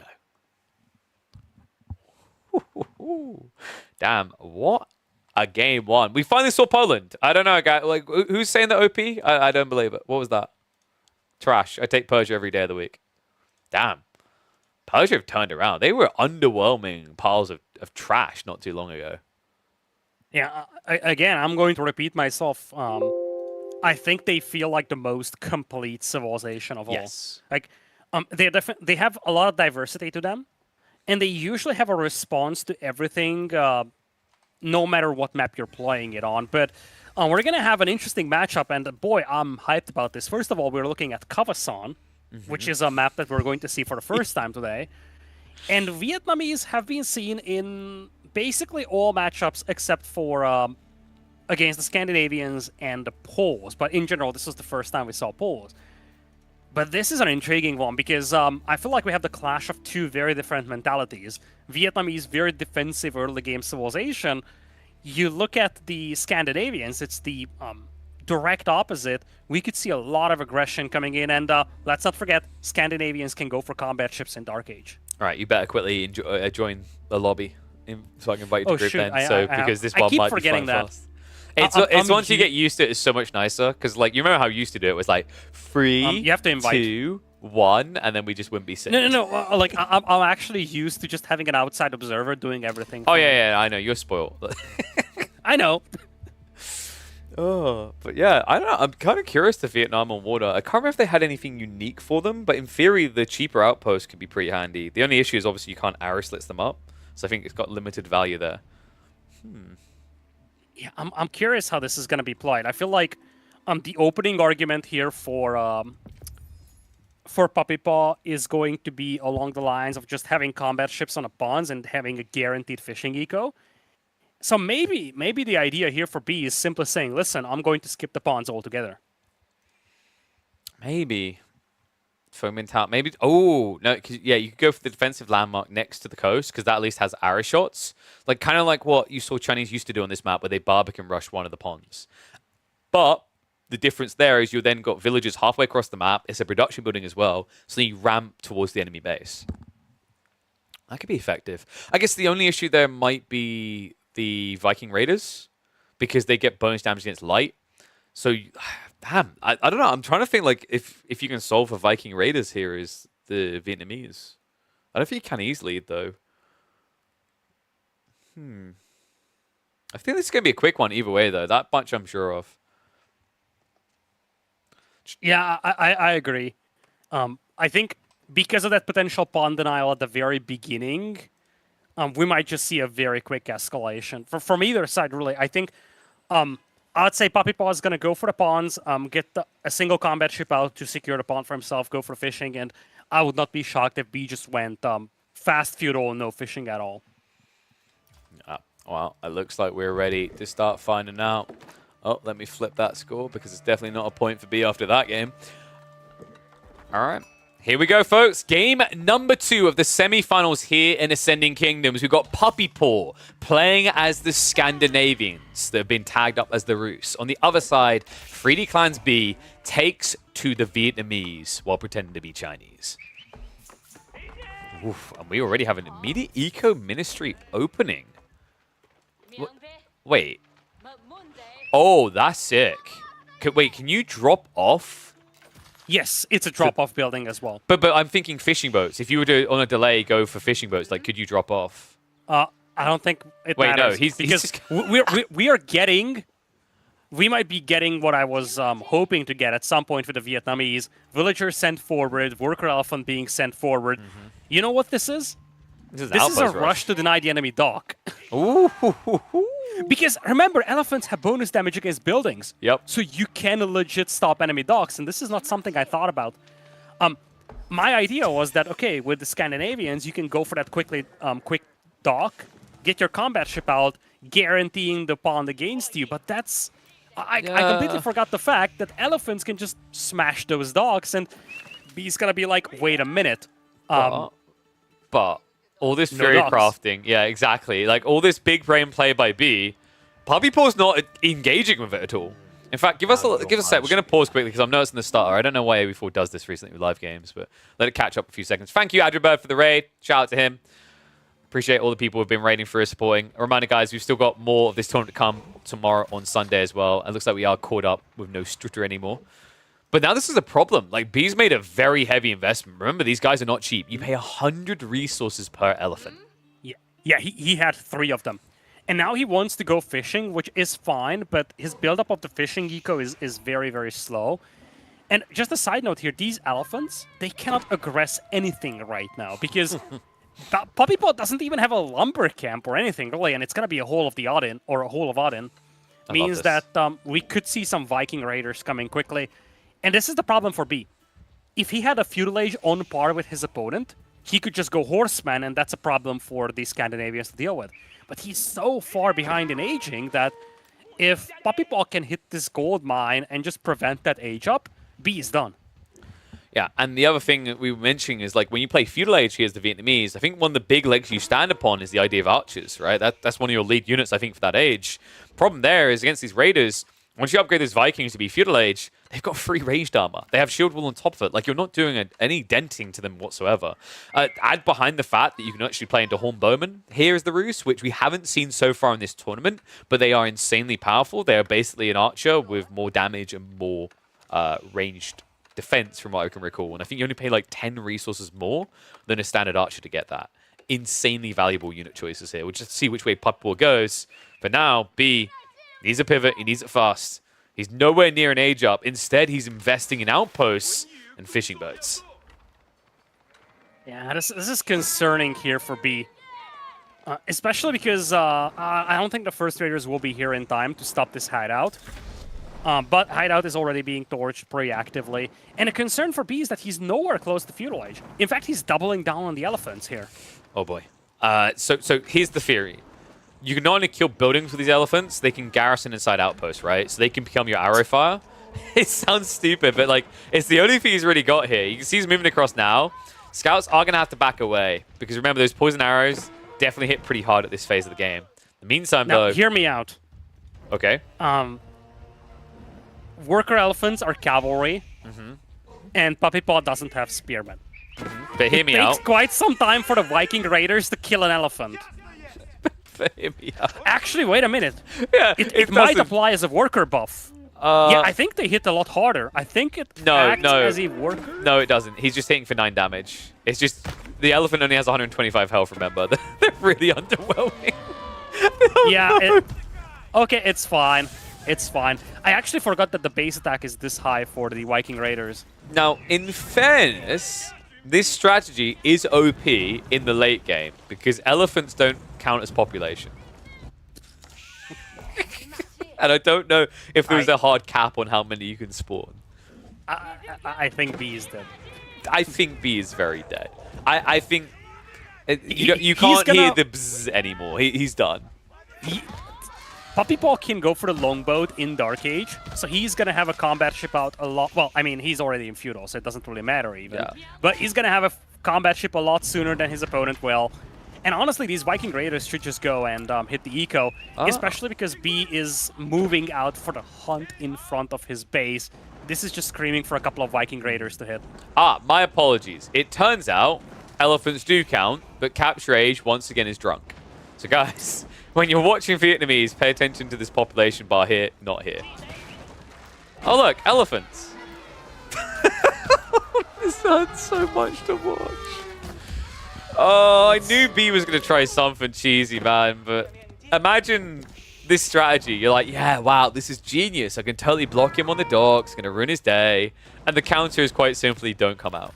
I really feel like this was a game of mind games. Because, again, going into this game, and B is actually lucky that he can even start this landmark. Because Puppy Paw is messing around with the dock. If he sent the Viking Raiders into the enemy base, B wouldn't even be able to age up. Yeah. But yeah, what I was going to say is that I thought that this was going to be an aggressive push for the pawns here by Puppy, and maybe that's what B thought as well. Like, hey, you have that Dark Age combat ship. He's going to dock immediately to get the pawn, and he tried to counterplay that, but that's not something that Puppy Paw allowed. That was cheeky. Puppy Paw was trying to body block the retreat. Funny thing here, by the way, you can very quickly kill these fishing boats now that they're the shoreline with the Raiders. Because Raiders get bonus damage against workers. So they'd be doing like 18 damage on the torch, I think. It's pretty ludicrous. I don't think it matters, right? This is going to go down shortly. We're up to 7 Raiders right now.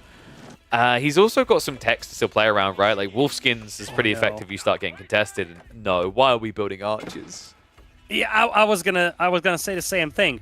First of all, it's really just the Foaming Tower building that, which, I mean, that level of production is nowhere near sufficient here for B. And archers will be terrible against these guys. Like, even without shield wall, they have 3 ranged armor. So what exactly is the plan against these Viking Raiders? Yeah, and not just that, if you hover over and check their bonus damage, it's not light melee they do bonus damage against. As you just saw there, it's light infantry. Archers count as well. They take the extra hit. Yeah, in many ways, this is like a horseman-style unit. Yes. It's incredibly oppressive. And B, still, I don't know if he's realized it or he just doesn't feel like he can get anything else. I mean, in fairness, his food income is terrible, so you can't go horseman here, right? Yeah, I mean, horseman would be the solution, but at this stage of the game, it's just not feasible. And these Viking Raiders kill villagers very quickly. So, like we've seen at the Southern Pond, you can just park one close to the shoreline, and if they spot a villager coming for a dock, they get that villager pick instantly. They spot anything, they get picked, basically, is the lesson here for Raiders. I remember I talked to Lament about this unit. It used to be even more broken, and I still think it's a little bit too strong. Thank you, Wanton. Appreciate the sub coming through, although the noise shouldn't have played, but appreciate you. I think overall, this unit, what it probably needs to be, I think it should be light melee. Light infantry is too encompassing. In theory, archers should be able to contest this, and you can still have free ranged armor, and it can then be countered because you have 12 damage in return as an archer, right? So you still hit for 9. Yeah. You could argue indeed that archers would be a little bit better against them if it wasn't for if it wasn't for the light buff. Yeah. It's like one of those It would be matchups. 3 ranged armor, and you do have shield wall. Yes. So they would still fare very, very well against But archers. like, for example, in this matchup, because of the movement speed on those archers, he would then be able to kite him with his shield walls. The interesting thing here is that this matchup dynamic is kind of in... It's like a more extreme version of the Desert Raider versus Horseman matchup, you know? Where it's like both units technically counter each other. Yes. But then again, when I think of the cost, I think that's where it gets ludicrous. Like, Viking Raiders are more expensive, but 110 resources? Watching this fight, it feels like it should be 140. Yeah, but you forget the Hall of Odin. True. This is actually 160 resources for 2 of them. Oh, yeah, you're right. It's showing up on the... the UI shows up... Yeah, okay, no, that's more reasonable then. Yeah. Well, actually, it's not reasonable at all. No, it's even cheaper. Yeah. So I'm trying to figure out how to solve for this, because one of the problems is if you make this too weak, Roos don't really have any units, right? Because they don't have Spearmen at all. I think that adding a soft gold cost would help a lot. I think one of the issues that you're having is that it's a food and wood unit, so you don't even need to have gold control. Just look at the base of Puppy Paw. All you need is a super condensed food and wood base, and you can spam these guys endlessly. Yeah, he's vibing right now. And he's even got the stables being added in, because you know what? Apparently killing them fast isn't good enough. Killing them even faster is what he wants here. So Horseman... And he's using the charge ability too. And I love to see it. I mean, if Cataphracts function like this, they'd be OP. 2 points on the board. B's cheesy attempts will be shut down. It turns out Puppy Paw is French-Canadian, so he's more than familiar with the cheesy ways. Dude, that was painful to watch, man. The cheese not delivering the way B was hoping. Oh, man. Brutal one. So we might actually have a very quick final set of the day at this rate. I don't know, man. I feel like Puppy Paw is just more switched on these strategies. B clearly theory crafted a few out-of-the-box ideas. But the way I always describe it is like, you know, cheesy strategies are more like tactics, you know what I mean? Where like, you do something and it's meant to win the game. And it feels like B's prepped some tactics, whereas Puppy Paw has prepped some strategies. I agree. I think it's always tricky because it's difficult to get used to... by the way, you will need to invite me again. Yes. I'll send you one. It's difficult to pick up on every single civilization matchup on every single map for new civilizations like this. And even if you prep 1 or 2 strats, the problem is that in certain matchups, they might just not work. And this is something I highlighted when we looked at these 4 civilizations. They very much seem to be extreme in certain ways. And what that means is that they either work exceptionally well or they don't work at all.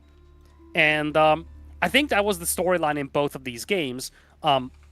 Those Polish... Winged Hussars can be absolutely monstrous in Feudal, even in early Castle.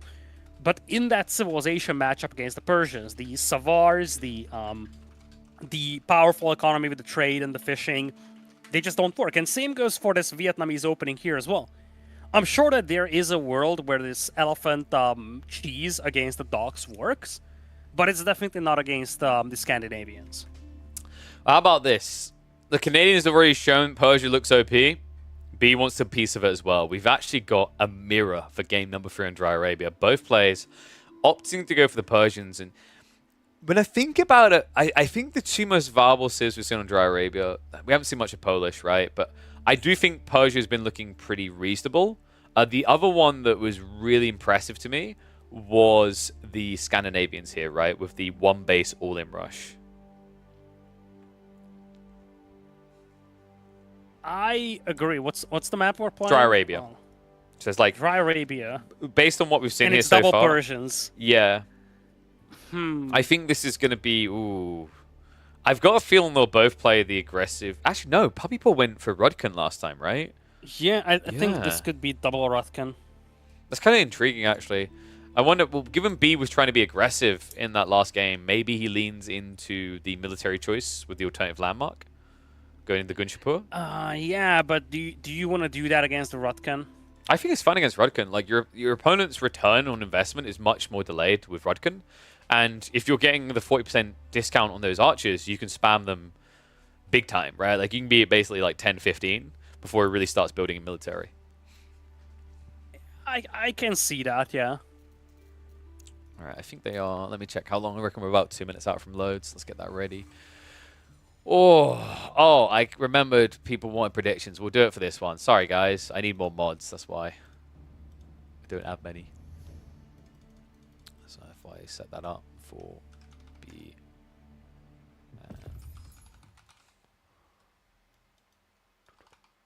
Oh, we're straight in. All right. Yep, we're straight in. Oh, set. Let me just get predictions going.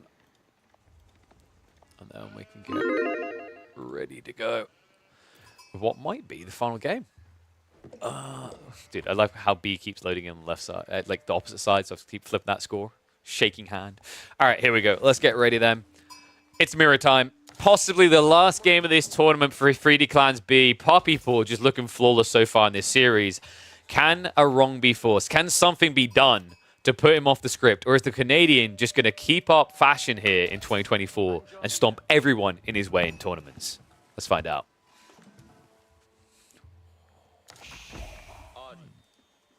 So, wait, did we get a little star again? I don't know why we keep getting that star. I'm kind of because you have a Pepega PC. There you go. That's why I need to get the latest range of Ryzen AMD CPUs, and then I'd be better off. Don't be an idiot like me, guys. Do what I don't. I've got an old Gen 1. Get the new one, the 7 series. But I think this is a deer shove, right? Like, this is sick. I love this from B. We haven't really seen too many players using the Zamnadar this way. You start with a spearman that can build structures, but you can also just use them to aggro like this. Yeah, and it's actually going to be very comfy when you have both of those deer packs very close. He could just herd both packs in, which would be like as good as it gets. I like this not being too greedy. Like, trying to do both at once, though, would be a mistake. Because as we know, Poppy Paw and Wham made quite the reputation for themselves around deer sniping and deer shoving earlier this year. Yeah, and just look at what B is doing. He is doing the exact thing that you mentioned, just trying to scatter the deer here from Poppy Paw, making sure that his opponent has a suboptimal mill placement here. Well, I think he wanted the shoving as well. The difference is the timing, right? For a start, Poppy Paw, I don't know if he scouted the deer immediately. He saw them on the return. And I think he might have actually built the house, whereas it looks like B potentially built the house with a villager instead. Damn, that's kind of wild. That's a big difference as well. Like, yes, I mean, you're going to start off the berries, right? Because they get the gathering speed buff. And whoa, he's actually just going to straight up drop the Rudkin there. And there you go, folks. The reason why Zamnadar are worth being a little bit weaker. You're able to build your landmarks with them. Interesting spot here. It means that you don't have to push all the deer back to your original TC. It's going to be nice to sandwich between two wood lines as well. Kind of leaves that front gold mine a little too open, though. Yeah, but if you want to play Feudal All-In, this makes a lot of sense. They're both going Rudkin. There is an option. I don't know. I have a feeling, though, they're going to both just rush towards Castle Age. Looking at the trade locations, I don't think we're going to get any of the shenanigans we've seen out of Puckpaw and Wham on Frisian. So we're probably going to get a more aggressive tone with the castle drops in Castle Age if we get that deep. Kind of feels like, given those details, we're on a direct mirror course from both players, which means any small difference can be the full mile. Yeah, and that's always a little dicey. One thing to highlight is that the right flank is super open for Poppy Paw, and that could be a cause of concern. You feel like B spaces are going to be a little bit more condensed with these two tree lines and the Rudkan Castle on the right side. Yeah. And, you know, B still has that reserve push in, right? The deer haven't been sniped over here. Poppy Paw is just kind of on the wrong side of the map right now. I don't think he's ever actually going to notice this before a second deer shove would come in. Damn, this is an insane amount of food. Like, I actually think B options are there, right? But like, I think in this matchup, in the Persian matchup, it's better to be aggressive than just play macro. It's always tough. It again goes back to the point where we discuss if your aggression in Feudal Age doesn't work, you automatically lose the game. So, are you willing to take that risk? And what we've seen, especially at the highest level of competition, is that players are so good when it comes to defending that oftentimes this gamble is simply not worth it for the players. It's like Marino said, right? Like, the idea is when you're very good at attack, you can get to a super high level, but the absolute top echelon breaking in there requires that you're better at defending. Defending is an advantage in that environment. The twist... What I would say is that, at least from an outside perspective, Yeah. it really feels like it's easier to become a good defender than to become a good attacker. That's true. I guess it like depends on your approach, right? I think Vortex and Lucifron got so good at being attackers because of how quickly they would go through scenarios again and again and again, right? The big thing to keep in mind as well is we're talking new civs. Whenever it's new civs, being an aggro player is much easier. It's the reason why when the game released, Mongols and French looked OP. You could argue that they were overtuned, but certain elements of why they performed so well is because you inherently were attacking with those civs, same as the English. So defending is naturally harder to try and discover, figure out, because your opponent is forcing you to do things instead of you setting the pace. Yeah. It's also the fact that it's pretty obvious how you need to attack. It might not sound like it, but it actually is. And A-click. even when the game released, it was pretty obvious what your objectives are. Deny key resources, kill workers, take out key buildings with rams, right?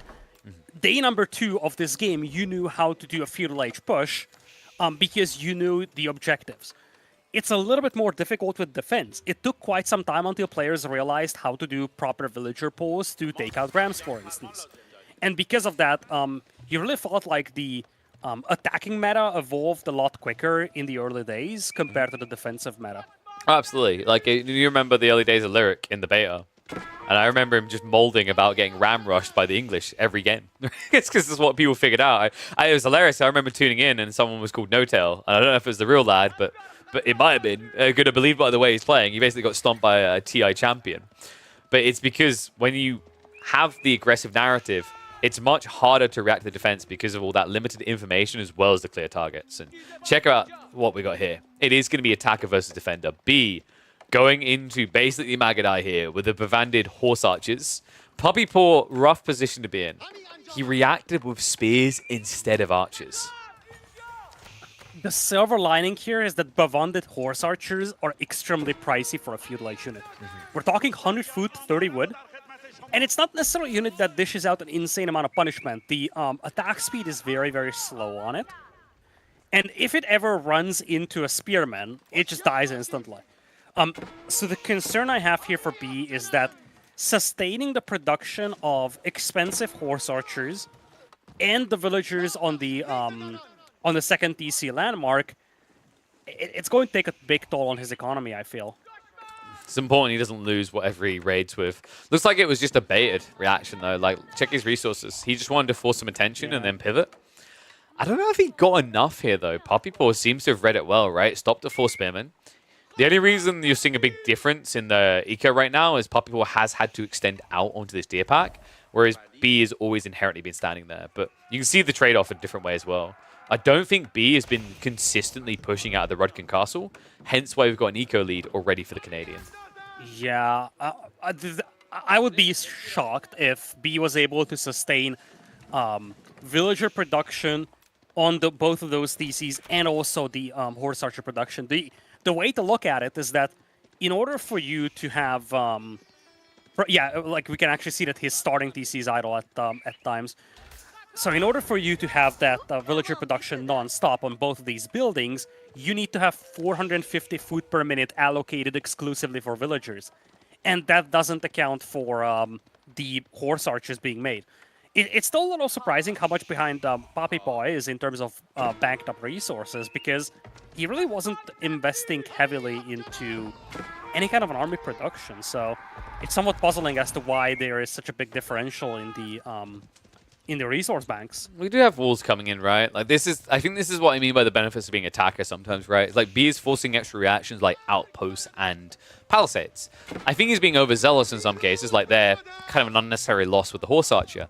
But that's the reality check, is like the idle time isn't a deal here because you can just build these walls up with the spears. What is a deal is the amount of wood you're investing in all these defenses. Yeah, that's probably the reason why you have a difference between the two. When you look at the amount of buildings WAM built, production and eco buildings as well, it's a lot more. And that's probably part of the reason why his resource bank is so much more disappointing. And I'm not going to lie, the difference is actually pretty baffling. Wham didn't invest a lot more into his army, though he keeps queuing new archers. Wait. Yet he's nowhere close to Castle Age, whereas B is aging. Wait. The timing, though. B made a mistake here. This is an aggressive Natchez Castle. Only 6. Archers already on the way from Puppy Paw. And B needs to pull more now. Without Wheelbarrow, this is a slow process. He's going to have to cancel it. He's just going to pull back the archers, I feel. But these are exactly the seconds that Puppy Paw needed. If it wasn't for that, B beats him to Castle Age by a huge margin. Now look at Puppy Paw. No, B has to cancel this. Yeah, he has to. There's no option there. Natchez Castle gets cancelled and rebuilt behind this. And also, still, Puppy Paw is now in an aggressive position with a much larger army. Yeah, the first wave is something that B had enough troops to deal with. The second one wasn't. And this is why it's so crucial that Puppy Paw doubled down on this archer production. And if he postures here, B doesn't even have gold to work with. This could be game. Because, sure enough, B is going to get to Castle Age. But without gold, let's not forget, this is where the... I brought this point up a couple of games before. The fact that every single Castle Age unit upgrade you have is hard-locked behind a barrier of 500 gold means that if B cannot get 500 gold, every single unit he has is going to be a feudal age unit. Exactly, Mundo. And remember, he's being raided by basically faster-moving Lombos. That's what these are right now. They have 7 tower range. They move at 1.25. 1 base damage less, sure. But that's plenty more than enough when you're hunting villages like this. Villages that still do not have Wheelbarrow. Or textiles. And this hurts for B, not just in terms of losing vills, it's the idle time as well. He's got no gold income. All the hunters have been pushed away, and Puppy Paw is going to age. He's walled himself up, so no counter raids coming in anytime soon. B is now scaling into more archers in the meantime. Puppy Paw is going to mirror that. But as we mentioned before, you're saying about the gold, it's a problem now. B, he has to rush over to try and get ready for it. But the raid could easily just hit back here again in a situation where B wouldn't be able to access veteran archers yet. Yeah. B needs that upgrade, the Semifinal upgrade, because the moment Puppy Paw reaches Castle Age, he's going to grab that upgrade. And with the knock here Castle, it doesn't take a long time to get it. It takes 30 seconds for every single unit of Wham to be Castle Age upgraded. And at the same time, look at Puppy Paw's food eco here. He is starting to drop stables, and in this matchup in particular, the light cavalry unit, the Mace Horseman for Puppy Paw is insane. It does have bonus against siege, it does have bonus against light, and it's a fairly tanky unit. And he's got the food eco to mass produce them. Trade out incoming. Puppy Paw will win this fight. He's got the steeled arrow, right? Looks like it has been mirrored now by B. The problem here right now is look at B's income. There's been a ginormous gap in food. This stunted his ability to get into anything castle related. And there is the Semifinal upgrade coming in for Puppy Paw, which surprisingly shows up on the UI. I know, right? And that's not something that B has. And if this remains an Archer War, Iron Armor is also a big thing. Again, something that B doesn't have yet. B does have the gold now, but he doesn't have the food because he was pushed away from the hunt. So as much as he was able to get the gold, congratulations, now he's got a different resource constraint. Think about timing as well. Knights are now coming in when B is playing wide on the wings, right? This berry batch is going to last you quite a while. The problem is you might be forced off it prematurely in a game where you can't really afford to be. The deer are front-facing on the east side. Playing out to that feels incredibly risky. So that stage, if you're B, you're looking at this going, what do I do then? I need to basically win the fight, or I can't eat. And I'm not going to lie, I'm not the biggest fan of Wham playing into the Savar. It could work, but I feel like, again, Mace Horseman might have been a little bit, actually a lot more affordable and almost just as good as these Savar are. Yep, but look at what's happened in the meantime. It may not be the desirable unit in your eyes, but the eco difference kind of allows you to get away with almost anything at this stage of your Puppy Paw. Yeah. And again, B's units are still Feudal Age. He hasn't gotten the Semifinal upgrade yet. Yeesh, I can't believe this. It's now being queued up. Wait, did... He actually got Iron Armor ahead of that. No. There's a bigger problem here. It's a misclick. B, he clicked in the Semifinal inside the Rudkin. That means it takes double the time. The Natchez Castle is designed to do this exact tech 100% quicker. Yeah, that must be a misclick. I can't believe that. It means he can't come out of his base. It's not going to count really that much. Well, keeping him more defensive, right? Like, he needs to take fights is the problem here. Yeah, exactly. Like, he's not going to lose his army as a consequence of this, but it's not helping his position when he's down by 15 eco. It definitely is not. It looks like we have at least got a play for relics. That can offset some of the pain B is feeling here. I don't think we've got a farm transition coming in. It looks like it's began now for Puppy Paw. Meanwhile, B, yeah. Oh, sorry. He's got a bunch around the primary TC. So he's got some longevity here. However, we always know when you make that type of farm transition, it leaves you weak elsewhere. It means you haven't been investing as much into army. And Puppy Paw has quite the count of CIVS ready to dive in for a fight. And B's got no defenses on this gold mine. Oy, oy, oy. I mean, he has the front line with the archers. Yes, they've got the +2 melee armor, but it's not going to be enough. There's nothing here. B has been picked to the bone. Puppy Paw will make it an easy-peasy 3-0 sweep to be the first player to qualify through to the grand finals of Ascending Kingdoms, where he will match up against either Beastie or Wham. Well, looking back at this game, that timing push on that initial Nahir castle being built up, just working wonders for Puppy Paw. But I feel like there were other underlying issues for B. The thing I want to highlight in the final game was the investment into horse archers. Even though it seemed like it was going to be a bait and switch, at the end of the day, it was an extremely pricey bait and switch. Again, It makes you wonder if going normal archers would have been more worth it, right? For the scalability. Yeah, something like that. Yeah. It's a tough one. I think he almost had it right. Maybe if he went one less, because it almost felt like he had an additional horse archer. And as you mentioned at the time, that was very expensive. It definitely slowed him down on getting into more villages and scaling a more fine timing there. But damn, bit of a rough one for B.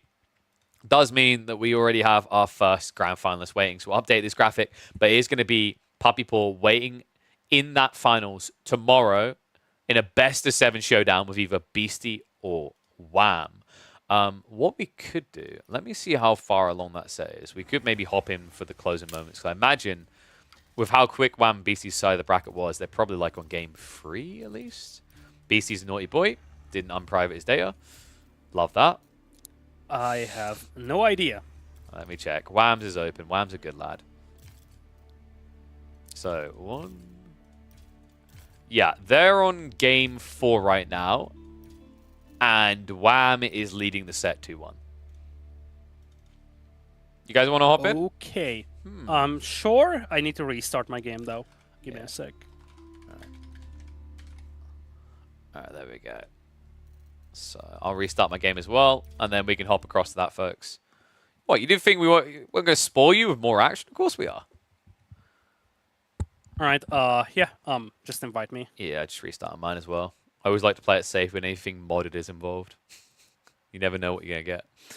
Yeah, so guys, one more series then. Potential 2 games remaining here. Beastie currently behind Wham. I mean, I'm not surprised. It's best of 5, right? Yeah, it's best of 5. I don't know how much Beastie has been prepping.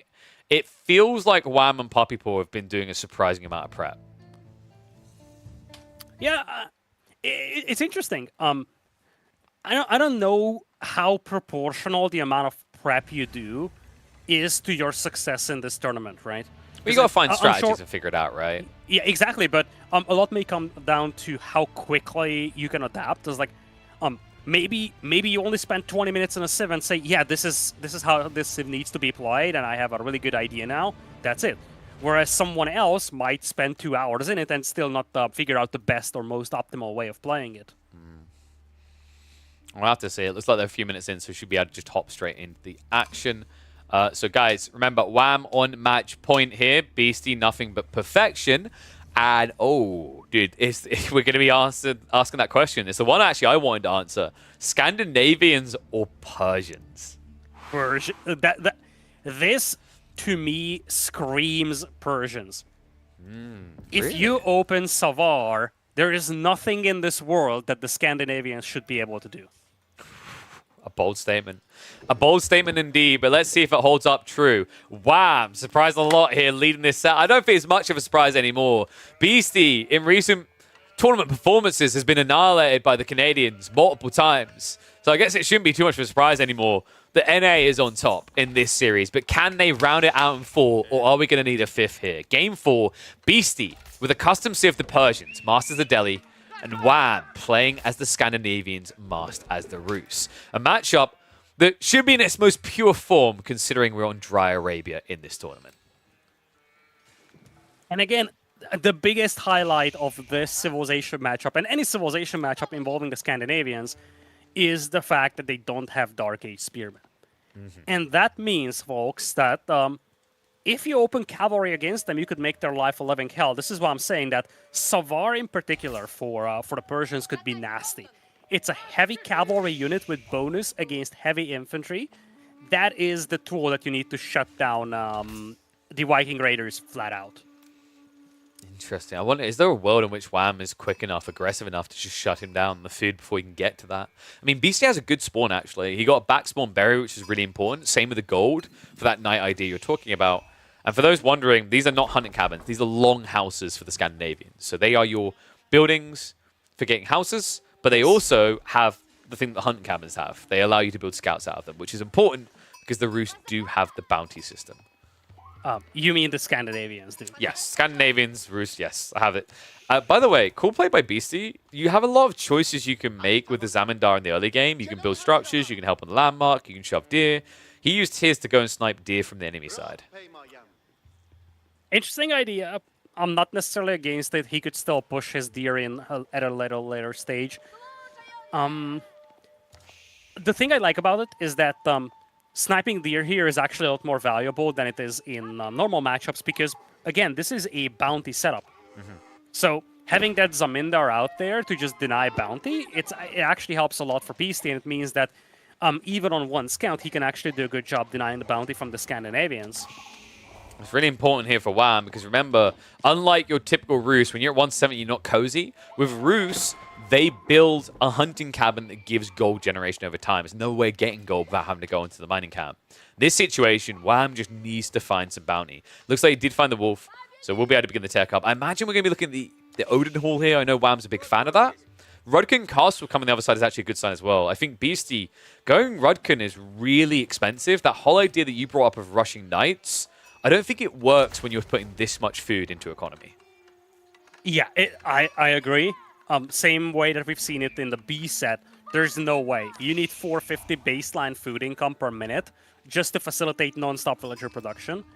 And that is not to say that you're making any military or getting upgrades.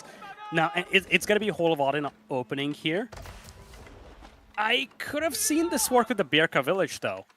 Like, having all that shorefish as your food income helps a lot when it comes to mass-producing the Viking Raiders, but I mean, Hall of Olympic here makes it very obvious what Wham wants to do in this game. He doesn't want to mess around. It's going to be Viking Raiders all around, and he's got a lot of juicy targets to work with. The bear is at the back, gold at the back as well. Hunt has not been pushed in. Carcasses are all the way at the back as well. So he's going to have a lot of very efficient targets for him to work with.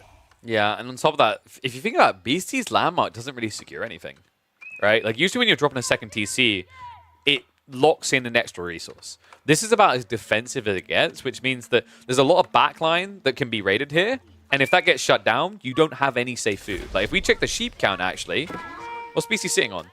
It's got 10. Okay, so there's a decent amount to work with here. But if this turns into a true raider spam, especially that detail you just mentioned of 450 food income to keep villager production going, I'm not sure you have enough surplus food to survive this.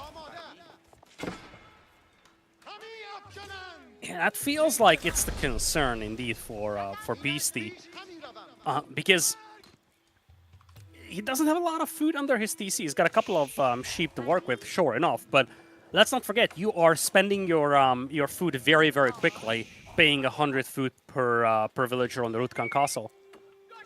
Wow. Well, there's two possibilities. We're either getting a second TC, or this is an outpost rush, and I don't think the second is on the menu. So this is going to be feigned aggression into 2 TC to mirror Beastie. But remember, although it's going to be delayed, Raiders are insanely effective at sniping eco in the early game. Check those stats, folks. These guys are still in the Dark Age form, and they would do 12 damage to a worker. It's monstrous. It really It's is. vile, is what it is.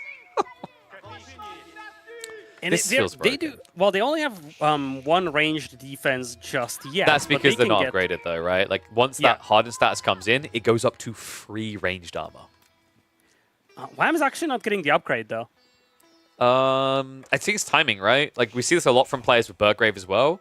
There's no point getting your upgrade until you've got units in position. But this would definitely be the time if Wham wanted to do it. And it's Savar from Beastie. Uh-oh. If he wants to play it this way, I think it makes more sense to just skip villager production on the root con castle every once in a while. It's more valuable to have the Savar at the beginning to repel this. Especially because, let's not forget, if these Viking Raiders get villager kills, in some cases you are going to get villager kills that villagers that were paid for with extra food. So the value in the villager kill department is much, much higher. So it makes a lot of sense for Beastie to rather skip a villager than to lose one. This is kind of insane, by the way. Like, what BC is doing isn't easily sustainable. Wham is able to pump these bad boys out every, 18 seconds? Meanwhile, it takes you 33 to get a Lancer out. So there is a kind of risk of a Zerg factor. The only reason we're not seeing it in this game is because Wham did stop off for that second DC. But you can still pause resume this. I am a little bit surprised that he did not go for the hardest status, but that comes down to the hunt situation. If you check the gold, he doesn't have enough, right? He couldn't afford it, and he didn't want to move back across to the mining camp because it was the opposite side of his base to where the stone was. I feel like this, the moment he saw the Savar, he knew that he cannot break this. Now, if Beastie times this right, he might be able to catch the TC being built. And he's got the scout as well. He's going to see it. Oh, boy. It should finish in time. A He couple of might villagers lose a might be villager. lost here. Remember, this night, it's going to take him, 3 strikes? There's 2 of them coming in. Raiders could also block this from Wham. Yep, well played there. That was smart. Yep, So pokes him nice. away, and meanwhile, at the home of Beastie, the gold is now getting idled out. Still, though, I think I like Wham's setup here. I think he realized that the Viking Raiders won't really do much against the Savar because these say Viking that. Raiders just die way too quickly. Just look at that one unit on the gold mine. They can barely scratch this guy. Sure, they don't have the hardened upgrade, but we're talking about one Savar and Beastie has 4. I feel like you could flood them, though, if you really wanted to, right? Like, it's a scale issue. It's like, once Beastie's at 2 stables, there we go. Now it makes sense that you don't want to be on this. But earlier I on... don't think it's a scale issue. I think the problem is that these units are not good when it comes to taking direct fights against Savar, even if you flood them. The cost efficiency is simply not there. You look at the production of the Viking Raiders, you pay 160 resources for 2 of them. You pay 230 for a single Savar, Yeah. but a Savar is better than 2.5 to 3 Viking Raiders. That kind of balances out, though, because it's 230 versus 164 for 2, right? So, like, roughly about 240 to get 3. So it's quite close. I think the difference, though, is that you can always just reach a point where you ignore the Savar and go after villages. That's the thing that makes Raiders really seem insanely OP to me. It's just the movement speed. Yeah, but you have to cross allows you the to map. pivot. I think the big thing is that you have to cross the map, and the moment you try doing that in small groups, the Savar will intercept you. I mean, you can see the respect the Beastie's given him. Look what he's done. He's walled himself in on the deer stack. Is that worried? I like it a lot for Wham. He needs to play 2 TCs, by the way, because the Rutkan Castle was there for Beastie, but one thing that he was able to accomplish is force Beastie into a big investment. Savar are pricey, and you still have to pay double the cost for those villagers on the Rutkan Castle. Now, I'm waiting for that time where he wants to take a fight. We've got a double production coming out, though, and again. And now hardened status is on the way. So this might be the point where Wham just tries to pinch him. That movement speed is definitely feasible, even up against these heavy cav. Goes in for the clash. Charge comes out, and BC immediately disengages. I think he knew what that was. The hardened upgrade was going to come in, and now we see the increase in stats. More health, an extra 2 damage, means you do actually pack quite the punch with 2/3 of your damage going onto these knights. There's a second layer we haven't talked about, and that's the charge ability of the Savar. And that's, I guess, one of the things that Beastie wants to do, kind of cycle charge things here. He's looking for the villagers to pick as well. It's a little tricky to cycle charge against the Viking Raiders, though, because they're so quick chasing you down. But still, with cycle charge, you can control the pace of the game very nicely. And you see Wham just has to run circles around his own base with the Viking Raiders. And his little radio group on the side did discover the walls are up, so he's not going to try to break through on a Beastie there. He's either going to try to mop this up. Now, keep in mind, although these guys look like they're heavily armored, they're light, which means the Savar don't get one of their big edges here, which is the plus damage against heavy. I actually thought they were classified heavy, and that's why I said Savar are so good. There you go. Yeah, because no, it's a bit baiting. But remember, because earlier we were talking about archers versus them, it's like it's a back and forth trade. Oh, yeah. I'm not gonna lie, for the entire duration of the stream, I thought that they were heavy. Oh, no. Because that's what logic dictates. It makes sense, right? Like, they've got armor on. They've got a shield. You look at the model, it looks like an armored unit. You look at their ranged armor, and they look armored, so you think they're heavy. But they're light. Yeah, in that case, Maze Horsemen should have been so much better. Maze Horsemen do get bonus, right? Against light. No, they're against heavy too. It's all heavy. So like weirdly no, Maze Horsemen get a bonus against a lot of stuff. I think it's against... Or is it heavy and ranged? It's they're weak against melee units. They're an anti-armor specialist. Like it's all because maces are like logically for armor. Funnily enough, although these guys don't... No, Maze Horsemen get bonus against siege and archers as well. Yeah. I just don't know if it's a bonus against light or if it's a bonus against ranged. Because it's basically horsemen, it'll be bonus against ranged. Yeah. Yeah, so funnily enough, mass angry Vikings should in theory be able to counter the Lancers. Right now, it's not working too well for him due to these raids on multiple locations. Beastie could consider teching up at this pace ahead of Wham. He should. He certainly should. In the long run, 2TC versus 2TC, when one of the players pays double villager cost, is not a good setup for Beastie. But he's actually very active harassing. There's a second wave of Lancers coming in, and as much as they might indeed be a little bit more underwhelming in stand and fight against the Raiders than I anticipated they would be, slowly but surely these Lancers can just rip apart Wham's eco. Like, they're doing a really good job just running circles and picking vills. Yeah, and you're seeing what is on the way, what Wham needs. I wonder when this is going to happen. Blacksmith is a really big deal here. Your base damage is low, so plus one's huge. He needs he's got walls them, on the right side. He just can't get them up right now because wave after wave keeps coming about. And behind this, you greedy son of a gun. Classic Beastie. He wants the eco. Ali Kapu, the trade landmark, is going to be the choice. Interesting call, but this map helps a lot here for him. Like, that trade post it's in a really good spot. He's going to have to make some long walls happen to secure it, but it's nicely tucked away at the edge of the map, and it's reasonably close to his initial base, such that he can secure it. Now, you may notice something going on with these hunt campers, folks. The longhouses, the houses of the Rus, aka the Scandinavians, also function as garrison spots. A bit like a mini village for the Chinese. So really smart read there by Wham to minimize some of the losses. He's had enough of this crap. He's trying to finish off the wall right now. But he's about to get worse news soon. When that tech up triggers, there's going to be a facepalm moment for the Canadian. And here's the problem. He had to invest into a lot of walls, and we are talking about a lot of walls, not just the ones on the outside, but also these internal walls used to contain the movement of the Savar. And at the end of the day, he still lost 9 villagers, plus of course the fact that his second TC was delayed compared to Beastie's.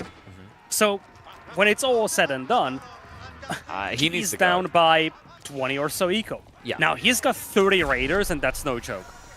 But he needs to be fast about this.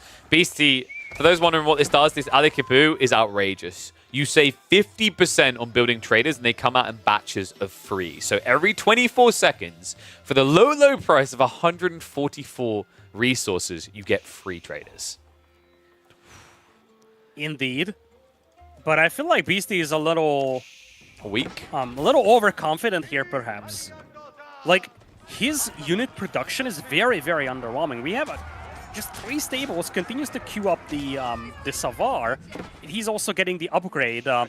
It takes time for him to get the upgrade because he's gotten for the Ali Kapu and not the alternative landmark. So he still has 40 seconds to go until he gets the Safavid upgrade, and he's going to be on 4 Lancers. And he is now facing off against 40 or so Viking Raiders. And if they get into the eco, the villager difference we see could easily disappear in a split second. Vikings get angry when their homes get torched. It's time to return the favor. Wham! Standing outside the base right now with 25 of these Viking Raiders. Last of the knights that were raiding have gone down. That means everything is going to be surging across. That's 39 Vikings looking for a break-in, and only a teensy tiny little wooden wall between them and their targets. I wonder if Beast didn't realize how many Viking Raiders he was facing because they were in small groups chasing knights. True. He saw a small group here, small group there, but now that you actually, combine all of that, they suddenly become very intimidating, and that's just the first wave. There's a second wave coming in as well. True. Love that. Goes to the backside just to surround the Lancers as well. Second wave is on the way. He is diving underneath the TCs, but make no mistake about it, folks. This is not a Berkshire. This is just a different looking Berkshire. The Rutkin Castle is just a town center. Right now, Beastie, he's trying to get anything out he can. He's switching into Safavid Horse Archers right now. Last of the Lancers are going to have to hold their ground. Behind this, look at Wham's eco. He's not pumping more Raiders. He's getting ready for a tech up and a switch. And he finds the Stone Miners. That's huge. And there's no reaction right now. I don't think BC's realized. Finally tries to shift away. But you can't stand a fight. Like, sometimes you pull shivs out here, but this unit does 18 damage per strike to your eco. Behind this, Uppsala University now on the way. Wham understands Sweden's OP. And here's the problem for Beastie. He hasn't even started losing villagers just yet because these Viking Raiders were fighting the Knights. In fact, I feel like Wham could have just gone straight for the Vills at this point. And still, a lot of idle time. Leftover Viking Raiders diving the gold miners, and they might get cleaned up. But again, that eco difference that we talked about, it's virtually gone. And he's been shutting down the traders on the east side as well. Remember, these also have the work attacks. They do indeed take the 18 damage per strike. A difficult defense now for Beastie in a game where he has 0 food income. This is the grand total of his army. He can't afford more. Wham now completes the tech up. What's the switch going to be? Do we just see more of these Raiders, or do we see a switch? The catch, of course, being if you stick on the Raiders, they don't upgrade anymore. They stay as feudal units. This is kind of I'm actually wondering, do we have Blood Oxes on these guys, by the way? I believe he did get the tech. Yes, he got the extra health. I'm a little bit surprised, actually. I think Wham, I think he's maybe realizing it now as well. He could have ended this game if he just kept pumping Raiders the entire time. I was going to say he could have ended the game if he ignored the Savar. He stood under the town center and fought those Lancers for a long time, and it made some sense. If you get rid of them, then you have essentially an entry to the enemy eco, and you can just keep killing them.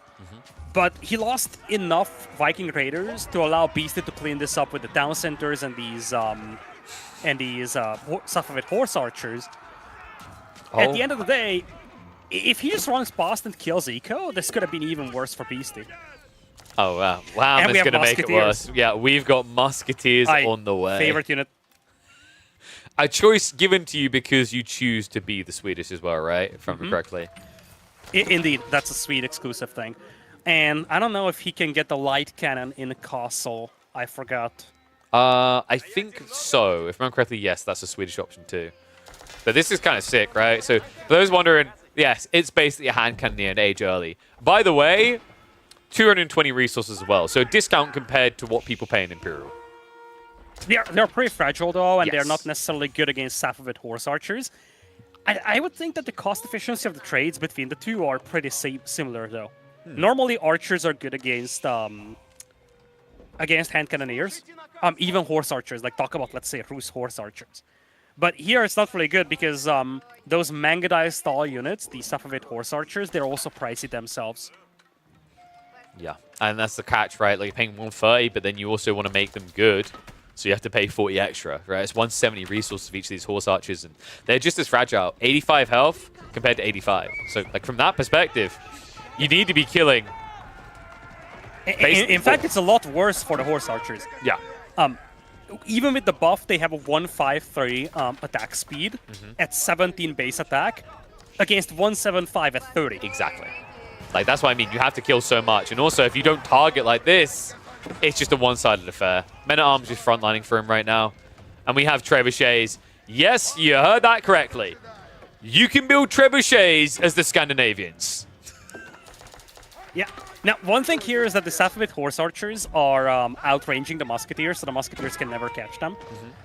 But the other problem that Beastie's facing here, I feel, is that Horsemen are great, and if they can catch villagers on run-bys, they can quickly finish them off.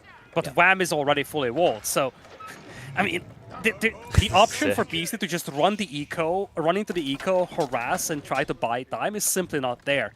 Wham can virtually ignore these horse archers. Exactly. And just to clarify, as has been said by the mod creator, this is a saga choice. We can't show the sagas with current UI, but basically, when you age up, there's a choice you can make to give you some unique perks to the Scandinavians.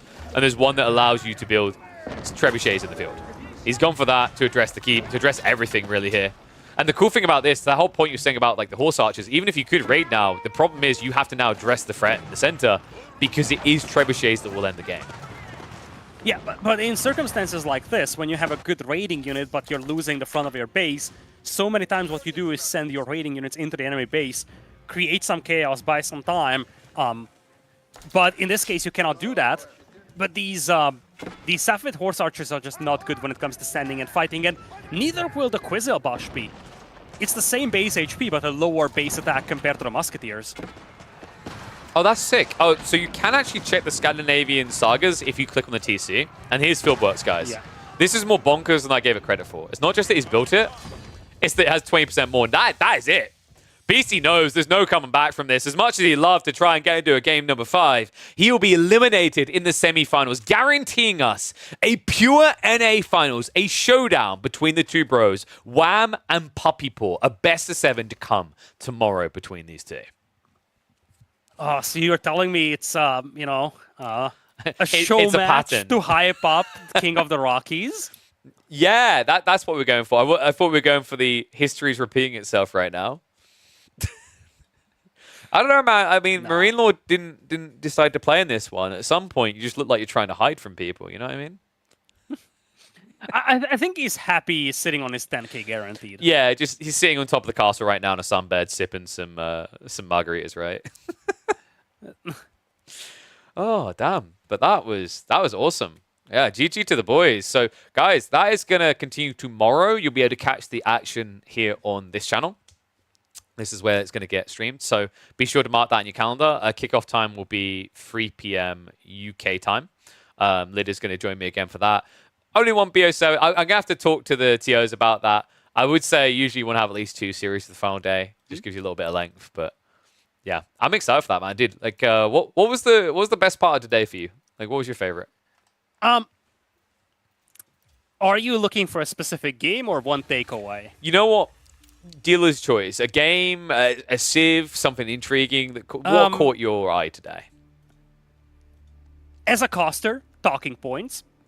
As a neutral viewer, diversity and new cool stuff. I think you often highlight how important it is to have soft resets, or dare I say hard resets. And a cool thing about this is that we've gotten a treatment that we haven't gotten for AoE4 for a long, long time. That is us seeing new stuff, us having the opportunity to talk about these new stuff, and witnessing how pro players experiment with these things. And the last time we saw something like that was basically when the latest set of Civilizations came out. Ever since then, nothing. So if there's one thing that I really enjoyed it today, it's the new stuff being shown. And there's a reason why so many games, especially ones that have diverse and major competitive scenes, instead of having like major content patches, talk about, let's say, Valorant, where you add... they don't add 5 new agents in one big content patch. No. They add 1 every single season. And the reason why they do that is because every single time that happens, you suddenly have new intriguing matchups. It's interesting for the viewers, it's interesting for the casters, and it's interesting for the players as well. Create scenarios that weren't available just a couple of weeks before. Agreed. I think the beauty that I try to explain to people with esports that makes it, for me, so much better than sports is the evolution, the consistent, constant evolution. The game never stays the same. The game rapidly evolves. And I think someone that really, if we're being totally real, we've got to say it's guilty of here in the Age of Empires 4 scene. Things don't change rapidly enough. And that's partly down to the map rotations not being consistent enough, or quick enough, rather. Maybe, a case of, obviously, there's no different game modes. The buffs, the nerfs, they don't come drastically in big abundances that frequently. I think those are things that I'd love to see fixed. But what I'd take as a middle ground is what we got here. modders being enabled. Guys, what I need you to do, please do this. Go to Reddit, make comments about it, highlight how important it is to you that you want better modding tools that empower the hard-working modding community that get paid nothing for the effort they put in here. They even actually go out of their ways to put some money as a baseline for a tournament and organize a tournament. So that's even more thankless hours they put in to make these things a reality. And all they really want from the devs isn't a paycheck, funnily enough. I mean, they wouldn't mind it. What they really want is to be empowered. And really the takeaway for me, I've been really hard on the developmental side. I think there's developers that care at the studio, but the higher-ups just are indifferent. And if you want to be indifferent, fine, whatever. We've come to the point where we accept that. But in your indifference, at least take the shrug to the extreme and say, fine, let the modders do it. Because they're doing a bloody good job. With these limitations in mind, where they can't add new assets, where they have to replace current CIVS, they've created 4 incredibly entertaining CIVs that admittedly are not perfectly balanced, but they're getting there. In fact, Persia is close to where it needs to be, and I'd love to see that in the main game. And I know certain devs that would love to see it too. The thing that's handcuffing them is the higher-ups. And the way the higher-ups listen is when it's spammed all across their socials, asking why the hell not more is being done. So be positive about it, but do it. Yeah, and when you look back at history, it's not unprecedented to see mods evolve into games. Even when you look at the AoE franchise, we are looking at AoE 2. Forgotten Empires as a development team, the lead developers now of AoE 2, and to a certain extent even AoE 4. They did work on AoE 4, and they do work on AoE 4 as well. They've been now essentially head developing AOM Retold as well. These guys started out as a modding team, and they've done such a good job that it was actually more beneficial for Microsoft to just say, listen, these guys to a certain extent know the engine more than we do. And that's not an exaggeration. Some of those folks at the time legit knew the game, the engine whatsoever, the custom modding tools better than some of the genuine devs. Same went for Capture Age in AoE 2. What happened with AoE 2 was Capture Age as an indie team teaming up to make an observing tool. In the end, they got hired because the thing that they did was so good that it was easier to just buy the whole package and have a team work on the game instead. Well, I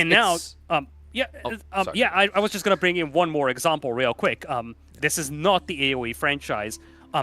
Now, I think Hearts of Iron devs started doing this as well. Basically, packaging together modded content that modders have made and essentially bringing it under the aegis of the official game as an official DLC, from which the developers of the mods essentially get a royalty. Yeah, which is sick. I mean, we've seen the way modding is done wrong like that. Like, for example, everyone remembers Elder Scrolls trying to financially incentivize modding, but in a kind of weird way. I definitely like the way that Paradox has taken it, but like, you know, it's kind of chuckly to me because I was hearing you list off like the examples. Like, there's one big elephant in the room. It's where I began my esports career. It is one of the biggest esports and games in the world. Dota 2 was a Warcraft mod. Like, this is proof of how far mods can go, what they can evolve into. And here's the thing, actually, to kind of really put it to the devs as a negative if you don't actually empower your modders. There comes a point where if you don't empower them to do what they want to do, they will go do it somewhere else. Whether it's their own game or someone else's engine. And that's a loss for you and a gain for a different community that you already had. You just threw it away. You didn't appreciate it. So, yeah, I hope they do that. Oh, go ahead. I was just going to say that this doesn't only go for the Civilization mods. This also goes for map modding, for instance. Yeah. Something that's very, very rigid in AoE 4. And I've been saying for a long time, one of the things that makes AoE 2 a very appealing game, and again, it just goes back to that talking point we had about the soft resets, is that every single new tournament, like you look at Red Bulls, for instance, they come out with brand new maps that play fundamentally different because they have flexibility with those map-making tools. There is some flexibility with AoE 4 maps, but just not nearly enough. And that's part of this reason why we see a lot of quote-unquote repetitive and similar maps. Yeah. And because you don't have this reset point with the maps, the only way that AoE 4 could do it so far was with the CIVS. But as you highlighted, if you empower the modders, they will make maps for you. We've seen it in AoE 4 even. A lot of the maps in the official ladder map pool, they started out as community-made mods.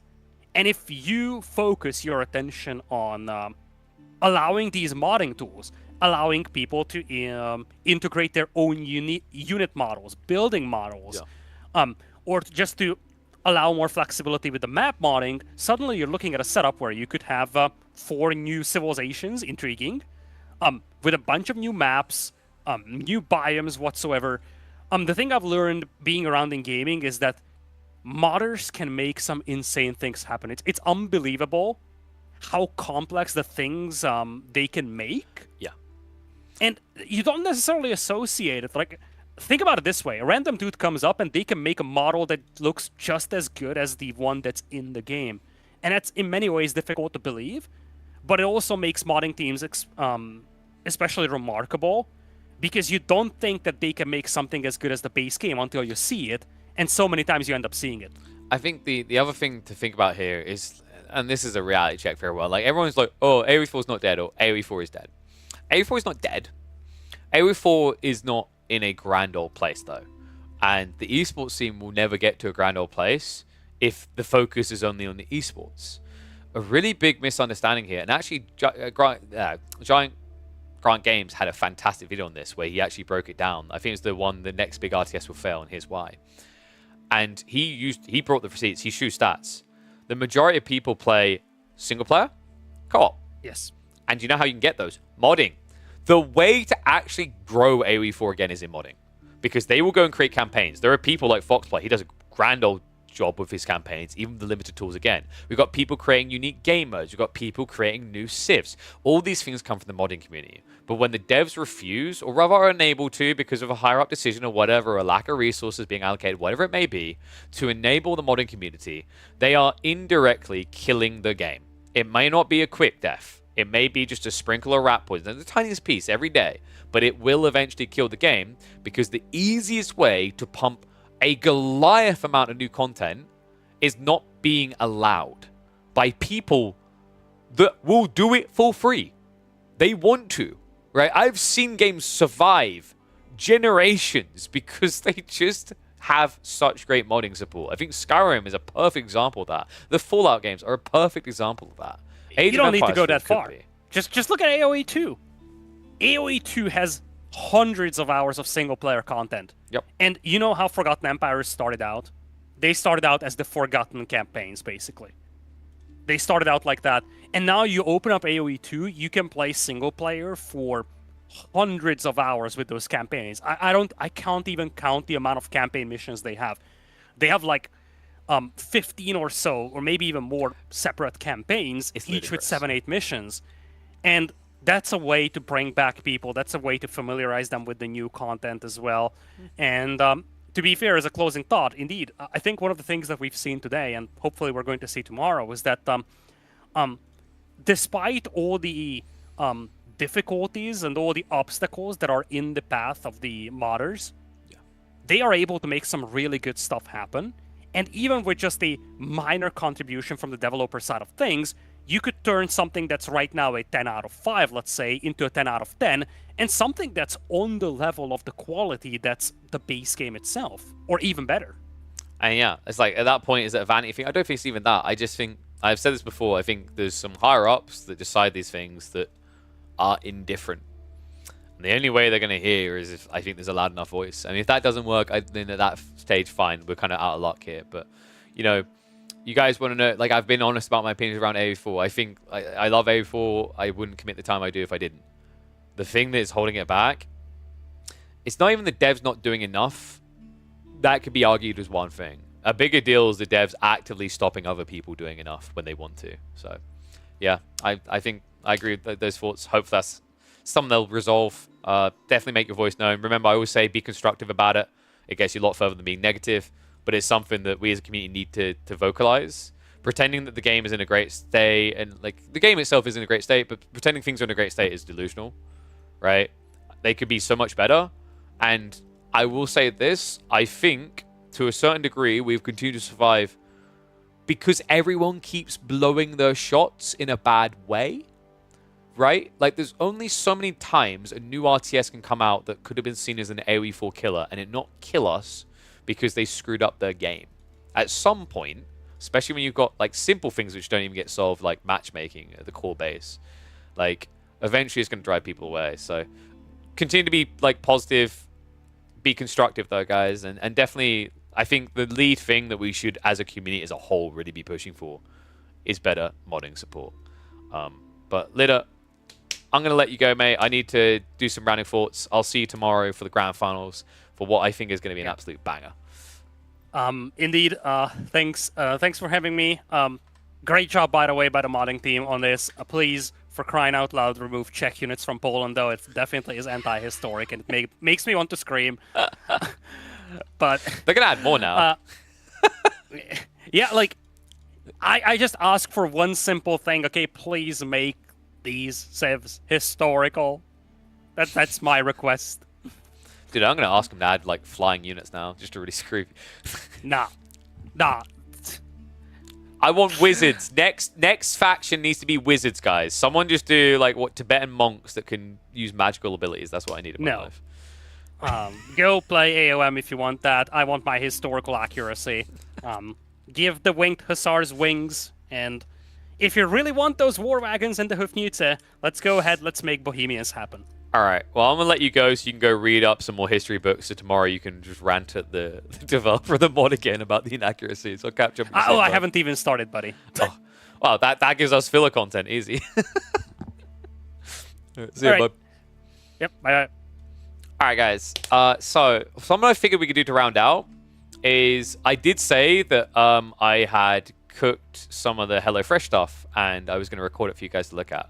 So I figured we'd quickly go over that quickly to show you just how easy it is, and then we'll find someone to raid. So give me a sec, because I had Emma on recording duties. Wow. But for those who don't know, basically, like, I got two sponsors going this month. One, !AMD, click across there, check out the goods they've got going. They've got some really sick products on offer there. The AMD range is, mwah. I need to upgrade mine to new AMD. I'm basically sticking AMD all the way, baby. But what we're going to quickly do is have a look at HelloFresh, which you can get 10 free meals from. And by the way, cool thing about that, try them. You don't even have to commit to the full month, so you can basically just get 10 free meals to try if you want. That's the beautiful thing about the system. I definitely recommend people at least try it. Use the codes, they know that I sent you, and that'll also let them know that it's worth partnering with us. But give me a sec, my PC's being a little bit slow on the D drive load. So we're going to watch this now. Wow, I'm going to watch myself, which is going to make me want to cringe. Guys, I don't know how you listen to me for hours on end. I cannot stand to listen to myself for more than a few seconds. So bear with me 1 second. I need to rotate. The way she sent it across came out really weird. So what we'll do, we'll switch over to that now. And yeah, there's Lidical. Don't ask me why I'm just browsing Lidical in the background. You do you, I'll do me, okay? And then I'll sit and chat with you guys while we watch this. Where is it? I actually can't find it. In the window capture, it just doesn't show, which is very odd. So what we'll do is we'll add a screen capture. Oh, where the bloody hell's screen capture? Am I blind? Display capture. That's the one I want. And then we want the primary. Taking pics out of context? Dude, man, I'm getting one back in for B. All right, guys, so we're going to watch this quickly so you guys can see how easy it is to make these meals. In fact, I probably... Wait, where am I? Oh, I put the display cap too high, didn't I? All right, so boom. So yeah, here you go, guys. Simple. It's the sriracha bulgogi. God, this guy's so noodles. cringe. Apparently, this is going to take. This was tasty, by the way. 25 minutes. This was Emma's favorite. Emma is not going to lose her mind with it. So let's figure out what we need here. I've already started to boil some water ahead of time. Yeah, there it is. First thing it wants me to do is boil some water. We'll half a teaspoon of salt. Do this type of salt. All right. Don't be the person that stands there. Judge me on my half a teaspoon of salt, right? Because I definitely didn't do half a teaspoon of salt. Half a teaspoon.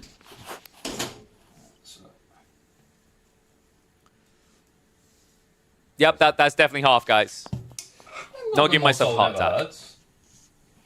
I mean, it just adds a little bit of flavor onto the noodles. Yeah, believe it or not, guys, I do know how to cook. So the funny thing is Emma thinks sriracha is too spicy, but she loved these sriracha noodles. These take about 20 minutes to make, by the way. Grateful. I make a really nice meal. I'd spend like hours on it. And she's like, "Oh, that's alright." Great, thanks for that. This is a honing rod. Basically, the whole idea is these they realign the knife so that it stays sharp. It's really different than if you like properly use a whetstone. A whetstone is to like fix damage. What a honing blade will do. I'm such a nerd. Especially, Jesus Christ. take the lines of the knife and kind of realign them. So if there's like serious damage, this won't work. But yeah, got nice for a reason. So I'm surprised I didn't chop my fingers because I haven't used a knife in a while for like culinary purposes. Because Emma does all the cooking now. Then half lengthways, no need to peel. But they give you these cards with each of the meals. I recommend trying the 10 free meals. If for nothing else, to get the cards. Because then you can just go make them yourself if you don't want to like re-engage. But it's a good deal. They even include appetizers. If you put exclamation mark HelloFresh, the link will come. It's also down the panel. No, it's really not. Okay, that actually, I kept my fingers on, which is impressive because I haven't actually used a knife like this in a long time. We need to trim the green beans. I've never used green beans before. Cool thing about that carrot and everything is actually these all come in a bag with HelloFresh with a number on associated with it. So I've got the other ingredients already sitting in there, nice and easy. So I like that. Doesn't complicate it. I think you got to chop the ends off these, right? Yeah. Thanks. Like, who else am I talking to? Oh god. I love Emma's input. Really involved. Oh my god, that's so tedious. How do you like do this cleanly? I won't talk about Do you what want other that one? purposes. One at a time. Oh my god. Yeah, so I've never cut green That beans sounds before. horrifying. I seem like such I'm a an noob right impatient now. man. I've got things to do, like play games I can't talk about. What game could that be? Okay, Chat, what game have I been playing that I can't talk I about? probably kept this a little bit more efficient by skipping on this prep piece. I guess we'll probably fast forward through this piece. The game in Actually, question I'm is curious, sick. like, if people enjoy this type of content, though, I guess it's like relatable. I've been saying I want to do different content type. Big shout out to HelloFresh for sponsoring this one. One's if you tune in for But, cooking like, streams with me. Yeah, no. So before I felt Slow. de-incentivized to continue cooking, I also baked a lot. It's actually, I don't know how I feel about baking. Like, the thing I like about cooking like this is it's a bit more vavavoom, you know, stuff's always happening, you're always going, go.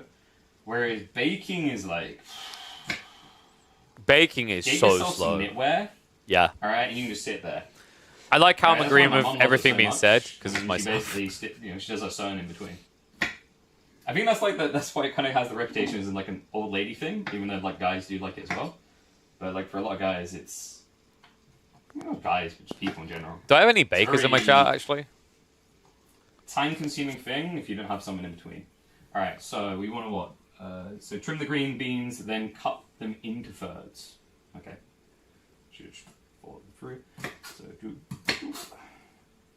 Yep. Gonna cut that. So I really could have tiny probably into thirds, skipped the definitely. prep, but I just wanted to show you guys how easy it is. Meticulous thirds. Because they basically So I send guess this is everything kinda to like you personal preference. in So a- for me, in like a I'm not always bundled crazy about the together, greens so it's included. easy peasy. So like, I'll go with their thirds, but I would say these aren't too bad a size actually. I'd say usually if you have like long green beans, don't be afraid to like just go really fine if you want. It just kind of blends it into the overall meal more. But green beans shouldn't have like too much of an overpowering taste. And you got things like sriracha and soy sauce in here.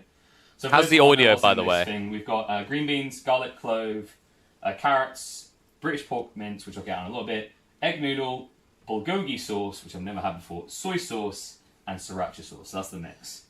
So we've got that trimmed. Sriracha! Nice. I like my Easy. sriracha. See, look at that, guys. Very good at my job. So we probably should have done this already. We need to heat the pan. The interference from Emma, by the way. There she goes. She turns the heat on the pan down, even though we need to blast the heat up first before bringing it down. Why did you decrease the fire? You want it heated up first, Emma? The backseat cooking. That's the wrong one. Huh? Wrong one. Thanks. I felt so grief, chat. Well, are we backseat cooking now? But you turned it off. I swear I don't remember the things I said yesterday, so this is quite I'm funny. blaming you. We got that boiled for the noodles to go in next, so we need to heat this on a medium-high heat. So we're getting on the right track anyway. I'll get the beef out. I like they how actually do Emma's like a usually pack like that. really worried about Nice right size. everything looking Good to clean, go. and she just didn't care for He's this. stealing these like seals. I mean, you can pretty much cut or stab your way in. So what we're gonna do is once Did you it's just hot, yawn add the at me? pork mince and the carrots, and then season with salt and pepper. Am I really that Always boring of a season content the creator, meat chat? with salt and pepper. What? And She do it yawned at me. before it's cooked. Don't be like her. She thinks I can add salt after the end, and it'll make it good. You know when like you were younger and your grandparents would like make. Your grandma can make really good meals. Everyone thought she had the bland meal. And she'd be sitting there tossing the salt and pepper on to fix it. Like, that's not how you want to do it. Chat, this gets awkward. So, There's After this lecture about Vegetables. salt and pepper, you may notice interesting something enough, it says no about heat, this video. no oil, rather. No heat, that would be interesting. So no was a little bit surprising. But, you know what? HelloFresh. Yeah, is no oil a regular thing? Am I just, like, outdated in how I cook? Because I feel like I always want to add olive oil or something. Meat when I started cooking. I also love Emma's lazy cameraing. They already have the oil in there. Like, she can't be asked to turn to what we're doing. I haven't watched this yet. Yep. Oh my Now god. Emma's really worried in the recording that she hasn't emptied the bin, so she looks like a... Depends on what you cook. Is it because it's pork you don't need the oil? Because it like... Scoon boot. So, we need... Emma, where have you put the spoon on? What? Is that all the spoons we've got left? You've broken them. So guys, this should take 15-25 minutes, but we'll stay in my kitchen probably longer. Alright, So one thing I did check, we were under the predicted time, so we did, like, it was honest on the timesheets. You'll want to add a little bit of olive oil. Always olive oil, don't be that person. Like, I wasn't sure what to think of this, because I don't usually cook with, like, minced pork, right? We always use beef in this house. But this meat was really nice. Very early the carrot.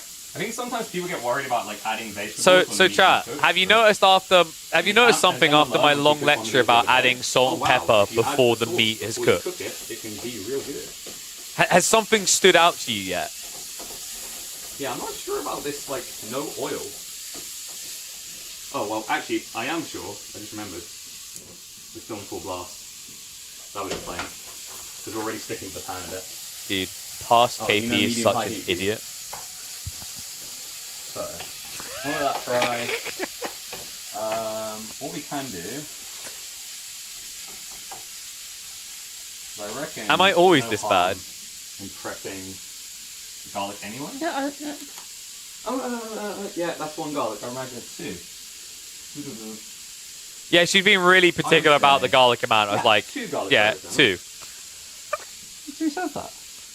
This is a woman who adds so much onion to whatever she cooks, and she's looking at me with adding a lot of garlic. Just really stop this recording. You haven't missed much. It's just beginning to brown a little bit. And I'm starting to remember how much I hate peeling garlic. So she paused because we had to quickly go feed Although it's Freya some definitely more worth food. it. I think garlic is like one of my favourite things to kind of... I really like those add knives, this by the flavour. way. They're like proper Japanese cuisine Probably knives. not learn that these days. Your loved ones will hate you though. Now, I look a bit short doing this because I would usually do this with a paring knife, which is a much smaller knife. But I'm lazy.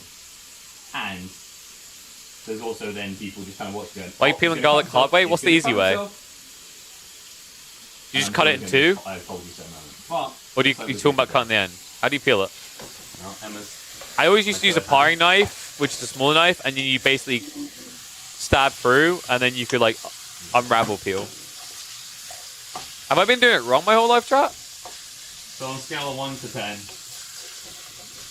Oh wait, actually, yeah, I think I did used to. You're right. I used to smash it. You're right. Eight. Crap. This is how long it's been since I've cooked. I totally forgot. You're right. Yeah, I remember I used to do that.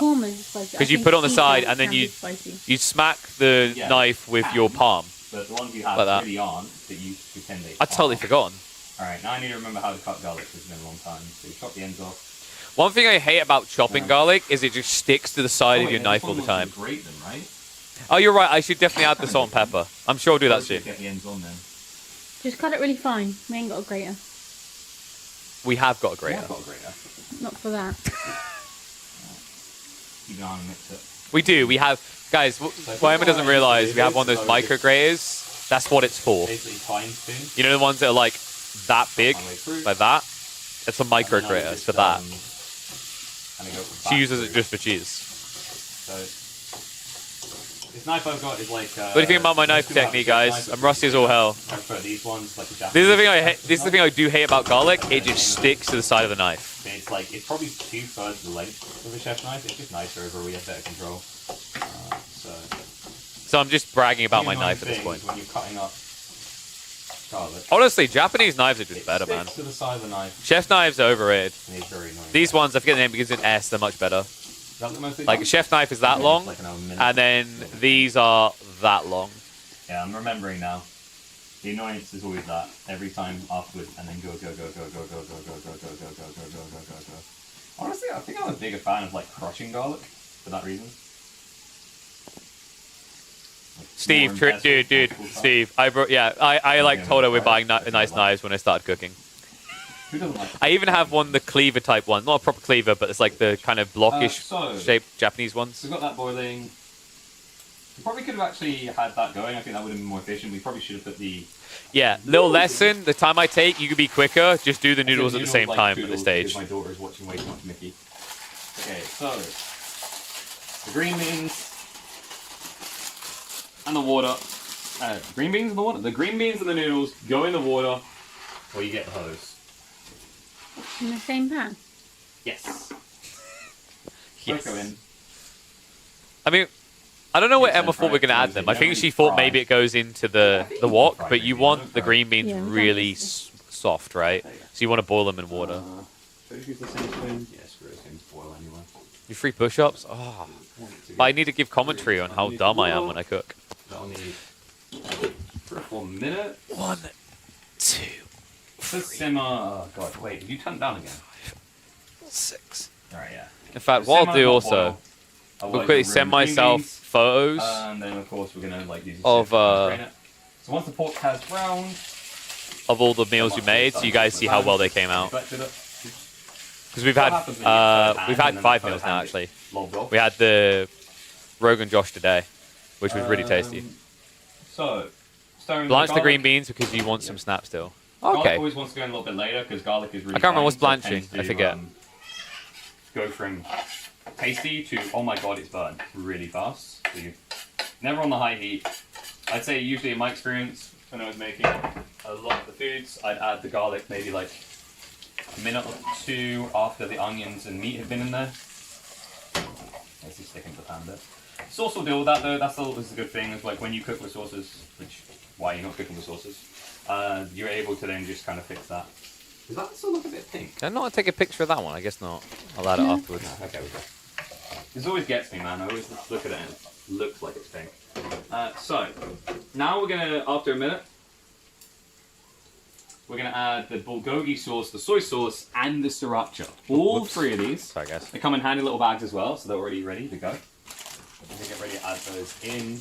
I'll give the garlic about another 10 seconds or so. You want it slightly brown. That smell, Emma. Smells good. Ah, put in boiling water for 30 seconds. Gotcha. I really liked them the way we done them here. They were super soft. It was nice. This is the bulgogi sauce. It does look a bit scuffed. Oh, I need other scissors. She's them. Never shoot sharp end. I don't think it matters with wooden. It definitely would matter with. We used to have like a ceramic one. I hated it. Emma is, as you can tell, very thoroughly worried about our health and safety. Definitely makes me feel safe that she's the primary cook. Oopsie. Yeah, sometimes I'll walk in on Emma doing scuff things when she cooks and I whatnot. should have cut the corner off fully. Alright, this is beyond short. Need to be in boiling water for only like 3 minutes. There you go. I think noodles can be like a similar time. I think Which this one? might have been This one? we might have left it in boiling water for like 5 or 6 minutes. I actually quite liked it though. They came out really soft. Sorry, she is starting to. Whoa. So this is the bulgogi sauce. Yep, I really chose the right. That was a way, very the thick right day rather sauce. than the I one. should have chopped the full corner off. I took the most chalked way to do this. They basically give you everything in little sachets. It's so simple to put together. Maybe go climbing today. That fell through. Yeah, I'm wearing Okay. white because I was going to go Quick, climbing. Because I do bouldering on Fridays. Did it turn off or down? Can you please? You've got the angle. Can you please? Because I am getting stung by it. I think it went too high. Okay, there we go. Just turn it down. Thank you. Alright, nice. That's step 1. Now, obviously, learning our lesson with the biggest bag. We're at least going to cut through on the smaller bags now. So all these go on at once. Which is scratching, but Guys, this was really tasty, by the way. Soy Ask sauce is Emma Emma, how would you rate this popped out. meal? Love me some soy sauce. Soy sauce is the type of thing where when I started cooking with it, it smelled vulgar and I was not interested, and then I started tasting it, I was like, Skills. yeah. I'm so good. Here comes. That was a quick recovery, right, chat? Sriracha. That almost looked cringe. Dropping plastic in the food. No. Usually goes on my pizzas. Yeah. One's if yes to sriracha on pizzas. Two's if no. Alright, Sriracha so those are sauce. all in. Mix that about. And we need to add some water for the sauce. It says about 50 milliliters. No sriracha on what? Like not even just a regular, like Small maybe ones like a there. margarita, Wilhelm. It doesn't matter. So I have this thing I do with pizzas where I'll do like a base margarita, like one of the frozen pizzas, and I'll cover it in like chili pepper, cumin, 60 or 70 garlic, milliliters. and like one or two other spices. Tastes so good. Look at that. Now, Not you cold wanna water? put the Yeah, it last said bit cold down water, there. dude. And then bring it to a boil. Yeah. Bring to the boil and simmer. And So then this is where reduce. you wanna do It's your fine. reducing. You can make cold water. There's The nothing whole wrong with cold idea is water. that you heat it up to, as it sounds like, reduce. Yeah, it's just going to Key thing reduce you wanna do anyway. along the way is always It'd be kinda quicker with scrape boiling the water, but I outside. haven't boiled the kettle, so it'll take longer. Some things I have, what's it called? Thingy vinegar. Oh my god, I've been around my So phone too much. my mum Thingy says vinegar vinegar. for, I can say vinegar, The type of but vinegar every that once has- in a while you hear her say it instead of mocking her. You say it. balsamic, that's the one. Yeah, things like balsamic vinegar are usually good to add to these type of dishes. But I'm going to stick to the HelloFresh recipe. I think The with reason those this you things are don't good need is you basically want balsamic. I something think that's- is used to hoisin essentially sauce has the scrape same role Whatever has stuck to the pan. of scraping all Because that's the where a lot stuff of off the flavour sides. gets trapped otherwise, if you're in like a blast heat. So let this come up to a boil. I think the noodle I probably should have been doing something with already. Just mix it around a little bit. Why is she Why is she checking out my junk? How long has it been? Yeah. 3 minutes. Emma, please. eyes on the prize, all right? It didn't have a time. Oh wait, simmer until tender. The meat we're focused on here is the Yeah. pork. Does it look tender? Yeah. Alright, hope the green beans are nice. She's doing it again. And then we want to Sieve. sieve. Jeez, chill, woman. British, so we. Oh wait, okay, we actually have to sieve. I was about to say I thought we were gonna do the condiment. You're already pregnant. Relax. Was it that Asian comedian who does cooking says? I forget his name. Oh, Uncle Roger. Does anyone else watch Roger. Uncle Roger? He's great. He hates colanders. So yeah, I wasn't gonna rinse this. I double checked, and apparently, Nice would, done. Never would you rinse through, by this? the way, 'cause you get rid of, Because like, all the it's sauce and interesting. shit in Because with pastas and You want to whatever, start you don't want to cooking. rinse if you want the sauce to stick. But they said to there. It says rinse. to run under cold water to stop the noodles sticking together. Okay, Yeah. well, I'll listen to it on this one. So they said because they'll stick With together. Pasta, I would say don't.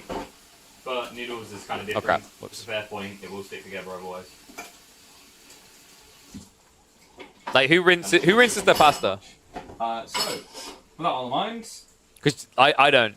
I believe we've left You should this only rinse your volume pasta if you're simmering. making a Looks like cold it's reduced, pasta right? dish. Yeah. So now we can just add it in.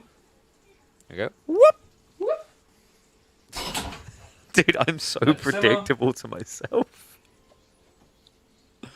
I just realised I gave that lecture about salt and pepper. Yep. I have added salt and pepper. Yep. So I'm about to do what Emma does. Yep. What you shouldn't do. Yep. Yours will taste better than mine if you do not follow this piece and instead do the salt and pepper part about 10 to 15 minutes ago. Yep. But we'll add it now anyway.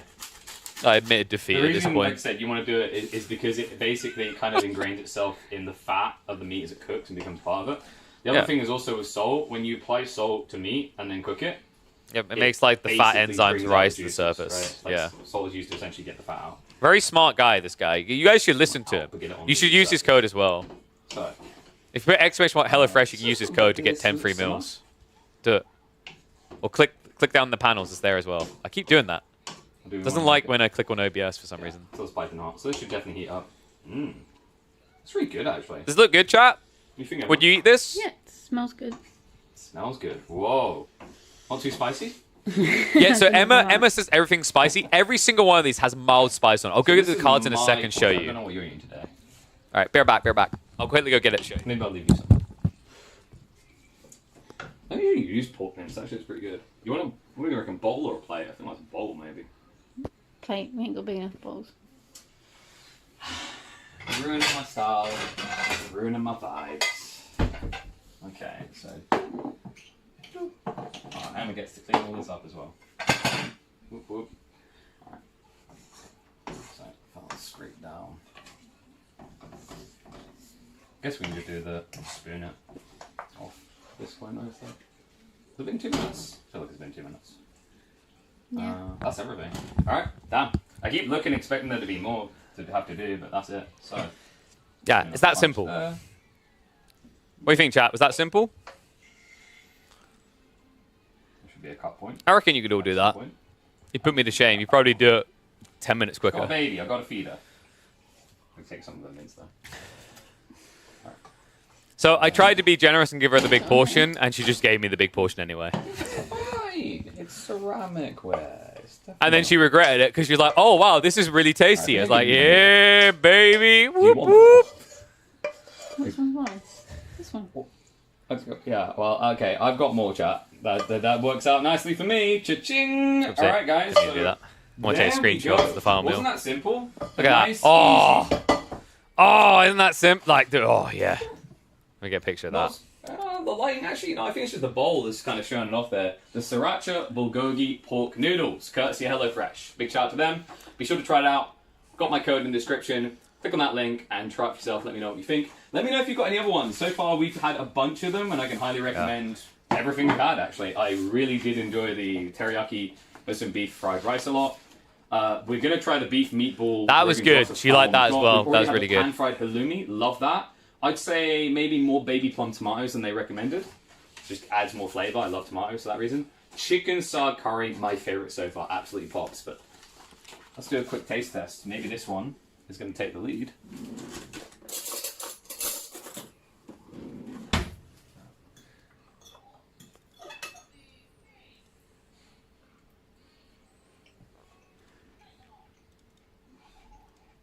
Oopsie.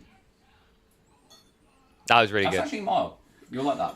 No, that's really good. Yeah. I'd say sard curry still rates as my favourite so far. Sour curry popped. That might be in second now. So, yeah. Once again, thanks to HelloFresh for sponsoring us.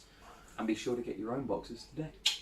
All right, fantastic. So, guys, So, to answer those questions, how much is it for the for that particular meal? Let's have a look. So, I'm trying to remember what the price was, because you have to get the introductory prices and whatnot, which is why you should take advantage of it. With my code, you'll get 10 meals for free extra, which is great. But if we have a look here, so I don't know if it puts a specific price in mind. In fact, if I have a look at a future order, we can check. So if we view menu, just trying to be careful not to DDoS, dox myself. All right, here you go. So if we have a look here, so you got all these meals. So basically, you have these ones that come in on the base orders, and there's one including your plan, and there are more premium ones that you can pay extra for. So we went for all the ones that are included in the base menu. So, like for example, this one would cost the same. But the price, the way the price worked, is that it was based on. What's that? Let me open a new thing. Let me also log out so that I can check this. So what we done is we done 2 meals, 5.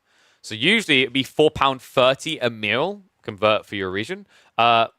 Our first box was £17.20 in total with that many because it's £1.72 a meal. But £4.30 a meal is actually still pretty good, especially when it's that high of a quality, and they are high quality. They're definitely worth it. But if you use my code, which if we go across to, yep, definitely not just, yep, gonna keep bringing his face up. But yeah, wow, look, stream inception. But if you go down here and you click through on this code, 10 free meals plus free appetizers for life as long as you maintain it. This is available to people that have not had it before or people that are going to sign up again after they've been away for a bit. Definitely take advantage of this. So yeah, I think it should, okay, I don't know why it hasn't done it that time, but basically when you click this, it should take you through to the page and already have, yeah, there you go, like that. And then you just need to click through. But take advantage of that now. Let me know what you guys think. Let me know what you get. I was very happy with what we ordered. We basically went with, what's that? If we go back, can I show my past delivery? There we go.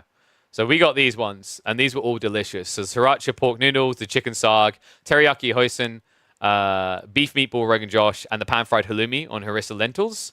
So that's how they all look, right? And I, in my Discord, have just posted how they looked for me. So let me know. And I don't know if I don't think this is me just doing a fantastic job. I think it's just like they actually do line really well. So here you go. Boom, boom, boom, boom. Chef's kiss to all of them. They were delicious. So yeah, be sure to check them out. But guys, all I'm going to do now, we're going to find someone to raid through to. We have got more action to come. I actually might look to do more cooking streams in the future. We'll see. It's definitely someone I want to build to eventually. Let me know what you guys think of that type of content, if it be something that would interest you. But yes, we've got more streams to come. Tomorrow, 3 p.m. UK time, basically same start time as today, we are going to have the grand final showdown of Ascending Kingdoms to see who is going to be crowned our champion. Exclamation mark donate if you want to contribute to that prize pool. The match arena right now, I think, is sitting at $150 or $200. I think it's $150 currently. So let's bump it up. If you want to contribute something, it goes straight into the prize pool to reward the top 4 players. But now I'm going to find someone to raid. So let's have a look. Who's live in the directory?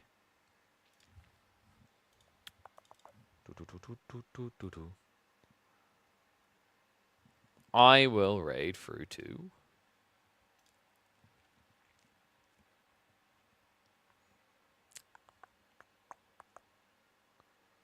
Oof. Dum dum dum dum dum dum. Do you guys want to see a prolific Mongol spammer, or do you want to see free-for-alls? What do you want, chat?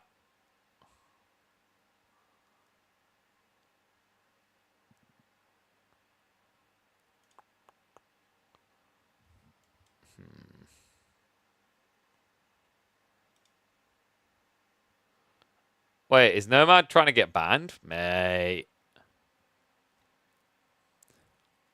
Well, it's not my stream. He may be showing something on stream he's not meant to. That might intrigue a lot of you.